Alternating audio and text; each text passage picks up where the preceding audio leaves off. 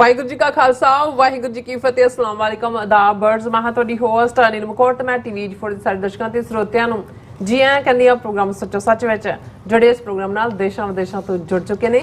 Khalsa affair centre ਦੇ ਸੰਚਾਲਕ doctor Amarjit Singh studio 'ਚ ਮੇਰੇ ਨਾਲ ਸ਼ਾਮਿਲ ਨੇ। ਉਹਨਾਂ ਨਾਲ ਗੱਲਬਾਤ ਕਰਕੇ ਅੱਜ ਦੇ ਵਿਸ਼ੇ ਉੱਪਰ ਉਹਨਾਂ ਦਾ ਤਜ਼ੀਆ ਜਾਣਦੇ ਹਾਂ। ਜੀ ਡਾਕਟਰ ਸਾਹਿਬ ਵਾਹਿਗੁਰੂ ਜੀ ਕਾ ਖਾਲਸਾ ਵਾਹਿਗੁਰੂ ਜੀ ਕੀ ਫਤਿਹ। हाँ जी नीलम कौर जी ਤੁਹਾਨੂੰ ਵੀ ਤੇ ਦੁਨੀਆ ਭਰ 'ਚ ਬੈਠੇ ਸਾਡੇ ਬਹੁਤ ਹੀ ਪਿਆਰੇ ਸੋਹਣੇ ਸਿਆਣੇ ਟੀਵੀ 84 ਦੇ ਵਿਊਅਰਸ ਨੂੰ ਵੀ ਵਾਹਿਗੁਰੂ ਜੀ ਕਾ ਖਾਲਸਾ ਵਾਹਿਗੁਰੂ ਜੀ ਕੀ ਫਤਿਹ। ਸਾਡੇ ਬਹੁਤ ਹੀ ਪਿਆਰੇ ਮੁਸਲਮਾਨ ਭੈਣਾਂ ਭਰਾਵਾਂ ਨੂੰ ਅਸਲਾਮ ਅਲੈਕਮ। ਗੰਗਾ ਜਮਨੀ ਤਹਿਜ਼ੀਬ ਦੇ ਹਿੰਦੂ ਤਵੀਆਂ ਨੂੰ ਨਮੋ ਨਮः। ਜੀ ਡਾਕਟਰ ਸਾਹਿਬ ਜੀ ਆਇਆਂ ਨੂੰ ਪ੍ਰੋਗਰਾਮ ਸੱਚੋ ਸੱਚ ਵਿੱਚ ਬਹੁਤ ਸ਼ੁਕਰੀਆ ਜੀ। ਡਾਕਟਰ ਸਾਹਿਬ ਅੱਜ 27 ਜੂਨ 2024 13 ਹਾੜ ਨਾਨਕਸ਼ਾਹੀ ਸੰਮਤ 556 ਦਾ ਦਿਨ ਹੈ ਤੇ ਡਾਕਟਰ ਸਾਹਿਬ ਪ੍ਰੋਗਰਾਮ ਸ਼ੁਰੂ ਕਰਨ ਤੋਂ ਪਹਿਲਾਂ ਅਸੀਂ ਆਪਣੇ ਦਰਸ਼ਕਾਂ ਤੇ ਸਰੋਤਿਆਂ ਨੂੰ ਹਮੇਸ਼ਾ ਤਰ੍ਹਾਂ ਦੱਸ ਰਹੇ ਵਿਊਅਰਸ ਜੇ ਤੁਸੀਂ ਹੱਕ ਸੱਚ ਇਨਸਾਫ ਤੇ ਪੈਰਾ ਦਿੰਦਾ ਇੱਕੋ ਇੱਕ ਚੈਨਲ ਟੀਵੀ 84 ਨੂੰ ਦੇਖਣਾ ਚਾਹੁੰਦੇ ਹੋ ਤਾਂ ਤੁਸੀਂ ਦੇਖ ਸਕਦੇ ਸਪੈਕਟਰਮ ਕੇਬਲ, ਆਰਸੀਐਨ ਕੇਬਲ, ਬਲਫਨ ਕੈਨੇਡਾ, ਰੋਕੂ, ਜਾਦੂ ਬਾਕਸ, ਛਾਵਾ, ਫੇਸਬੁੱਕ ਟੀਵੀ 84 ਦੀ ਐਪ ਰਾਹੀਂ online streaming and IP box ਤੇ ਤੁਸੀਂ ਟੀਵੀ 84 ਨੂੰ ਦੇਖ ਸਕਦੇ ਹੋ।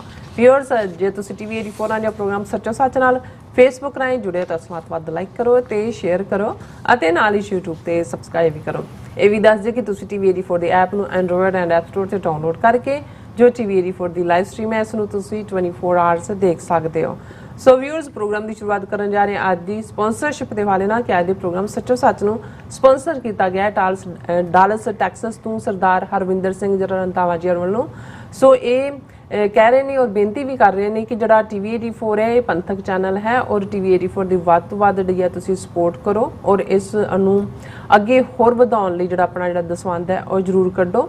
ਸੋ ਅੱਜ ਦੀ ਸਪਾਂਸਰਸ਼ਿਪ ਲਈ ਅਸੀਂ ਵੀਰ ਹਰਵਿੰਦਰ ਸਿੰਘ ਰੰਧਾਵਾ ਜੀ ਹੋਰਾਂ ਦਾ ਤਹਿ ਦਿਲ ਤੋਂ ਧੰਨਵਾਦ ਕਰਦੇ ਹਾਂ ਔਰ ਤੁਹਾਨੂੰ ਵੀ ਅਪੀਲ ਤੇ ਬੇਨਤੀ ਕਰਦੇ ਹਾਂ ਕਿ ਤੁਸੀਂ ਪ੍ਰੋਗਰਾਮ ਸੱਚੋ ਸੱਚ ਨੂੰ ਵੱਧ ਤੋਂ ਵੱਧ ਸਪਾਂਸਰ ਕਰੋ। ਸਪਾਂਸਰਸ਼ਿਪ ਲਈ ਤੁਸੀਂ ਸਾਨੂੰ ਕਾਲ ਕਰ ਸਕਦੇ ਹੋ ਸਾਡੇ ਫੋਨ ਨੰਬਰ ਤੇ 5166191984 ਸੇਮ ਨੰਬਰ ਤੇ WhatsApp ਕਰ ਸਕਦੇ ਹੋ। ਤੁਸੀਂ ਸਾਨੂੰ ਈਮੇਲ ਵੀ ਕਰ ਸਕਦੇ info@tv84.tv ਤੇ।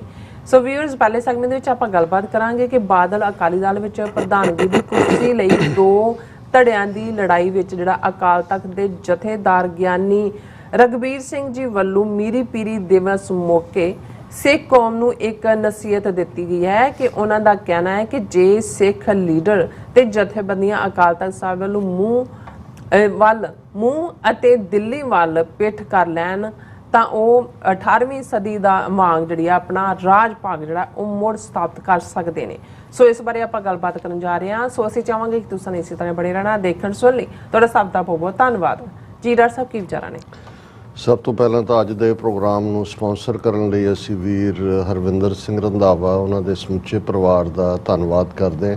ਅੱਛਾ, ਪੰਥ ਨੂੰ ਪਰਨਾਏ ਹੋਏ ਨੇ। ਲੋਕਲ ਜਦੋਂ ਤੋਂ ਵੀ ਜਾਣਾ ਸਾਡਾ ਡਾਲਸ ਹੋਇਆ ਹੈ, ਹਾਲਾਂ ਇੱਥੇ ਹਰਵਿੰਦਰ ਸਿੰਘ ਪਹਿਲਾਂ ਨਿਊਯਾਰਕ ਏਰੀਆ 'ਚ ਸਨ, ਇੱਥੇ ਵੀ ਹਰ ਪੰਥਕ ਇਕੱਠ ਦੇ ਵਿੱਚ ਸ਼ਮੂਲੀਅਤ ਕਰਦੇ ਸੀ। ਉੱਥੇ ਵੀ ਉਹਨਾਂ ਨੇ ਜਿੱਥੇ ਗੁਰਦੁਆਰਾ ਕਮੇਟੀ ਦੇ ਵਿੱਚ ਉਹ ਆਪਣਾ ਪੰਥਕ ਰੋਲ ਅਦਾ ਕਰਦੇ ਨੇ ਉੱਥੇ ਸਮੇਂ-ਸਮੇਂ ਜਦੋਂ ਵੀ ਅਸੀਂ ਟੀਵੀ 84 ਦੇ ਲਈ ਜਿਹੜਾ ਕੁਛ ਜਿਹੜਾ ਉਹਨਾਂ ਨੂੰ ਸੇਵਾ ਲਈ ਕਹਿੰਦੇ ਆ ਤੇ ਉਹ ਹਾਜ਼ਰ ਹੁੰਦੇ ਨੇ ਔਰ ਸਮੁੱਚਾ ਪਰਿਵਾਰ ਪੰਥਕ ਹੈ, ਹੱਥੀਂ ਸੇਵਾ ਵੀ ਕਰਦੇ ਨੇ ਗੁਰਦੁਆਰਾ ਸਾਹਿਬ 'ਚ ਔਰ ਮੈਨੇਜਮੈਂਟ ਦੇ ਵਿੱਚ ਵੀ ਇਹਨਾਂ ਦਾ ਹਮੇਸ਼ਾ ਹੀ ਇੱਕ ਪ੍ਰਭਾਵਸ਼ਾਲੀ ਰੋਲ ਹੈ। ਸੋ ਅਸੀਂ ਇਹਨਾਂ ਦਾ ਬਹੁਤ ਸ਼ੁਕਰੀਆ ਅਦਾ ਕਰਦੇ ਹਾਂ। ਮੈਨੂੰ ਇਸ ਗੱਲ ਦੀ ਖੁਸ਼ੀ ਹੈ ਕਿ ਪਿਛਲੇ ਦੋਵੇਂ ਹੀ ਸਾਡੇ ਲੀਡ ਸੈਗਮੈਂਟ ਜਿਹੜਾ ਪਰਸੋਂ ਵੀ ਔਰ ਕੱਲ੍ਹ ਵੀ ਜਿਹੜਾ ਖਾਸ ਤੌਰ ਤੇ ਅਕਾਲੀ ਦਲ ਦਾ 104 ਸਾਲਾ ਸ਼ਾਨਦਾਰ ਇਤਿਹਾਸ ਜੇ ਉਸ ਚੋਂ ਪਿਛਲੇ ਲਗਭਗ 40 ਸਾਲ ਦਾ ਕਾਲਾ ਦੌਰ ਅਕਾਲੀਆਂ ਦਾ ਬਾਦਲ ਟੋੜਾ ਤਲਵੰਡੀ ਦੇ ਰੋਲ ਦਾ ਕੱਢ ਲਓ ਔਰ ਫਿਰ ਕੱਲ੍ਹ ਜਿਵੇਂ ਅਸੀਂ ਇਸ ਸਾਰੇ ਨੂੰ ਅੱਗੇ ਇਸ ਡਿਸਕਸ਼ਨ ਨੂੰ ਲਗਾਇਆ ਕਿਉਂਕਿ ਇਸ ਵੇਲੇ ਇਕੱਲਾ ਪੰਥਕ ਹਲਕਿਆਂ ਦੇ ਵਿੱਚ ਹੀ ਨਹੀਂ ਤੁਸੀਂ ਉੱਥੋਂ ਦੇ ਮੀਡੀਆ 'ਚ ਵੀ ਦੇਖੋ ਇਸ ਗੱਲ ਦੀ ਹੀ ਚਰਚਾ ਹੈ ਔਰ ਕੱਲ੍ਹ ਦੇ ਪ੍ਰੋਗਰਾਮ 'ਚ ਜਿਵੇਂ ਸੁਨੀਲ ਜਾਖੜ ਜਿਹੜਾ ਬੀਜੇਪੀ ਦਾ ਪ੍ਰਧਾਨ ਹੈ ਉਹਨੇ ਜਿਵੇਂ ਟ੍ਰਿਬਿਊਨ ਨੂੰ ਦਿੱਤੇ ਆਪਣੇ ਇੰਟਰਵਿਊ ਦੇ ਵਿੱਚ ਬੜੀ ਚਿੰਤਾ ਜਤਾਈ ਕਿ ਜੇ ਬਾਦਲ ਅਕਾਲੀ ਦਲ ਜਾਂ ਅਕਾਲੀ ਦਲ ਜਿਹੜਾ ਇਸ ਦਾ ਭੋਗ ਪੈ ਗਿਆ ਤੇ ਸਿੱਖ ਤਾਂ ਰੈਡੀਕਲਾਈਜ਼ ਹੋ ਜਾਣਗੇ। ਇਹਦਾ ਮਤਲਬ ਜਦੋਂ ਇਹ ਰੈਡੀਕਲਾਈਜੇਸ਼ਨ ਕਹਿੰਦੇ ਇਹਨਾਂ ਦਾ ਮਤਲਬ ਖਾਲਿਸਤਾਨ ਵੱਲ ਜਾਣਾ ਔਰ ਇਸ ਲਈ ਉਹਨੇ ਕਿਹਾ ਕਿ ਜੀ ਇਹ ਬੜਾ ਜ਼ਰੂਰੀ ਹੈ ਕਿ ਅਕਾਲ ਤਖਤ ਔਰ ਸਿੱਖ ਕੌਮ ਦੀ ਨੁਮਾਇੰਦਗੀ ਦੇ ਲਈ ਇਹ ਮੋਡਰੇਟ ਅਕਾਲੀ ਦਲ ਦਾ ਹੋਣਾ ਬੜਾ ਜ਼ਰੂਰੀ ਹੈ। ਮੋਡਰੇਟ ਲਫ਼ਜ਼ ਵੱਲ ਖਾਸ ਧਿਆਨ ਦੇਣ ਦੀ ਲੋੜ ਹੈ, ਕਿਉਂਕਿ ਮੋਡਰੇਟ ਦਾ ਮਤਲਬ ਹੈ ਜਿਹੜਾ ਨਾ ਇੱਧਰ ਲੱਗਣ ਦੇ ਕੰਢੇ ਨਾ ਉੱਧਰ ਲੱਗਣ ਦੇ, ਤੁਹਾਨੂੰ ਵਿੱਚ ਵਿਚਾਲੇ ਪਾਈ ਰੱਖੇ, ਉਲਝਾਈ ਰੱਖੇ। ਜਿਸ ਲਈ ਮੈਂ ਅੰਗਰੇਜ਼ੀ ਦਾ ਲਫ਼ਜ਼ ਮੰਕੀ ਰੈਂਚ ਇਸਤੇਮਾਲ ਕੀਤਾ ਸੀ ਕੱਲ ਵੀ। ਮਤਲਬ ਇਹੀ ਹੁੰਦਾ ਹੈ ਕਿ ਭਾਈ ਤੁਸੀਂ ਜਿਹੜਾ ਹੈ ਉਸ ਲਈ ਇੱਕ ਜ਼ਮਾਨਾ ਹੁੰਦਾ ਸੀ ਕਿ ਵੀ ਜਿਹੜੇ ਤਗੜੇ ਪਲੇਅਰ ਸੀ ਉਹ ਜਦੋਂ ਖੇਡਦੇ ਸੀ ਤਾਂ ਮਾੜਿਆਂ ਨੂੰ ਇੱਕ ਦਿਨ ਹਾਰੇ, 2 ਦਿਨ ਹਾਰੇ, ਫਿਰ ਉਹ ਆ ਕੇ ਨਾ ਖੇਡਣਾ ਚਾਹੁੰਦੇ ਸੀ ਤੇ ਨਾ ਉਹਨਾਂ ਨੂੰ ਹੁੰਦਾ ਸੀ ਵੀ ਖੇਡਣ ਦੇਣਾ। ਤੇ ਉਹਨਾਂ ਨੇ ਫਿਰ ਉੱਥੇ ਆ ਕੇ ਜੇ ਖੁੱਤੀ ਹੈ ਤਾਂ ਉਹਦੇ 'ਚ ਮੂਤ ਦੇਣਾ, ਜਾਂ ਜੇ ਕੋਈ ਵਿਕਟਾਂ ਨੇ ਉਹ ਚੁੱਕ ਕੇ ਪਰੇ ਸੁੱਟ ਦੇਣੀਆਂ, ਜਾਂ ਕੋਈ ਹੋਰ ਸ਼ਰਾਰਤ ਕਰਨੀ, ਤਾਂ ਫਿਰ ਨੱਚ ਕੇ ਗਾਉਣਾ ਵੀ ਖੇਡਾਂ ਨਾ ਖਿਡਾਵਾਂਗੇ, ਭੰਬਲ ਭੂਸਾ ਪਾਵਾਂਗੇ। ਇਹ ਭੰਬਲ ਭੂਸਾ ਲਫ਼ਜ਼ ਜਿਹੜਾ ਬੜਾ ਖੂਬਸੂਰਤ ਲਫ਼ਜ਼ ਹੈ ਨਾ, ਅੰਗਰੇਜ਼ੀ 'ਚ ਉਹਨੂੰ ਕਨਫਿਊਜ਼ਨ ਕਹਿੰਦੇ ਨੇ, ਪਰ ਸਾਡੇ ਭੰਬਲ ਭੂਸੇ 'ਚ ਕਈ ਕਨਫਿਊਜ਼ਨ ਦੀਆਂ ਵਰਜ਼ਨਸ ਔਰ ਹੋਰ ਵੀ ਕਈ ਕੁਛ ਇਹਦੇ 'ਚ ਆ ਜਾਂਦਾ ਹੈ। ਮਤਲਬ ਇਹ ਹੁੰਦਾ ਹੈ ਕਿ ਜਿਹੜਾ ਚੱਲ ਰਿਹਾ ਕੰਮ ਹੈ ਤੁਸੀਂ ਉਹਨੂੰ ਵੀ ਰੋਕ ਦੇਣਾ, ਬਿਲਕੁਲ ਜਿਹੜੀ ਬਣੀ ਹੋਈ ਵੇਵ ਹੈ ਉਸ ਦੇ ਵਿੱਚ ਵੀ ਤੁਸੀਂ ਜਿਹੜਾ ਹੈ ਉਹ ਰੁਕਾਵਟ ਪੈਦਾ ਕਰ ਦੇਣੀ। ਫਿਰ ਤੁਸੀਂ ਲਾਰਾ ਲੱਪਾ ਜਿਹੜਾ ਹੈ ਉਸ ਦੇ ਨਾਲ ਤੋਰ ਲੈਣਾ ਕਿ ਜੀ ਜਿਵੇਂ ਇਹਨਾਂ ਦਾ ਅਕਾਲੀਆਂ ਦਾ ਜੀ ਅਸੀਂ ਹੁਣ ਅਗਲਾ ਪ੍ਰੋਗਰਾਮ ਅਨੰਦਪੁਰ ਸਾਹਿਬ ਵਿਸਾਖੀ ਦੇ ਮੌਕੇ ਦੇਵਾਂਗੇ। ਸਾਰੇ ਉੱਥੇ ਜਾ ਕੇ ਇਕੱਠੇ ਹੋ ਜਾਂਦੇ ਸੀ ਕਿ ਇਹਨਾਂ ਨੇ ਕੀ ਪ੍ਰੋਗਰਾਮ ਦੇਣਾ। ਉੱਥੇ ਵੀ ਤੱਤੀਆਂ ਸਪੀਚਾਂ ਅਸੀਂ ਦਿੱਲੀ ਤਖਤ ਵਾਲਿਆਂ ਨੂੰ ਦੱਸ ਦੇਣਾ ਚਾਹੁੰਦੇ ਹਾਂ, ਅਸੀਂ ਇਹ ਹੈ ਉਹ ਹੈ, ਤੇ ਫਿਰ ਨਾਲ ਹੀ ਉਹਨਾਂ ਨੇ ਕਹਿ ਦੇਣਾ ਜੀ ਅਗਲਾ ਪ੍ਰੋਗਰਾਮ ਅਸੀਂ ਦੀਵਾਲੀ ਦੇ ਮੌਕੇ ਤੇ ਅਕਾਲ ਤਖਤ ਤੋਂ ਦੇਵਾਂਗੇ। ਔਰ ਇਵੇਂ ਇਹ ਜਦੋਂ ਤੁਸੀਂ ਬਾਦਲ ਟੌੜਾ ਤਲਵੰਡੀ ਦਾ ਦੌਰ ਦੇਖੋ, ਸਿਰਫ 2 ਪੀਰੀਅਡਸ ਨੂੰ ਛੱਡ ਕੇ ਉਹਦੇ 'ਚ ਵੀ ਐਮਰਜੈਂਸੀ ਦੇ ਖਿਲਾਫ ਮੋਰਚੇ ਵੇਲੇ ਭਾਵੇਂ ਬਾਅਦ 'ਚ ਹਰਚੰਦ ਸਿੰਘ ਲੌਂਗੋਵਾਲ ਨੇ ਕੀ ਰੋਲ ਅਦਾ ਕੀਤਾ, ਜਿਵੇਂ ਲੌਂਗੋਵਾਲ ਸਮਝੌਤਾ ਔਰ ਬਾਦਲਾਂ ਦਾ ਜਿਹੜਾ ਪ੍ਰਭਾਵ ਵੀ ਕਬੂਲਿਆ, ਫਿਰ ਬਾਦਲਾਂ 'ਚੋਂ ਨਿਕਲ ਕੇ ਉਹ ਲੱਡੂ ਬਲਵੰਤ ਔਰ ਬਰਨਾਲਾ ਉਹਦੇ ਥੱਲੇ ਲੌਂਗੋਵਾਲ ਸਮਝੌਤਾ ਕੀਤਾ।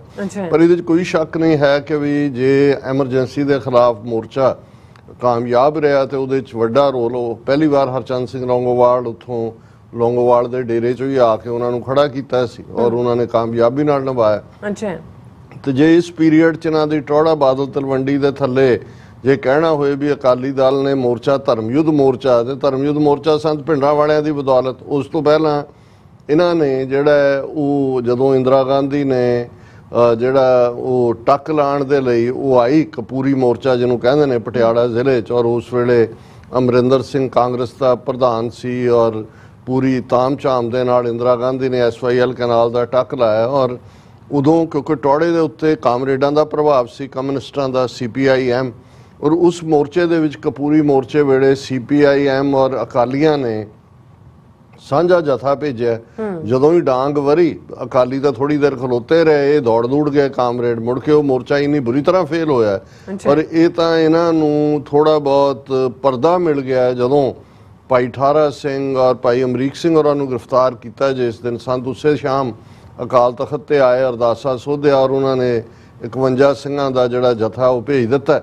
ਔਰ ਇਹ ਕਿਉਂਕਿ ਕਰਪੂਰੀ 'ਚ ਬੁਰੀ ਤਰ੍ਹਾਂ ਫੇਲ ਹੋ ਚੁੱਕੇ ਸੀ, ਫਿਰ ਇਹਨਾਂ ਨੇ ਲੌਂਗੋਵਾਲ ਨੇ ਔਰ ਟੌੜੇ ਨੇ ਸੰਤਾਂ ਨੂੰ ਕਿਹਾ ਕਿ ਜੀ ਅਸੀਂ ਵਰਕਿੰਗ ਕਮੇਟੀ 'ਚ ਪਾਸ ਕਰਦੇ, ਤੁਸੀਂ ਜਿਹੜਾ ਇਸ ਮੋਰਚੇ ਦੇ ਨਾਲ ਹੀ ਮੋਰਚਾ ਜਿਹੜਾ ਅਸੀਂ ਵੀ ਜੋੜ ਲੈਂਦੇ। ਔਰ ਇਵੇਂ ਧਰਮਯੁੱਧ ਮੋਰਚੇ ਦੀ ਸ਼ੁਰੂਆਤ ਹੋਈ। ਸੋ ਮੈਂ ਇਹ ਕਾਰਗੁਜ਼ਾਰੀ ਇਸ ਐਂਗਲ ਤੋਂ ਵੀ ਦੇਣਾ ਚਾਹੁੰਦਾ ਕਿ ਵੀ ਇਹ ਜਿਹੜਾ ਅੱਜ ਜਦੋਂ ਬਹੁਤਿਆਂ ਨੂੰ ਲੱਗਦਾ ਹੈ ਕਿ ਜੀ ਇਹ ਮੋਰਚਾ ਨਹੀਂ ਕਦੇ ਵੀ ਇਹਨਾਂ ਨੇ ਲਾਇਆ ਜਾਂ ਲਾਉਂਦੇ ਨਹੀਂ ਹੈ, ਜਾਂ ਇਹ ਤੁਸੀਂ ਕੁੱਲ ਮਿਲਾ ਕੇ ਦੇਖੋ ਜੇ ਇਹਨਾਂ ਦੋਨਾਂ ਨੂੰ ਤੁਸੀਂ ਪਾਸੇ ਕਰ ਲਓ ਤੇ ਕਦੇ ਵੀ ਇਹਨਾਂ ਨੇ ਇਹ ਤਾਂ ਆਏ ਹੀ ਬਾਗ ਦੇ ਇਸ ਮਿੱਠੇ ਅੰਬ ਖਾਣ ਸੀ ਕਿ ਭਾਈ ਕੁਰਬਾਨੀਆਂ ਤਿਆਗ ਜੋ ਹੋਇਆ ਸੋ ਹੋਇਆ ਹੀ ਹੋਇਆ ਪੁਰਾਤਨ ਅਕਾਲੀਆਂ ਦਾ।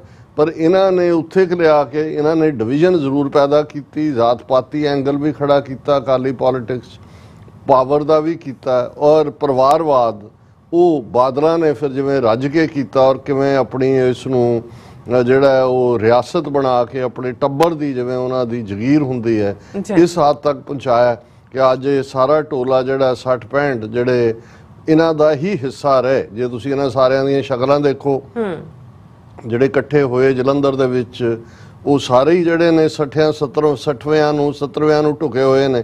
ਔਰ ਇਹ ਸਾਰੇ ਹੀ ਪਿਛਲੇ ਇਹਨਾਂ 40 ਸਾਲਾਂ ਦੇ ਵਿੱਚ ਹੀ ਵੱਡੇ ਬਾਦਲ ਤੋਂ ਲੈ ਕੇ ਦੇ ਤੱਕ ਇਹਨਾਂ ਦੇ ਸਾਥੀ ਰਹੇ। ਔਰ ਹੁਣ ਉਹਨਾਂ ਨੂੰ ਲੱਗਦਾ ਹੈ ਕਿ ਜੀ ਇਹ ਜਿਹੜੀ ਹੈ ਚੇਂਜ ਬੜੀ ਜ਼ਰੂਰੀ ਹੈ। ਔਰ ਦੌੜ ਫਿਰ ਉੱਥੇ ਕੀ ਹੈ ਕਿ ਜੀ ਜੇ ਉਹ ਅਸਤੀਫਾ ਦੇ ਦੇ ਬਾਕੀ ਫਿਰ ਤੁਹਾਡੇ ਹਵਾਲੇ ਹੋ ਜਾਏ ਤਾਂ ਤੁਸੀਂ ਠੀਕ ਰਹੋਗੇ। ਲੇਕਿਨ ਇਸ ਦੇ ਉੱਤੇ ਅਸੀਂ ਗੱਲ ਕਰਦੇ ਹਾਂ। ਅੱਜ ਹੀ ਮੇਰੀਆਂ ਨਜ਼ਰਾਂ 'ਚੋਂ ਇੱਥੇ ਕੈਲੀਫੋਰਨੀਆ ਬੇਸਡ ਨੇ ਸਰ ਤਰਲੋਚਨ ਸਿੰਘ ਦਪਾਲਪੁਰ, ਖੁਦ ਵੀ ਕਿਸੇ ਵੇਲੇ ਸ਼੍ਰੋਮਣੀ ਕਮੇਟੀ ਦੇ ਮੈਂਬਰ ਰਹੇ ਔਰ ਅੱਛੇ ਸ਼ਾਇਰ ਨੇ ਔਰ ਇਹਨਾਂ ਦਾ ਛੋਟੇ ਜਿਹੜੀਆਂ ਲਿਖਤਾਂ ਵੀ ਨੇ ਵਿਅੰਗ ਭਰਪੂਰ ਔਰ ਪੰਥਕ ਐਂਗਲ ਤੋਂ ਹੁੰਦੀਆਂ ਨੇ। ਉਹਨਾਂ ਨੇ ਇਹਨਾਂ ਦਾ ਜਿਹੜਾ ਗਰੁੱਪ ਨੇ ਸਾਰਾ ਕੀਤਾ, ਉਹਨੂੰ ਉਹਦੇ ਤੇ ਇੱਕ ਕਵਿਤ ਲਿਖਿਆ। ਪ੍ਰਧਾਨ ਦੀ ਥਾਂ ਉਹਨਾਂ ਨੇ ਭਰਦਾਨ ਕਿਹਾ, ਭਰਦਾਨ ਤੋਂ ਅਸਤੀਫਾ, ਕਿ ਬਈ ਕਰਿਆ ਬੱਜਰ ਗੁਨਾਹ ਹੈ ਸਾਰਿਆਂ ਨੇ, ਪੰਥਕ ਫਲਸਫੇ ਵਿਰਸੇ ਨੂੰ ਢਾਉਣ ਦਾ ਜੀ। ਇਹ ਸਾਰੇ ਜਿਹੜੇ ਨੇ ਉਸ ਦੇ ਵਿੱਚ ਭਾਗੀਦਾਰ ਨੇ। ਕਰਿਆ ਬੱਜਰ ਗੁਨਾਹ ਹੈ ਸਾਰਿਆਂ ਨੇ, ਪੰਥਕ ਫਲਸਫੇ ਵਿਰਸੇ ਨੂੰ ਢਾਉਣ ਦਾ ਜੀ। ਚਮਚੇ ਕੜਛੀਆਂ ਬਣ ਕੇ ਰਹਿ ਬੈਠੇ, ਸਮਾਂ ਜਦੋਂ ਸੀ ਖਰੀਆਂ ਸੁਣਾਉਣ ਦਾ ਜੀ। ਬਹੁਤ ਲੇਟ ਸੰਘਰਸ਼ ਹਨ ਕਰਨ ਲੱਗੇ, ਬਾਦਲ ਨਾਮ ਤੋਂ ਮੁਕਤੀਆਂ ਪਾਉਣ ਦਾ ਜੀ। ਕਰਕੇ ਮੰਗ ਅਸਤੀਫੇ ਦੀ ਚੋਣ ਭਾਈ, ਕਰੀਏ ਕੰਮ ਹੁਣ ਪੰਥ ਨੂੰ ਪਾਉਣ ਦਾ ਜੀ। ਦੋਹਾਂ ਧੜਿਆਂ ਦਾ ਮਿਸ਼ਨ ਹੈ ਇੱਕ ਲੱਗਦਾ। ਉਹੀ ਅਗੇਨ ਉਸ ਕੁਰਸੀ ਦੀ ਦੌੜ ਕੇ ਜੀ ਇਹ ਛੱਡੇ ਤੇ ਅਸੀਂ ਆਈਏ। ਦੋਹਾਂ ਧੜਿਆਂ ਦਾ ਮਿਸ਼ਨ ਹੈ ਇੱਕ ਲੱਗਦਾ। ਕਾਰਤੂਸ ਚੱਲ ਚੁੱਕੇ ਚਲਾਉਣ ਦਾ ਜੀ। ਜਦ ਚਿੜੀਆਂ ਨੇ ਚੁਗ ਲਿਆ ਖੇਤ ਸਾਰਾ, ਚੇਤਾ ਆਇਆ ਪ੍ਰਧਾਨ ਨੂੰ ਲਾਉਣ ਦਾ ਜੀ। ਸੋ ਮੈਂ ਸਮਝਦਾ ਵੀ ਕਈ ਵਾਰ ਜਿਹੜੀ ਚੀਜ਼ ਕਿਤਾਬਾਂ ਦੇ ਵਿੱਚ ਪੂਰੀ ਕਿਤਾਬ ਜਿਸ ਦੇ ਉੱਤੇ ਜੇ ਲਿਖੀ ਜਾਏ ਤੇ ਉਸ ਨੂੰ ਇੱਕ ਕਵਿਤ ਜਾਂ ਪੋਇਟਰੀ, ਇਹ ਪੋਇਟਰੀ ਦੀ ਬਿਊਟੀ ਹੁੰਦੀ ਹੈ ਔਰ ਜੋਕ ਦੀ ਬਿਊਟੀ ਉਸ ਤੋਂ ਵੀ ਜ਼ਬਰਦਸਤ ਹੁੰਦੀ ਹੈ। ਇਸੇ ਤਰ੍ਹਾਂ ਕਾਰਟੂਨ ਉਹ ਸਾਰੀ ਕਹਾਣੀ ਨੂੰ ਬਿਆਨਦਾ ਹੈ। ਸੋ ਗੱਲ ਇਹੀ ਹੈ, ਜਦ ਚਿੜੀਆਂ ਨੇ ਚੁਗ ਲਿਆ ਖੇਤ ਸਾਰਾ, ਚੇਤਾ ਆਇਆ ਪ੍ਰਧਾਨ ਨੂੰ ਲਾਉਣ ਦਾ ਜੀ। ਕਿ ਵੀ ਇਹ ਸਾਰੇ ਇਸ ਦੇ ਵਿੱਚ ਭਾਈਵਾਲ ਸੀ ਔਰ ਇਸ ਦਾ ਅੱਜ ਇਸ ਲੈਵਲ ਤੇ ਨੇ। ਪਰ ਹੁਣ ਇਸ 'ਚ ਇਹ ਵੀ ਨਹੀਂ ਹੈ ਵੀ ਜਦੋਂ ਇਸ ਕਿਸਮ ਦਾ ਵੈਕਿਊਮ ਕ੍ਰੀਏਟ ਹੁੰਦਾ। ਪਰ ਇੱਕ ਗੱਲ ਹੋਰ ਵੀ ਇਸ 'ਚ ਦੇਖਣ ਵਾਲੀ ਹੈ। ਅੱਜ ਹੀ ਸਾਨੂੰ 2-3 ਕਾਲਾਂ ਅੱਡ ਆਈਆਂ ਕਿ ਜੀ ਹੁਣ ਕੀ ਬਣੇਗਾ ਕੀ ਨਹੀਂ। ਮੈਂ ਕਿਹਾ ਜੀ ਇਹ ਅਜੇ ਇਹਨਾਂ ਦੀ ਏਜੰਸੀਆਂ ਨੇ ਆਪੋ ਆਪਣੀ ਜਿਹੜੇ ਉਹਨਾਂ ਦੇ ਏਜੰਟ ਨੇ ਉਹਨਾਂ ਰਾਹੀਂ ਖੇਡ ਸ਼ੁਰੂ ਕਰਵਾਈ ਹੈ। ਉਹਨਾਂ ਨੇ ਜਿਹੜਾ ਉਹ ਪਹਿਲਾਂ ਜਿਹੜਾ ਉਹ ਅਖਾੜਾ ਤਿਆਰ ਕੀਤਾ ਉਹਦੇ ਲਈ ਔਰ ਹੁਣ ਭਲਵਾਨ ਛੱਡੇ ਨੇ। ਪਹਿਲਾਂ ਕਾਠਾ ਭਲਵਾਨ ਆਏਗਾ, ਫਿਰ ਦੂਜਾ ਆਏਗਾ। ਅਸਲੀ ਤਾਂ ਹੋਈ ਹੈ। ਮੈਂ ਕਿਹਾ ਵੀ ਜੇ ਤੁਸੀਂ ਅਕਾਲੀ ਦਲ ਦਾ 100 ਸਾਲ ਦਾ ਇਤਿਹਾਸ ਦੇਖੋ ਤੇ ਅਲਟੀਮੇਟਲੀ ਅਸਲੀ ਅਕਾਲੀ ਦਲ ਬਣ ਕੇ ਉਹੀ ਕਾਇਮ ਰਹਿੰਦਾ ਜਿਹਦੇ ਕੋਲ ਸ਼੍ਰੋਮਣੀ ਕਮੇਟੀ ਹੈ, ਸ਼੍ਰੋਮਣੀ ਗੁਰਦੁਆਰਾ ਪ੍ਰਬੰਧਕ ਕਮੇਟੀ ਦਾ ਜਿਹਦੇ ਕੋਲ ਕੰਟਰੋਲ ਹੈ।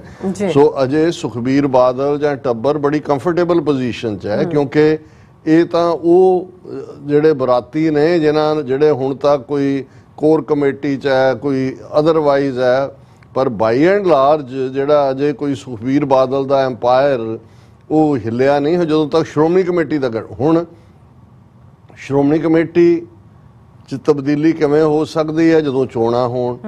ਚੋਣਾਂ ਕਿਹਨੇ ਕਰਵਾਉਣੀਆਂ ਨੇ? ਸੈਂਟਰ ਗਵਰਨਮੈਂਟ ਨੇ। ਸੈਂਟਰ ਗਵਰਨਮੈਂਟ ਕਦੋਂ ਚੋਣਾਂ ਕਰਵਾਉਂਦੀ ਹੈ? ਜਦੋਂ ਉਹਨਾਂ ਦਾ ਮਨ ਭਾਉਂਦਾ ਜਿਹੜਾ ਉਹ ਗਰੁੱਪ ਉਹ ਜਿੱਤ ਰਿਹਾ ਹੋਏ। ਅਦਰਵਾਈਜ਼ ਤਾਂ ਤੁਸੀਂ ਦੇਖੋ ਕਿ ਵੀ 1979 ਦੇ ਵਿੱਚ ਸ਼੍ਰੋਮਣੀ ਕਮੇਟੀ ਚੋਣਾਂ ਹੋਈਆਂ ਸੀ। ਉਸ ਤੋਂ ਲੈ ਕੇ 1996-97 ਤੱਕ ਜਦੋਂ ਬਾਦਲ ਦੀ ਗਵਰਨਮੈਂਟ ਬਣਦੀ ਹੈ, ਉਸ ਸਾਰੇ ਪੀਰੀਅਡ 1979 ਤੋਂ ਤੁਸੀਂ ਕਾਊਂਟ ਕਰ ਲਓ, 18-19 ਸਾਲ ਚੋਣਾਂ ਨਹੀਂ ਹੋਈਆਂ। ਕਿਉਂਕਿ ਉਹ ਪੀਰੀਅਡ ਸੀ ਪੰਜਾਬ ਦੇ ਵਿੱਚ ਖਾਲਿਸਤਾਨ ਦੀ ਮੂਵਮੈਂਟ, ਸਿੰਘਾਂ ਦਾ ਦਬਦਬਾ ਔਰ ਉਹਨਾਂ ਨੂੰ ਸੀ ਵੀ ਜਿਹੜੀ ਵੀ ਸ਼੍ਰੋਮਣੀ ਕਮੇਟੀ ਬਣੇਗੀ ਉਹ ਪੰਥ ਪ੍ਰਸਤ ਮੈਂਬਰਾਂ ਦੀ ਬਣੇਗੀ। ਔਰ ਅਲਟੀਮੇਟਲੀ ਮੈਂ ਇਸ ਲਈ ਵੀ ਕਹਿ ਰਿਹਾ ਵੀ ਕੁਝ ਜਿਹੜੇ ਨੇ ਹੁਣ ਵੀ ਕਹਿੰਦੇ ਨੇ ਜੀ ਉੱਥੇ ਤਬਦੀਲੀ ਤਾਂ ਹੀ ਹੋ ਸਕਦੀ ਹੈ ਜੇ ਸ਼੍ਰੋਮਣੀ ਕਮੇਟੀ ਦੇ ਉੱਤੇ ਪੰਥ ਪ੍ਰਸਤ ਸੋਚ ਵਾਲਿਆਂ ਦਾ ਕਬਜ਼ਾ ਹੋਏ। ਮੈਂ ਕਿਹਾ ਜੀ ਤੁਹਾਨੂੰ ਲੱਗਦਾ ਹੈ ਕਿ ਜੀ ਇਵੇਂ ਹੋਏ ਤਾਂ ਤਬਦੀਲੀ ਹੋ ਸਕਦੀ ਹੈ, ਤੇ ਜਿਹੜਾ ਦੁਸ਼ਮਣ ਜਿਹਨੇ ਤੁਹਾਡੇ ਖਿਲਾਫ ਸਰਵਨਾਸ਼ ਦੀ ਜੰਗ ਵਿੱਢੀ ਹੋਈ ਹੈ ਉਹਨਾਂ ਨੂੰ ਨਹੀਂ ਲੱਗਦਾ ਉਹ ਤੁਹਾਡੇ ਹੱਥ ਕਿਉਂ ਆਣ ਦੇਣਗੇ? ਉਹਨਾਂ ਨੇ ਪਹਿਲਾਂ ਹੀ ਜਿਸ ਤਰੀਕੇ ਨਾਲ ਹਜ਼ੂਰ ਸਾਹਿਬ ਬੋਰਡ, ਪਟਨਾ ਸਾਹਿਬ, ਉਹ ਤਾਂ 50ਵਿਆਂ ਤੋਂ ਹੀ ਚੱਲ ਰਿਹਾ ਸੀ। ਹਰਿਆਣਾ ਗੁਰਦੁਆਰਾ ਪ੍ਰਬੰਧਕ ਕਮੇਟੀ ਦਾ ਸਾਡੀਆਂ ਅੱਖਾਂ ਸਾਹਮਣੇ ਜਿਹੜਾ ਉਹ 50 ਤੋਂ ਜ਼ਿਆਦਾ ਇਤਿਹਾਸਕ ਗੁਰਦੁਆਰਿਆਂ ਦਾ ਔਰ ਕਿੰਨੇ ਕਾਲਜਿਸ ਔਰ ਦੂਸਰੇ ਉਹਨੂੰ ਅੱਡ ਕੀਤਾ।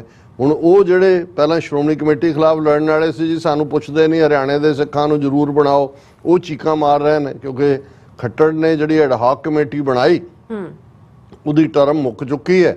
ਨਵੀਆਂ ਚੋਣਾਂ ਦਾ ਹਰਿਆਣਾ ਕਮੇਟੀ ਦਾ ਉਹ ਨਾਂ ਹੀ ਨਹੀਂ ਲੈ ਰਹੀ ਕਿਉਂਕਿ ਉਹ ਸਿੱਧਾ ਸਿੱਧਾ ਬੀਜੇਪੀ ਦੇ ਕੰਟਰੋਲ ਦੇ ਵਾਲਾ ਐਡਹੌਕ ਕਮੇਟੀ ਅੱਗੋਂ ਵੀ ਉਹੀ ਹੋਏਗਾ।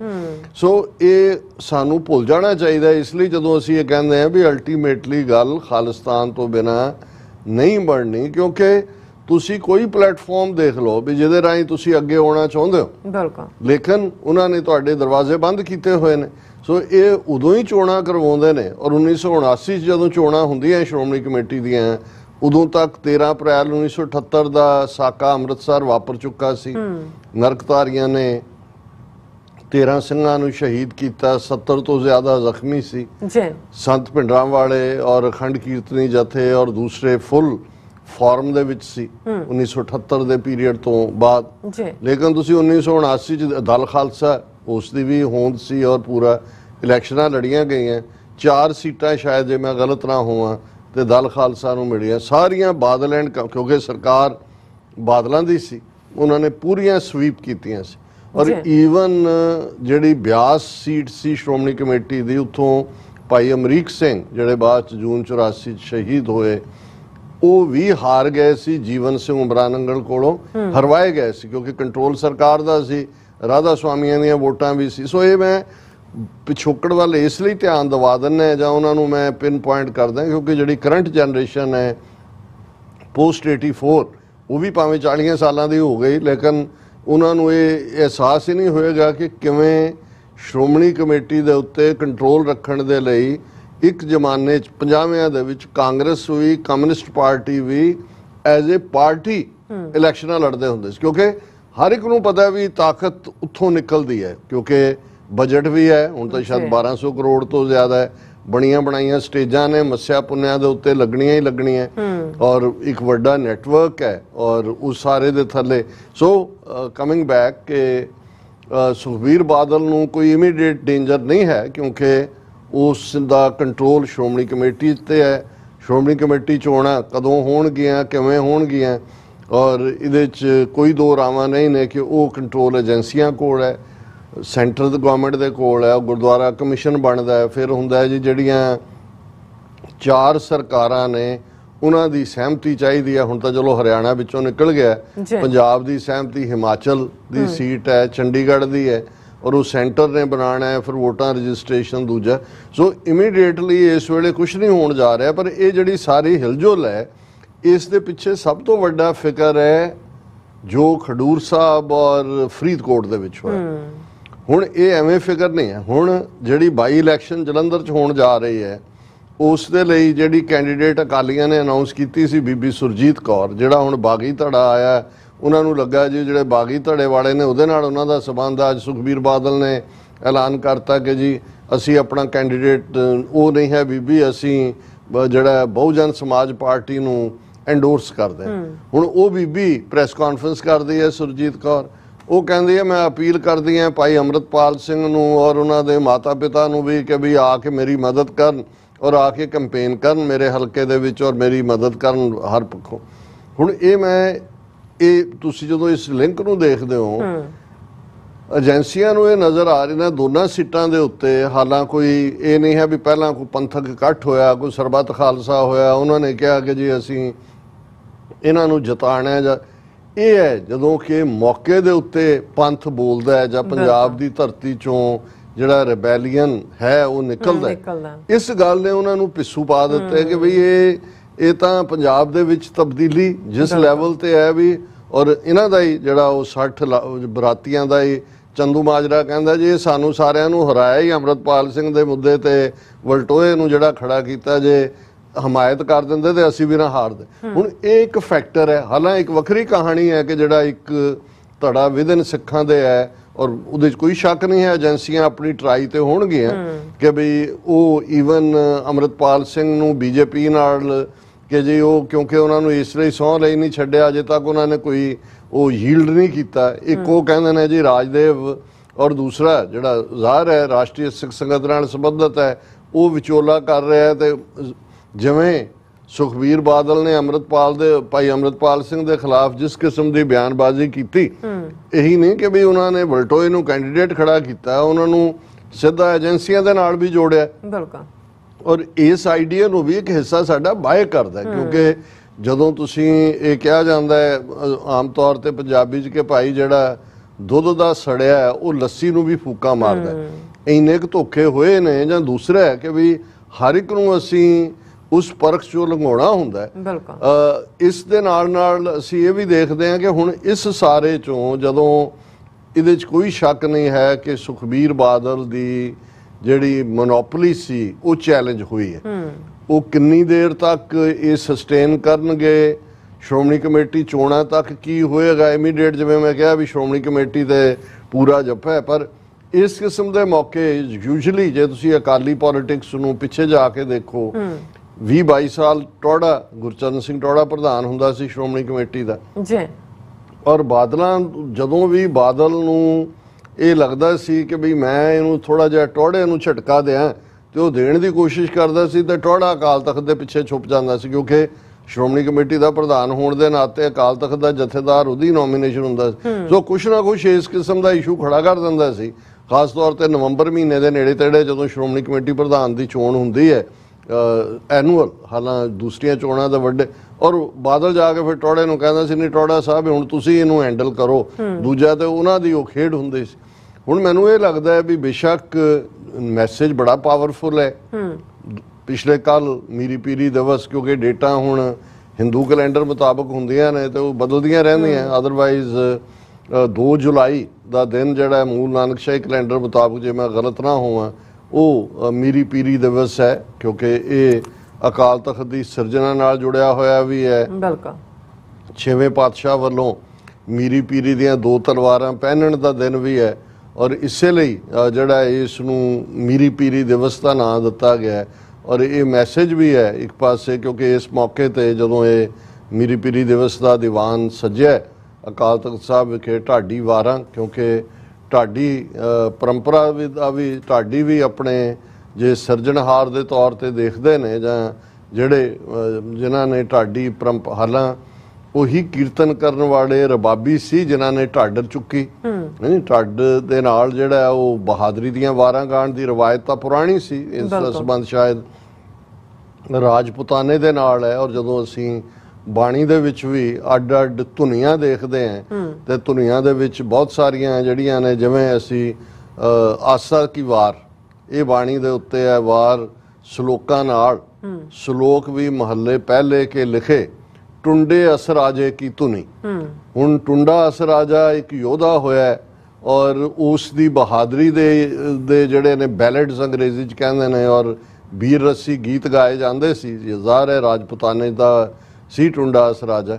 ਸੋ ਉਹ ਜਿਹੜੀ ਜਿਸ ਸੁਰ ਦੇ ਵਿੱਚ ਜਾਂ ਜਿਸ ਧੁਨੀ ਦੇ ਵਿੱਚ ਉਹ ਬੈਲਡ ਜਾਂ ਉਹ ਵੀਰ ਰਸੀ ਰਚਨਾ ਗਾਈ ਜਾਣੀ ਹੈ, ਉਸ ਦੀ ਧੁਨ ਦੇ ਉੱਤੇ ਸੀ ਕਿ ਆਸਾ ਦੀ ਵਾਰ ਗਾਣੀ ਹੈ। ਸੋ ਵਾਰ ਦਾ ਮਤਲਬ ਹੀ ਬੈਲਡ ਹੈ, ਵੀਰ ਰਸੀ ਅੰਦਾਜ਼ ਹੈ। ਵੱਖਰੀ ਕਹਾਣੀ ਹੈ ਕਿ ਅੱਜ ਜਿਹੜੇ ਸਾਡੇ ਰਾਗੀ ਸਿੰਘ ਉਹਨੂੰ ਗਾਇਨ ਕਰਦੇ ਨੇ, ਉਹਨਾਂ ਨੇ ਉਹਦਾ ਅੰਦਾਜ਼ ਬਦਲਿਆ, ਲੇਕਿਨ ਮੈਂ ਖੁਦ ਵੀ ਬਚਪਨ 'ਚ ਮੈਨੂੰ ਯਾਦ ਹੈ ਕਿ ਆਸਾ ਕੀ ਵਾਰ ਮੈਂ ਢਾਡੀਆਂ ਤੋਂ ਵੀ ਗਾਇਨ ਹੁੰਦੀ ਸੁਣੀ, ਜਿਹਦੇ 'ਚ ਤੁਹਾਨੂੰ ਸੱਚਮੁੱਚ ਇੱਕ ਵਾਰ ਜਾਂ ਇੱਕ ਜਿਵੇਂ ਵੀਰ ਰਸੀ ਜੋਸ਼ ਮਹਿਸੂਸ ਹੁੰਦਾ ਹੈ, ਤੁਸੀਂ ਉਸ ਨੂੰ ਮਹਿਸੂਸ ਕਰਦੇ ਹੋ, ਕਿਉਂਕਿ ਉਹ ਸਮਾਜ ਦੀ ਤਸਵੀਰ ਵੀ ਹੈ, ਚੈਲੰਜ ਵੀ ਹੈ, ਤਬਦੀਲੀ ਦਾ ਸੂਚਕ ਵੀ ਹੈ, ਔਰ ਜ਼ਾਹਰ ਹੈ ਕਿ ਨਿਰੰਕਾਰ ਦੇ ਨਾਲ ਮਿਲਣ ਦੀ ਗੱਲ ਵੀ ਹੈ। ਸੋ ਜਿਹੜੀ ਪਹਿਲੀ ਢਾਡੀ ਵਾਰ ਜਾਂ ਢਾਡੀਆਂ ਨੂੰ ਪਹਿਲਾ ਵਰਸਾਇਆ, ਕਿਉਂਕਿ ਅਸੀਂ ਮੀਰੀ ਪੀਰੀ ਦਿਵਸ ਦੀ ਗੱਲ ਕਰ ਰਹੇ ਹਾਂ, ਸੋ ਉਸ ਦੇ ਵਿੱਚ ਸਾਡਾ ਫਰਜ਼ ਬਣਦਾ ਜਿੱਥੇ ਅਸੀਂ ਜਦੋਂ ਕੀਰਤਨ ਪਰੰਪਰਾ ਦੀ ਗੱਲ ਕਰਦੇ ਹਾਂ ਤੇ ਭਾਈ ਮਰਦਾਨਾ ਉਹਨਾਂ ਤੋਂ ਬਿਨਾਂ, ਔਰ ਜਿੱਥੇ ਵੀ ਗੁਰੂ ਨਾਨਕ ਸਾਹਿਬ ਦੀ ਬਾਣੀ ਹੈ ਭਾਈ ਮਰਦਾਨੇ ਦੀ ਰਬਾਬ ਹੈ, ਔਰ ਈਵਨ ਗੁਰੂ ਗ੍ਰੰਥ ਸਾਹਿਬ ਦੇ ਵਿੱਚ ਵੀ 3 ਜਾਂ 4 ਸ਼ਬਦ ਜਿਹਦੇ ਵਿੱਚ ਮਰਦਾਨਾ ਲਫ਼ਜ਼ ਇਸਤੇਮਾਲ ਕਰਕੇ ਗੁਰੂ ਨਾਨਕ ਸਾਹਿਬ ਨੇ ਮਰਦਾਨਾ ਜੀ ਵਰਤਾਏ, ਜਿਹੜਾ ਉਹ ਕਹੇ ਨੇ। ਹਾਲਾਂ ਇੱਕ ਸਟੇਜ ਸੀ ਕਿ ਕੁਝ ਸਕਾਲਰ ਉਹਨੂੰ ਭਾਈ ਮਰਦਾਨਾ ਜੀ ਦੀ ਰਚਨਾ ਕਹਿੰਦੇ ਸੀ, ਪਰ ਜਿਹੜੀ ਨਹੀਂ ਹੈ ਇਹ ਗੁਰੂ ਨਾਨਕ, ਪਰ ਉਹਨਾਂ ਨੂੰ ਰੈਕਗਨਾਈਜ਼ ਕੀਤਾ ਹੈ ਜਾਂ ਉਹਨਾਂ ਨੂੰ ਮਾਣ ਦਿੱਤਾ ਹੈ। ਔਰ ਇਸੇ ਤਰ੍ਹਾਂ ਜੇ ਅਸੀਂ ਢਾਡੀ ਪਰੰਪਰਾ ਦੇਖੀਏ ਤੇ ਸਾਡੇ ਪਹਿਲੇ ਜਿਹੜੇ 2 ਢਾਡੀ ਨੇ, ਭਾਈ ਨੱਥਾ ਤੇ ਭਾਈ ਅਬਦੁੱਲਾ, ਪਿੰਡ ਸੁਰ ਸਿੰਘ ਦੇ ਰਹਿਣ ਵਾਲੇ, ਔਰ ਜਿਸ ਦਿਨ ਗੁਰੂ ਹਰਗੋਬਿੰਦ ਸਾਹਿਬ ਨੇ ਮੀਰੀ ਪੀਰੀ ਦੀਆਂ 2 ਤਲਵਾਰਾਂ, ਅਕਾਲ ਤਖਤ ਦੀ ਸਿਰਜਣਾ ਮੁਕੰਮਲ ਹੁੰਦੀ ਹੈ, ਤਲਵਾਰਾਂ ਬਾਬਾ ਬੁੱਢਾ ਜੀ ਉਹਨਾਂ ਨੂੰ ਪਹਿਨਾਉਂਦੇ ਨੇ, ਤੇ ਜਿਹੜੀ ਵਾਰ ਭਾਈ ਨੱਥਾ ਅਬਦੁੱਲਾ ਨੇ ਗਾਵੀ ਸੀ ਉਹ ਇਹੀ ਸੀ ਕਿ ਉਸ 2 ਤਲਵਾਰੀ ਬੱਧੀਆਂ ਇੱਕ ਮੀਰੀ ਦੀ, ਇੱਕ ਪੀਰੀ ਦੀ, ਇੱਕ ਅਜ਼ਮਤ ਦੀ, ਇੱਕ ਰਾਜ ਦੀ, ਇੱਕ ਰਾਖੀ ਕਰੇ ਵਜ਼ੀਰ ਦੀ, ਪੱਗ ਤੇਰੀ ਕੀ ਜਹਾਂਗੀਰ ਦੀ। ਹੁਣ ਇਹ ਲਾਈਨ ਜਦੋਂ ਅਸੀਂ ਅਕਾਲ ਤਖਤ ਵਰਸਸ ਦਿੱਲੀ ਤਖਤ ਦੀ ਗੱਲ ਕਰਦੇ ਹਾਂ, ਔਰ ਜਿਹੜੀ ਬਾਦਲਾਂ ਦੇ ਹੀ ਥਾਪੇ ਜਥੇਦਾਰ ਗਿਆਨੀ ਰਘਬੀਰ ਸਿੰਘ ਹੋਰਾਂ ਨੇ ਕੱਲ ਜਿਹੜੀ ਇਹ ਸਾਰੀ ਉਹਨਾਂ ਨੇ ਜਿਹੜੀ ਕੰਪੈਰੀਜ਼ਨ ਦੀ ਲਾਈਨ ਲਈ, ਜਾਂ ਜਿਹਨੂੰ ਅਸੀਂ ਅਲੰਕਾਰ ਮੈਟਾਫੋਰ ਉਹਨਾਂ ਨੇ ਯੂਜ਼ ਕੀਤਾ, ਦਿੱਲੀ ਅਕਾਲ ਤਖਤ ਔਰ ਦਿੱਲੀ, ਮੈਂ ਇਹ ਕਹਿ ਰਿਹਾ ਵੀ ਇਹ ਭਾਈ ਨੱਥਾ ਅਬਦੁੱਲਾ ਨੇ ਲਾਈਨ ਡਰਾ ਕਰ ਦਿੱਤੀ ਸੀ ਕਿ ਇੱਕ ਪਾਸੇ ਇਹ ਅਕਾਲ ਤਖਤ ਹੈ, ਉਹ ਤਖਤ ਅਕਾਲ ਥਰੋਨ ਆਫ ਦਾ ਇਮੋਰਟਲ, ਜਿਹੜਾ ਮੌਤ ਦੇ ਦਾਇਰੇ 'ਚ ਨਹੀਂ, ਔਰ ਇਹ ਜਿਹੜਾ ਬਣਾਇਆ ਗਿਆ ਅਕਾਲ ਤਖਤ ਦਾ ਪਹਿਲਾ ਥੜਾ, ਜਿਸ ਪ੍ਰਥਾਏ ਸਾਡਾ ਇਤਿਹਾਸ ਯਾਦ ਦਹਾਨੀ ਕਰਵਾਉਂਦਾ ਹੈ ਕਿ ਕਿਨਹੀ ਰਾਜ ਨਾ ਹਾਥ ਲਗਾਇਓ, ਬੁੱਢੇ ਤੇ ਗੁਰਦਾਸ ਬਣਾਇਓ। ਬਾਬਾ ਬੁੱਢਾ ਜੀ, ਭਾਈ ਗੁਰਦਾਸ ਜੀ ਇੱਟਾਂ ਫੜਾਉਂਦੇ ਨੇ, ਇੱਕ ਗਾਰਾ ਤਿਆਰ ਕਰਦੇ ਨੇ, ਔਰ ਨੀ ਗੁਰੂ ਹਰਗੋਬਿੰਦ ਸਾਹਿਬ ਰੱਖਦੇ ਨੇ। ਦਿੱਲੀ ਤਖਤ ਤੋਂ ਜਿਹੜਾ ਉਸ ਵੇਲੇ ਦਾ ਉਹਨਾਂ ਦਾ ਤਖਤ ਸੀ, ਉਸ ਤੋਂ 2 ਫੁੱਟ ਉੱਚਾ ਜੀ, ਔਰ ਮੂੰਹ ਹਰਮੰਦਰ ਸਾਹਿਬ ਵੱਲ ਬਿਲਕੁਲ, ਤਾਂ ਕਿ ਜਦੋਂ ਤੁਸੀਂ ਅਕਾਲ ਤਖਤ ਸਾਹਿਬ ਤੇ ਬੈਠੇ ਹੋ, ਜੋ ਫੈਸਲੇ ਤੁਸੀਂ ਲੈਣੇ ਨੇ, ਔਰ ਰਾਜਸੀ ਸ਼ਕਤੀ, ਤੁਸੀਂ ਕੁਝ ਐਸੀਆਂ ਜਿਹੜੀਆਂ ਨੇ ਲੁਕਵੇਂ ਢੰਗ ਦੇ ਨਾਲ ਕੁਝ ਚੀਜ਼ਾਂ ਨੂੰ ਇਵੇਂ ਬਦਲਿਆ ਗਿਆ ਜਿਹਨੂੰ ਸ਼ਾਇਦ ਸਿੱਖ ਕਦੇ ਅੱਜ ਵੀ ਸਮਝਣ ਤੋਂ ਇਨਕਾਰੀ ਨੇ। ਹੁਣ ਜੂਨ 84 ਦੇ ਵਿੱਚ ਅਕਾਲ ਤਖਤ ਹਾਈਲਾਈਟ ਹੁੰਦਾ ਹੈ ਅਜੋਕੀ ਜਨਰੇਸ਼ਨ ਦੇ ਲਈ ਵੀ। ਦਿੱਲੀ ਤਖਤ ਵਾਲਿਆਂ ਨੂੰ ਤਾਂ ਪਤਾ ਸੀ, ਇਸ ਲਈ ਉਹਨਾਂ ਨੇ ਟੈਂਕਾਂ ਤੋਪਾਂ ਨਾਲ ਅਕਾਲ ਤਖਤ ਨੂੰ ਟਾਰਗੇਟ ਕੀਤਾ, ਮੀਰੀ ਪੀਰੀ ਦਾ ਕੇਂਦਰ, ਜਿੱਥੋਂ ਮੋਰਚੇ ਲੱਗਦੇ ਨੇ ਜਾਂ ਜਿੱਥੋਂ ਹੁਣ ਤਖਤ ਤੋਂ ਹੁਕਮ ਸੁਣਾਏ ਜਾਂਦੇ ਨੇ। ਹੁਕਮ ਜ਼ਾਹਰ ਹੈ ਤਖਤ ਦੇ ਸਾਹਮਣੇ ਅਸੀਂ ਕਿੰਨੇ ਇਤਿਹਾਸਕ ਵਾਕਿਆ ਸੁਣਾ ਸਕਦੇ ਹਾਂ। ਮਹਾਰਾਜਾ ਰਣਜੀਤ ਸਿੰਘ ਨੂੰ ਕੋਡੜੇ ਮਾਰਨ ਦੀ ਸਜ਼ਾ ਅਕਾਲੀ ਫੂਲਾ ਸਿੰਘ ਨੇ ਅਕਾਲ ਤਖਤ ਤੋਂ ਦਿੱਤੀ।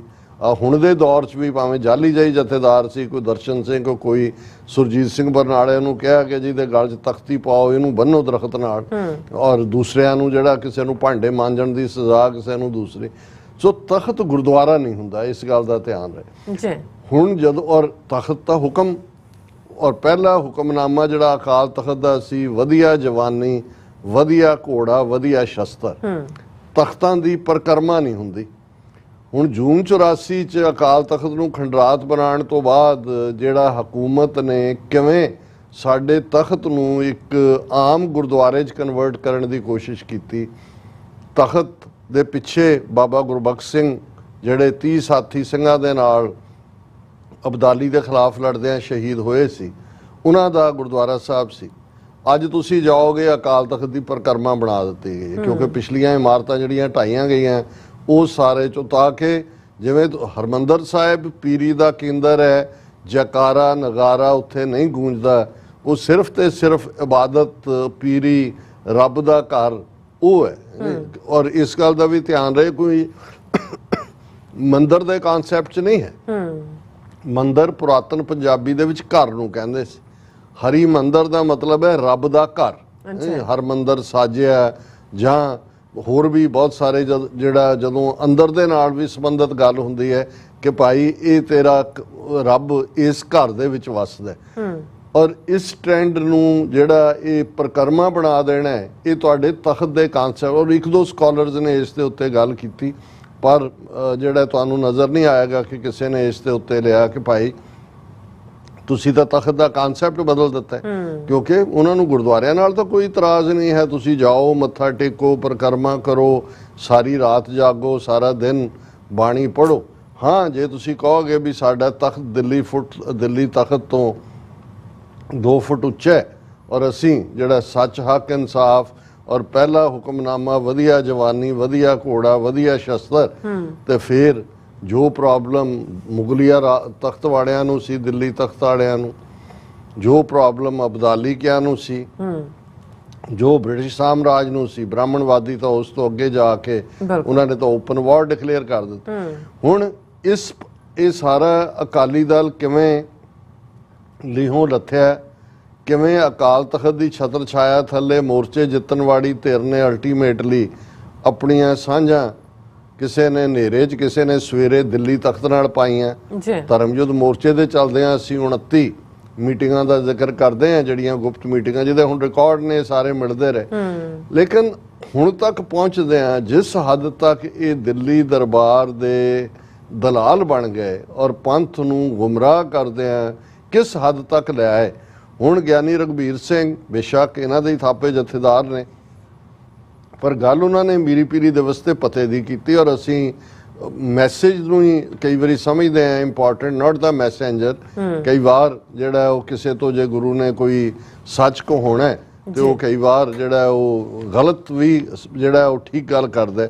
ਔਰ ਉਹਦੇ ਚ ਗਿਆਨੀ ਰਘਬੀਰ ਸਿੰਘ ਨੇ ਕਿਹਾ ਕਿ ਦੇਖੋ ਮਹਾਰਾਜਾ ਰਣਜੀਤ ਸਿੰਘ ਨੇ ਰਾਜ ਜਾਂ ਸਿੱਖ ਰਾਜ 18ਵੀਂ ਸਦੀ ਚ ਮੁਸ਼ਕਲਾਂ ਮੁਸੀਬਤਾਂ ਤੋਂ ਬਾਅਦ ਮਹਾਰਾਜਾ ਰਣਜੀਤ ਸਿੰਘ ਦੇ ਥੱਲੇ ਸਥਾਪਿਤ ਹੋਇਆ, ਇਸ ਲਈ ਕਿਉਂਕਿ ਉਹਦਾ ਮੂੰਹ ਅਕਾਲ ਤਖਤ ਵੱਲ ਸੀ ਜੀ, ਉਸ ਦਾ ਮੂੰਹ ਦਰਬਾਰ ਸਾਹਿਬ ਵੱਲ ਸੀ। ਹਰ ਮੁਸ਼ਕਲ ਵੇਲੇ ਉਹ ਦਰਬਾਰ ਸਾਹਿਬ ਹੀ ਆ ਕੇ ਅਰਦਾਸ ਕਰਾਉਂਦਾ ਸੀ, ਔਰ ਉਹ ਜਿੱਥੇ ਬੈਠਦਾ ਵੀ ਸੀ ਉਦੋਂ ਦੇਖਦਾ ਸੀ ਕਿ ਭਾਈ ਉਸ ਦਾ ਦੇ ਸਾਹਮਣੇ ਜਿਹੜਾ ਹੈ ਉਹ ਪਿੱਠ ਨਾ ਹੋਏ ਅਕਾਲ ਤਖਤ ਦਰਬਾਰ ਸਾਹਿਬ ਵੱਲ। ਔਰ ਇਸ ਨੂੰ ਕੋਟ ਕਰਕੇ ਉਹਨਾਂ ਨੇ ਕਿਹਾ ਕਿ ਵੀ ਇਹ history speaks Maharaja Ranjit Singh successfully ruled for 4 decades but also followed the Sikh principles, traditions and ਮਰਿਆਦਾ during his regime। ਔਰ ਜ਼ਾਹਰ ਹੈ ਉਹ ਅਕਾਲ ਤਖਤ ਦੇ ਸਾਹਮਣੇ ਆ ਕੇ ਜਦੋਂ ਅਕਾਲੀ ਫੂਲਾ ਸਿੰਘ ਨੇ ਕਿਹਾ ਵੀ ਇਹਨੂੰ ਬੰਨ੍ਹ ਕੇ ਇਮਲੀ ਦੇ ਦਰਖਤ ਨਾਲ ਇਹਦੇ ਕੋੜੇ ਮਾਰੋ, ਤੇ ਉਹਨੇ ਆਪ ਹੀ ਜਾ ਕੇ ਜੱਫਾ ਪਾ ਲਿਆ ਕਿ ਪਿੱਠ ਰੰਗੀ ਕਰਤੀ ਕਿ ਮਹਾਰਾਜ ਮਾਰੋ। ਹੁਣ ਜਥੇਦਾਰ ਰਘਬੀਰ ਸਿੰਘ ਕਹਿੰਦੇ ਨੇ ਇਨ ਕੰਟਰਾਸਟ ਇਸ ਦੇ ਬਿਲਕੁਲ opposite, today's political leaders have turned their face towards Delhi and back to the Akal Takht and golden temple। ਕਿ ਅੱਜ ਦੇ ਲੀਡਰਾਂ ਨੇ, ਮੇਰਾ ਖਿਆਲ ਹੈ ਜੇ ਸੁਖਬੀਰ ਬਾਦਲ ਬੈਠਾ ਹੁੰਦਾ ਤਾਂ ਉਹਦੇ ਤੋਂ ਜ਼ਿਆਦਾ ਤਾਂ ਦਿੱਲੀ ਵੱਲ ਮੂੰਹ ਕਿਸੇ ਨੇ ਨਹੀਂ ਕੀਤਾ।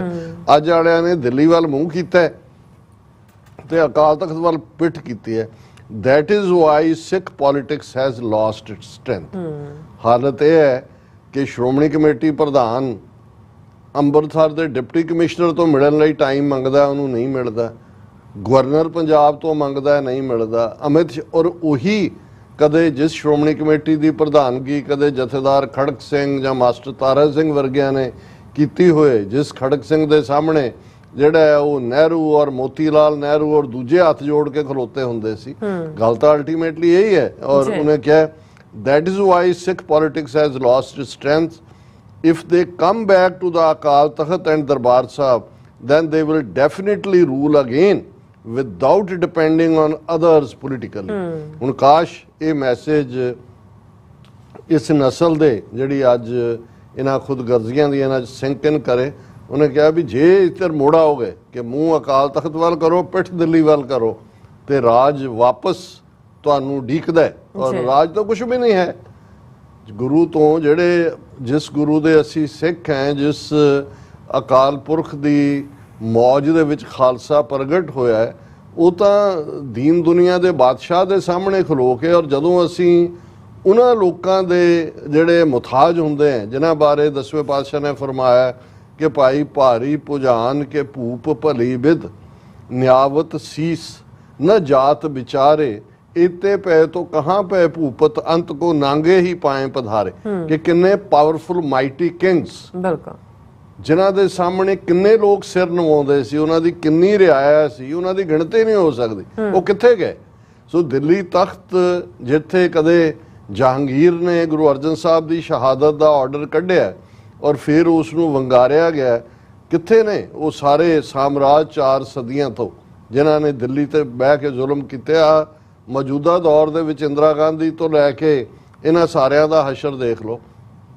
जे फिर भी गुरु का सिख गुरु दे उत्ते अकाल तख्त दी अगवाई जां पंथ दी सॉवरनिटी तो इलावा किसी होर दी मुथाजी करदा है, टके टके दे नाल विकण नूं तैयार है, उधार विकण नूं तैयार है, जिस लैवल दा इन्हां दा किरदार है, ते फिर जिहड़ा सतगुर साचा क्या करे जां सिखां में चूक। जे इस किस्म दीयां करतूतां करनियां ने फिर गुरु तो तुसी की तवक्को करदे हो। सो मैं महसूस करदा कि भी बेशक ਗਿਆਨੀ ਰਘਬੀਰ ਸਿੰਘ ਹੋਰਾਂ ਨੇ ਇਹ ਮੌਕੇ ਦੇ ਉੱਤੇ ਕਿਹਾ ਜਾਂ ਉਹਨਾਂ ਨੂੰ ਇਹ ਲੱਗਦਾ ਹੈ ਕਿ ਭਾਈ ਹੁਣ ਇਹ ਮੌਕਾ ਹੈ। ਕਈ ਵਾਰ ਭਾਵੇਂ ਥਾਪੇ ਉਹਨਾਂ ਦੇ ਹੋਏ ਨੇ, ਕੋਈ ਉਹਨਾਂ ਤੋਂ ਮੈਨੂੰ ਕੋਈ ਬਹੁਤੀ ਤਵੱਕੋ ਨਹੀਂ ਹੈ ਵੀ ਕੋਈ ਉਹਨਾਂ ਨੇ ਅਕਾਲੀ ਫੂਲਾ ਸਿੰਘ ਬਣ ਕੇ ਅਗਵਾਈ ਦੇਣੀ ਹੈ, ਪਰ ਘੱਟੋ ਘੱਟ ਡਾਇਗਨੋਸਿਸ ਤਾਂ ਠੀਕ ਹੈ। ਬਿਮਾਰੀ ਦਾ ਜਿਹੜਾ ਰੋਗ ਨੂੰ ਪਛਾਣਿਆ ਤਾਂ ਹੈ। ਬਿਮਾਰੀ ਇਹੀ ਹੈ ਕਿ ਮੂੰਹ ਤੁਸੀਂ ਦਿੱਲੀ ਤਖਤ ਵੱਲ ਕੀਤਾ ਹੋਇਆ, ਪਿੱਠ ਅਕਾਲ ਤਖਤ ਵੱਲ ਕੀਤੀ ਹੈ, ਤੇ ਇਸ ਚੋਂ ਇਹੀ ਕੁਝ ਨਿਕਲੇਗਾ। ਜੋ ਖੁਆਰੀ ਚੱਲ ਰਹੀ ਹੈ ਇਸ ਤੋਂ ਵੀ ਬਦਤਰ ਹੋਏਗੀ। ਅਲਟੀਮੇਟਲੀ ਜਦੋਂ ਅਸੀਂ ਅਕਾਲ ਤਖਤ ਵੱਲ ਮੂੰਹ ਕਰਾਂਗੇ ਤੇ ਅਕਾਲ ਤਖਤ ਤੋਂ ਤਾਂ ਫਿਰ ਉਹੀ ਆਵਾਜ਼ ਗੂੰਜਦੀ ਹੈ ਕਿ ਭਾਈ ਇਹ ਜਦੋਂ ਤੁਸੀਂ ਇਸ ਰਸਤੇ ਤੇ ਆ ਗਏ ਹੋ ਤੇ ਫਿਰ ਖਾਲਸੇ ਦੀ ਸੋਵਰਨਿਟੀ, ਖਾਲਸੇ ਦੀ ਪ੍ਰਭੂਸੱਤਾ, ਜਿਸ ਅਕਾਲ ਤਖਤ ਨੂੰ ਖੰਡਰਾਤ ਬਣਾਇਆ, ਉੱਥੇ 26 ਜਨਵਰੀ 1986 ਦੇ ਸਰਬੱਤ ਖਾਲਸਾ ਵੱਲੋਂ ਥਾਪੀ 5 ਮੈਂਬਰੀ ਕਮੇਟੀ ਵੱਲੋਂ, ਪੰਥਕ ਕਮੇਟੀ ਵੱਲੋਂ 29 ਅਪ੍ਰੈਲ 1986 ਦਾ ਖਾਲਿਸਤਾਨ ਦਾ ਐਲਾਨਨਾਮਾ, ਖਾਲਿਸਤਾਨ ਦੀ ਸਟਰਗਲ ਜਿਹੜੀ ਅੱਜ ਦੁਨੀਆ ਬੜੇ ਸ਼ੌਕ ਦੇ ਨਾਲ, ਜਿਹਨੂੰ ਸ਼ੌਕ ਮੈਂ ਇਸ ਲਈ ਕਿਹਾ ਕਿ ਵੀ ਅਲਾਮਾ ਇਕਬਾਲ ਦਾ ਸ਼ੇਅਰ ਮੇਰੇ ਸਾਹਮਣੇ ਆਇਆ ਕਿ ਭਾਈ ਦੁਨੀਆ ਦੇ ਵਿੱਚ ਅੱਜ ਭਾਰਤ ਦਾ ਰੋਗ ਚਿਹਰਾ, ਅਗਲੀ ਸਟੇਟ ਉਹ ਬੇਨਕਾਬ ਹੋਇਆ। ਖਾਲਿਸਤਾਨ ਦਾ ਇਸ਼ੂ, ਖਾਲਿਸਤਾਨ ਰੈਫਰੈਂਡਮ ਦਾ ਇਸ਼ੂ, ਟਰਾਂਸਨੈਸ਼ਨਲ ਰਿਪਰੈਸ਼ਨ ਦੇ ਥੱਲੇ ਭਾਈ ਹਰਦੀਪ ਸਿੰਘ ਨਿੱਜਰ, ਭਾਈ ਅਵਤਾਰ ਸਿੰਘ ਖੰਡਾ, ਭਾਈ ਪਰਮਜੀਤ ਸਿੰਘ ਪੰਜਵੜ ਦੀ ਸ਼ਹਾਦਤ, ਸੋ ਦੁਨੀਆ ਦੇਖ ਰਹੀ ਹੈ। ਤੇ ਜੇ ਉਸ ਪੰਜਾਬ ਦੀ ਧਰਤੀ ਤੇ ਫਿਰ ਉਹ ਅਲਾਮਾ ਇਕਬਾਲ ਦੀ ਇਹ ਗੱਲ ਸੱਚ ਸਾਬਤ ਨਾ ਕਿਤੇ ਹੋਏ ਕਿ ਬੜੇ ਸ਼ੌਕ ਸੇ ਸੁਨ ਰਹਾ ਥਾ ਜ਼ਮਾਨਾ, ਹਮ ਹੀ ਸੌਂ ਗਏ ਦਾਸਤਾਂ ਕਹਿਤੇ ਕਹਿਤੇ। ਜਦੋਂ ਹੁਣ ਅਸੀਂ ਆਪਣੀ ਦਾਸਤਾਨ 35 ਮਿਲੀਅਨ ਸਿੱਖ ਕੌਮ ਦੀ ਹੋਣੀ, ਉਸ ਦਾ ਫਿਊਚਰ, ਉਸ ਦੀ ਡੈਸਟੀਨੀ, ਉਸ ਦਾ ਮੁਸਤਕਬਲ ਸਿਰਜਣ ਦੇ ਲਈ ਤੁਰੇ ਆ, ਉਸ ਦਾ ਜ਼ਿਕਰ ਕਰ ਰਹੇ ਆ, ਤੇ ਫਿਰ ਜਾਗਣਾ ਹੋਏਗਾ। ਉਹ ਜਾਗਣਾ ਗੁਰੂ ਦੀ ਗੋਦ ਦੇ ਵਿੱਚ ਜਦੋਂ ਅਸੀਂ ਬੈਠ ਜਾਂਦੇ ਹਾਂ ਤੇ ਇਹ ਗਫਲਤ ਚੋਂ, ਇਸ ਮਾਇਆ ਦੀ ਨੀਂਦ ਚੋਂ, ਇਹ ਖੁਦ ਪ੍ਰਸਤੀ ਚੋਂ, ਇਹ ਦੁਨਿਆਵੀ ਲਾਭਕਾਰੀ ਅਹੁਦਿਆਂ ਔਰ ਦੂਸਰੀਆਂ ਭੁੱਖਾਂ ਤੋਂ ਨਿਜ਼ਾਤ ਪਾ ਕੇ ਜਦੋਂ ਅਸੀਂ ਗੁਰੂ ਦੇ ਅੱਗੇ ਆਪਾ ਸਮਰਪਣ ਕਰਦੇ ਹਾਂ, ਫਿਰ ਅਕਾਲ ਤਖਤ ਤੇ ਖਲੋ ਕੇ ਤਾਂ ਅਰਦਾਸਾ ਇਹੀ ਸੋਧਿਆ ਜਾਂਦਾ ਜੋ ਕਦੇ ਉਹਨਾਂ ਸਿੰਘਾਂ ਨੇ, 30 ਸਿੰਘਾਂ ਨੇ ਸੋਧਿਆ ਸੀ ਬਾਬਾ ਗੁਰਬਖਸ਼ ਸਿੰਘ ਦੇ ਨਾਲ ਕਿ ਭਾਈ ਅਸੀਂ ਜਿਹੜਾ ਸੀਸ ਭੇਟ ਕਰਨਾ ਹੈ, ਤੁਰਕਨ ਸੀਸ ਦੇ ਝੂਠਾ ਕਰਾਏ, ਫਿਰ ਖਾਲਸੇ ਦੀ ਚਰਚਾ ਹੋਏ, ਪਾਤਸ਼ਾਹੀ ਦਾਵਾ ਚਾਹੇ ਜੋਏ, ਕਿ ਸਾਡਾ ਦਾਵਾ ਪਾਤਸ਼ਾਹੀ ਦਾ ਹੈ ਔਰ ਇਹ ਪਾਤਸ਼ਾਹੀ ਦਾਅਵੇ ਦੇ ਲਈ ਸੀਸ ਤਲੀ ਤੇ ਰੱਖ ਕੇ ਤੇ ਫਿਰ ਜੂਝਣ ਦੀ, ਗੁਰੂ ਤੋਂ ਤਾਕਤ ਮੰਗਣਾ, ਇਹੀ ਸਾਨੂੰ ਆਪਣੇ ਨਿਸ਼ਾਨੇ ਦੇ ਨਜ਼ਦੀਕ ਲਿਜਾਏਗਾ। ਜੀ ਡਾਕਟਰ ਸਾਹਿਬ, ਤੁਹਾਡਾ ਬਹੁਤ ਬਹੁਤ ਸ਼ੁਕਰੀਆ। ਸੋ ਅਥਲੇ ਨੇ ਬ੍ਰੇਕ ਔਰ ਬ੍ਰੇਕ ਤੇ ਜਾਣ ਤੋਂ ਪਹਿਲਾਂ ਅਸੀਂ ਆਪਣੇ ਦਰਸ਼ਕਾਂ ਤੇ ਸਰੋਤਿਆਂ ਨੂੰ ਅਪੀਲ ਤੇ ਬੇਨਤੀ ਕਰਦੇ ਵਿਊਅਰਸ, ਜਿਸ ਤਰ੍ਹਾਂ ਕਿ ਤੁਸੀਂ ਜਾਣਦੇ ਹੋ ਕਿ TV 84 ਹੱਕ, ਸੱਚ, ਇਨਸਾਫ ਦੀ ਆਵਾਜ਼ ਬੁਲੰਦ ਕਰ ਰਿਹਾ ਹੈ। ਇਹ ਆਵਾਜ਼ ਤੁਹਾਡੇ ਪਿਆਰ ਸਦਕਾ, ਤੁਹਾਡੇ ਵਿਸ਼ਵਾਸ ਸਦਕਾ, ਤੁਹਾਡੇ ਡੋਨੇਸ਼ਨ ਸਦਕਾ ਹੀ ਹੋ ਸਕਦੀ ਹੈ। ਸੋ ਅਸੀਂ ਚਾਹਾਂਗੇ ਕਿ ਤੁਸੀਂ TV 84 ਦੀ ਚੜ੍ਹਦੀ ਕਲਾ ਲਈ ਵੱਧ ਤੋਂ ਵੱਧ ਡੋਨੇਟ ਕਰੋ। ਡੋਨੇਟ ਕਰਨ ਲਈ ਸਾਡੀ ਵੈਬਸਾਈਟ tv84.tv ਤੇ ਜਾ ਕੇ ਪੇਪਲ ਦੀ ਵਰਤੋਂ ਕਰਕੇ ਵਨ ਟਾਈਮ ਡੋਨੇਟ ਕਰ ਸਕਦੇ ਹੋ, ਮੰਥਲੀ ਡੋਨੇਟ ਵੀ ਕਰ ਸਕਦੇ ਹੋ। ਤੁਸੀਂ TV 84 ਦੇ ਨਾਮ ਤੇ ਚੈੱਕ ਬਣਾ ਕੇ ਸਾਨੂੰ ਮੇਲ ਵੀ ਕਰ ਸਕਦੇ ਹੋ ਸਾਡੇ ਇਸ ਪਤੇ ਤੇ 36-01 37th Avenue, Long Island City, New York 11101 USA, ਜਾਂ ਫਿਰ ਤੁਸੀਂ ਸਾਨੂੰ ਫੋਨ ਰਾਹੀਂ ਵੀ ਸੰਪਰਕ ਕਰ ਸਕਦੇ ਹੋ 5166191984। ਤੁਸੀਂ ਸਾਨੂੰ ਈਮੇਲ ਵੀ ਕਰ ਸਕਦੇ info@tv84.tv ਤੇ। ਅਸੀਂ ਤੁਹਾਡੇ ਤਹਿ ਦਿਲ ਤੋਂ ਸ਼ੁਕਰਗੁਜ਼ਾਰ ਹੋਵਾਂਗੇ। ਸੋ ਇੱਥੇ ਲੈਣੇ ਬ੍ਰੇਕ। ਵਿਊਅਰਸ, ਤੁਸੀਂ ਇਸੇ ਤਰ੍ਹਾਂ ਬਣੇ ਰਹਿਣਾ। ਮਿਲਦੇ ਹਾਂ ਆਫਟਰ ਦਿਸ ਸ਼ਾਰਟ ਬ੍ਰੇਕ।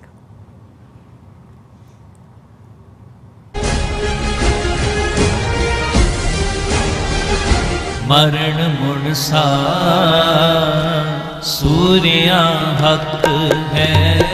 40 ਸਾਲ ਸ਼ਹੀਦਾਂ ਦੇ ਨਾਲ ਸੰਤ ਜਰਨੈਲ ਸਿੰਘ ਭਿੰਡਰਾਂਵਾਲੇ ਅਤੇ 1984 ਦੇ ਘੱਲੂਘਾਰੇ ਦੇ ਸ਼ਹੀਦਾਂ ਦੀ ਯਾਦ ਵਿੱਚ ਗੁਰਮਤਿ ਸਮਾਗਮ ਆਉਂਦੇ ਐਤਵਾਰ 30 ਜੂਨ 2024 ਨੂੰ ਗੁਰਦੁਆਰਾ ਦਸ਼ਮੇਸ਼ ਦਰਬਾਰ ਟਲੈਰੀ, ਕੈਲੀਫੋਰਨੀਆ ਵਿਖੇ ਹੋਣ ਜਾ ਰਹੇ ਹਨ। ਮੌਜੂਦਾ ਪੰਥਕ ਹਾਲਾਤਾਂ ਅਤੇ ਭਵਿੱਖ ਦੀ ਕੌਮੀ ਰਣਨੀਤੀ ਬਾਰੇ ਡਾਕਟਰ ਅਮਰਜੀਤ ਸਿੰਘ, ਬੂਟਾ ਸਿੰਘ ਖੜੌਦ, ਮੁਖਤਿਆਰ ਸਿੰਘ ਮੁਖੀ, ਭਾਈ ਤਰਲੋਚਨ ਸਿੰਘ ਅਤੇ ਪਵਨ ਸਿੰਘ ਖਾਲਸਾ ਸਮੇਤ ਹੋਰ ਬੁਲਾਰਿਆਂ ਵੱਲੋਂ ਸੰਗਤ ਨਾਲ ਵਿਚਾਰਾਂ ਦੀ ਸਾਂਝ ਪਾਈ ਜਾਵੇਗੀ। ਸ਼ਹੀਦ ਪਰਿਵਾਰਾਂ ਦਾ ਗੋਲਡ ਮੈਡਲ ਨਾਲ ਸਨਮਾਨ ਕੀਤਾ ਜਾਵੇਗਾ। ਆਪ ਸਭ ਨੂੰ ਇਸ ਸਮਾਗਮ ਵਿੱਚ ਪਹੁੰਚਣ ਲਈ ਬੇਨਤੀ ਕੀਤੀ ਜਾਂਦੀ ਹੈ। ਵਧੇਰੇ ਜਾਣਕਾਰੀ ਲਈ ਆਪ ਹੇਠ ਦਿੱਤੇ ਨੰਬਰ ਤੇ ਸੰਪਰਕ ਕਰ ਸਕਦੇ ਹੋ। ਮਰਨ ਮੁਰਸਾ ਸੂਰਿਆ ਹੱਕ ਹੈ। ਗੁਰੂ ਪਿਆਰੀ ਸਾਧ ਸੰਗਤ ਜੀਓ, ਵਾਹਿਗੁਰੂ ਜੀ ਕਾ ਖਾਲਸਾ, ਵਾਹਿਗੁਰੂ ਜੀ ਕੀ ਫਤਿਹ। ਟਰਾਈ ਸਟੇਟ ਦੇ ਕੇਂਦਰੀ ਅਸਥਾਨ Gurdwara Sahib Sikh culture society, Richmond Hill, New York ਵਿਖੇ Baba Banda Singh Bahadur international Sikh society of New York ਦੇ ਸਮੁੱਚੇ ਸੇਵਾਦਾਰਾਂ ਵੱਲੋਂ ਮਹਾਨ ਸ਼ਹੀਦ ਸਿੱਖ ਕੌਮ ਦੇ ਪਹਿਲੇ ਬਾਦਸ਼ਾਹ ਬਾਬਾ ਬੰਦਾ ਸਿੰਘ ਬਹਾਦਰ ਤਿੰਨਾਂ ਦਾ ਮਹਾਨ ਸ਼ਹੀਦੀ ਦਿਹਾੜਾ ਅਤੇ ਉਹਨਾਂ ਨਾਲ ਸ਼ਹੀਦ ਹੋਣ ਵਾਲੇ ਸਮੂਹ ਸ਼ਹੀਦਾਂ ਦੀ ਸ਼ਹਾਦਤ ਨੂੰ ਨਤਮਸਤਕ ਹੁੰਦਿਆਂ ਹੋਇਆਂ ਗੁਰਦੁਆਰਾ ਸਾਹਿਬ ਵਿਖੇ ਵਿਸ਼ੇਸ਼ ਪ੍ਰੋਗਰਾਮ 28, 29 ਅਤੇ 30 ਜੂਨ ਨੂੰ ਮਨਾਏ ਜਾ ਰਹੇ ਹਨ। 28 ਜੂਨ ਦਿਨ ਸ਼ੁੱਕਰਵਾਰ ਨੂੰ ਸਵੇਰੇ 10 ਵਜੇ ਅਖੰਡ ਪਾਠ ਸਾਹਿਬ ਆਰੰਭ ਹੋਣਗੇ, ਜਿਨ੍ਹਾਂ ਦੇ ਭੋਗ ਐਤਵਾਰ 30 ਜੂਨ ਨੂੰ ਸਵੇਰੇ 9:30 ਵਜੇ ਪੈਣਗੇ। 29 ਜੂਨ ਦਿਨ ਸ਼ਨੀਵਾਰ ਨੂੰ ਦਿਨ ਦੇ ਸਮੇਂ 1 ਵਜੇ ਤੋਂ ਮਹਾਨ ਇੱਕ ਸੈਮੀਨਾਰ ਵੀ ਉਲੀਕਿਆ ਗਿਆ ਹੈ, ਜਿਸ ਵਿੱਚ ਭਾਈ ਸਾਹਿਬ ਭਾਈ ਸੁਖਪ੍ਰੀਤ ਸਿੰਘ ਉਦੋਕੇ, ਭਾਈ ਹਰਿੰਦਰ ਸਿੰਘ ਟੈਕਸਸ ਵਾਲੇ ਅਤੇ ਇਹਨਾਂ ਤੋਂ ਇਲਾਵਾ ਹੋਰ ਵੀ ਵਿਦਵਾਨ ਜਨ ਗੁਰੂ ਚਰਨਾਂ ਵਿੱਚ ਹਾਜ਼ਰੀਆਂ ਭਰਨਗੇ। ਸਮੁੱਚੀਆਂ ਸੰਗਤਾਂ ਨੂੰ ਬੇਨਤੀ ਹੈ, ਪਰਿਵਾਰਾਂ ਬੱਚਿਆਂ ਸਮੇਤ ਹਾਜ਼ਰੀਆਂ ਭਰ ਕੇ ਸਤਿਗੁਰੂ ਸੱਚੇ ਪਾਤਸ਼ਾਹ ਦੀਆਂ ਬਖਸ਼ਿਸ਼ਾਂ ਅਤੇ ਮਹਾਨ ਸ਼ਹੀਦਾਂ ਦੀਆਂ ਅਸੀਸਾਂ ਪ੍ਰਾਪਤ ਕਰੋ ਜੀ। ਵਾਹਿਗੁਰੂ ਜੀ ਕਾ ਖਾਲਸਾ, ਵਾਹਿਗੁਰੂ ਜੀ ਕੀ ਫਤਿਹ।